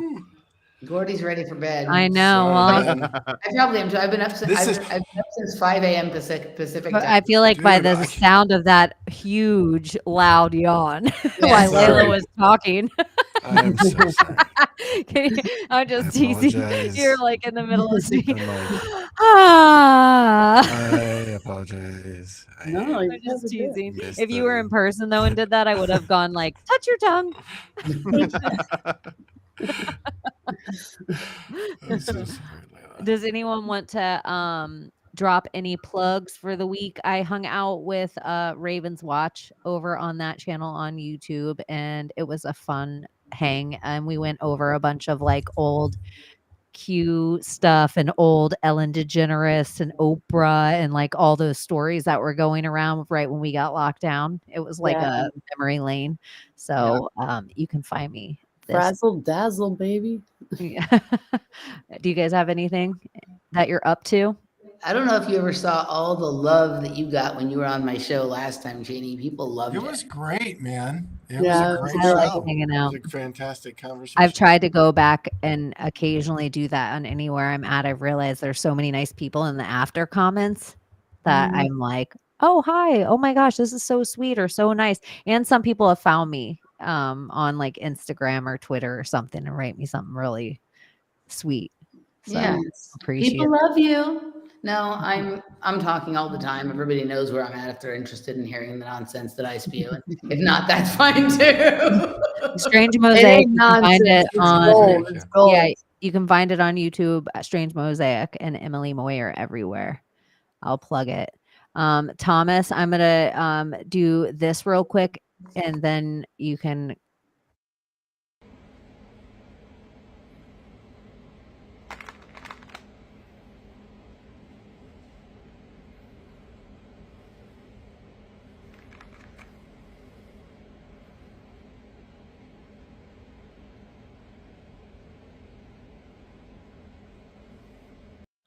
I think it's awesome. And people have been asking me, when are these going to be released? How can they buy them? So they'll be on the website. I'm gonna announce them on my Patreon first. You don't have to be you don't have to pay or anything, but just subscribe and I'll post whenever they're available. And really all I'm waiting on is to shoot a little video of this thing spinning around, but I also had some Hunter Biden sticker sheets made. So I might be waiting for those to come so I can ship them out, because I don't want someone to get this and then see the sticker sheet came out and feel like, oh, I should have waited to get it. So I might be waiting to put them all together. I got a couple others. Hold on. Let's see it. Let's do it. These are all prototypes, but I'm thinking about little like mini figure play sets. So this one is Stanley Kubrick directing the moon landing. Oh, that's awesome. I've got Oh, that's so great. I've got a COVID-19 one here with a little bat and the microscope and the. I love that. And I then love this one's my Legos. favorite so far. I gotta be careful with it but this is a little reptilian Hillary Clinton with a little bottle of adrenochrome here and a little decapitated head that lights up. Oh my god. This is my favorite. That's That is awesome. Oh shit. And this one I'm still working on the theme. It's a little bit spicy, but this is like Little Here we Jeffrey go. Epstein. American Justice. Oh, Oh my Oh, god. Fuck. you need one of those cops kneeling on a neck. Yep. Yeah. Yeah, it's hard to get them into the right pose, but I mean, we got like the pool of blood, and this guy's like, anyways, Oh my yeah, God. I'm working on like some little custom play sets and stuff. They're gonna come with like a nice little design package and a backer board and stuff. So That's awesome. love Just it. like so I'm playing love with that. toys. That's what I'm doing. It's It's like a Lego awesome. Polly Pocket with scenes. I love it. I love it. I love it. awesome. Oh yeah, and you guys hit up Project Cheney to find anything else that I'm up to. I'm also dropping the audio links, and I will have other podcasts coming out. Layla, where can everyone find you? On God Pill Angel 33 or 333 on Instagram and TikTok, and also on Project Cheney. A couple other Telegram spots, but yeah, pretty much there, just sharing the algo. You know, Layla has a fun algorithm. yeah, I do, and I just share it with everybody. Just just like to understand how people feel about She this. just asked why. Why? Why? Oh, why? Why? Gordy, where can everyone find you? Gordy_2WO_shoes, Gordy2shoes on Instagram. Mostly is you're gonna find owls. I am now on TikTok under that same name, and I have some YouTube stuff, but that's mostly owls. All right. And here Sure. on the Secret And Society of Good here. Guys, Secret every Society of Good week. Guys. And favorite thing to do. paranoidamerican.com. We'll have so And much can rad I- stuff coming out. Yeah. Can I acknowledge also, Thomas, that it's not just the wig, it's the shirt. Like I keep Such a good look. the sweater. I love the Like, whole For thing. real. You really went all out, Like, Thomas. I I'm kept like, looking made up for up, my life. and I'm like giggling. I was gonna wear this anyways. It just kind of worked out Right, perfectly. it just Oh, great. it's I perfect. think I did it again. It's awesome. It's awesome. We might have to simplify the first week of November. We all have extra costumes for the month of October. But thank you guys so much for hanging out, and we will see you next week with a new fun topic and a new fun Thanks for time. letting me hang, guys. I enjoyed myself. Nice Thank to meet you, you, Emily. Layla. I haven't met you before. I never Yeah, met. nice to meet you too, Emily. It's good to talk to you again. Yeah, nice seeing you again, Emily. It's really nice. Yeah, anytime. I'd love to come play again sometime. Save us, Britney Spears! Can we be saved? God, why is Satan controlling the universe?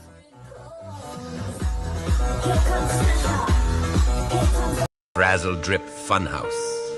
Enter, if you dare, the world of an animatronic bear whose metallic heart beats with a thirst for justice, a hunger for revenge.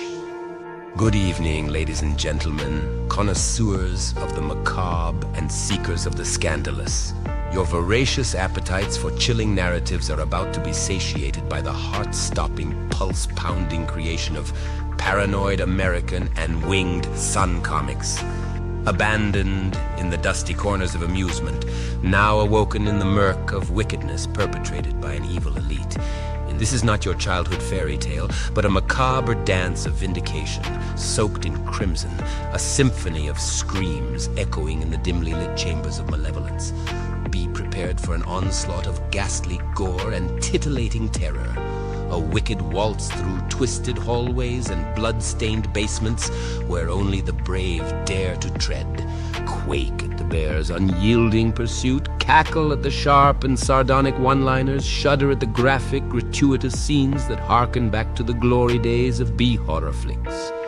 Frazzledrip Funhouse is your ticket to a thrill ride of terror. A carnival of carnage where the laughs are as loud as the screams. Uncover the truth beneath the rust and the blood. And remember, nothing is as it seems.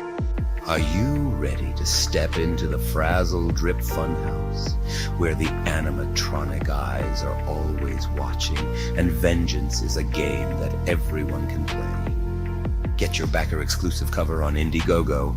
For more information, visit paranoidamerican.com.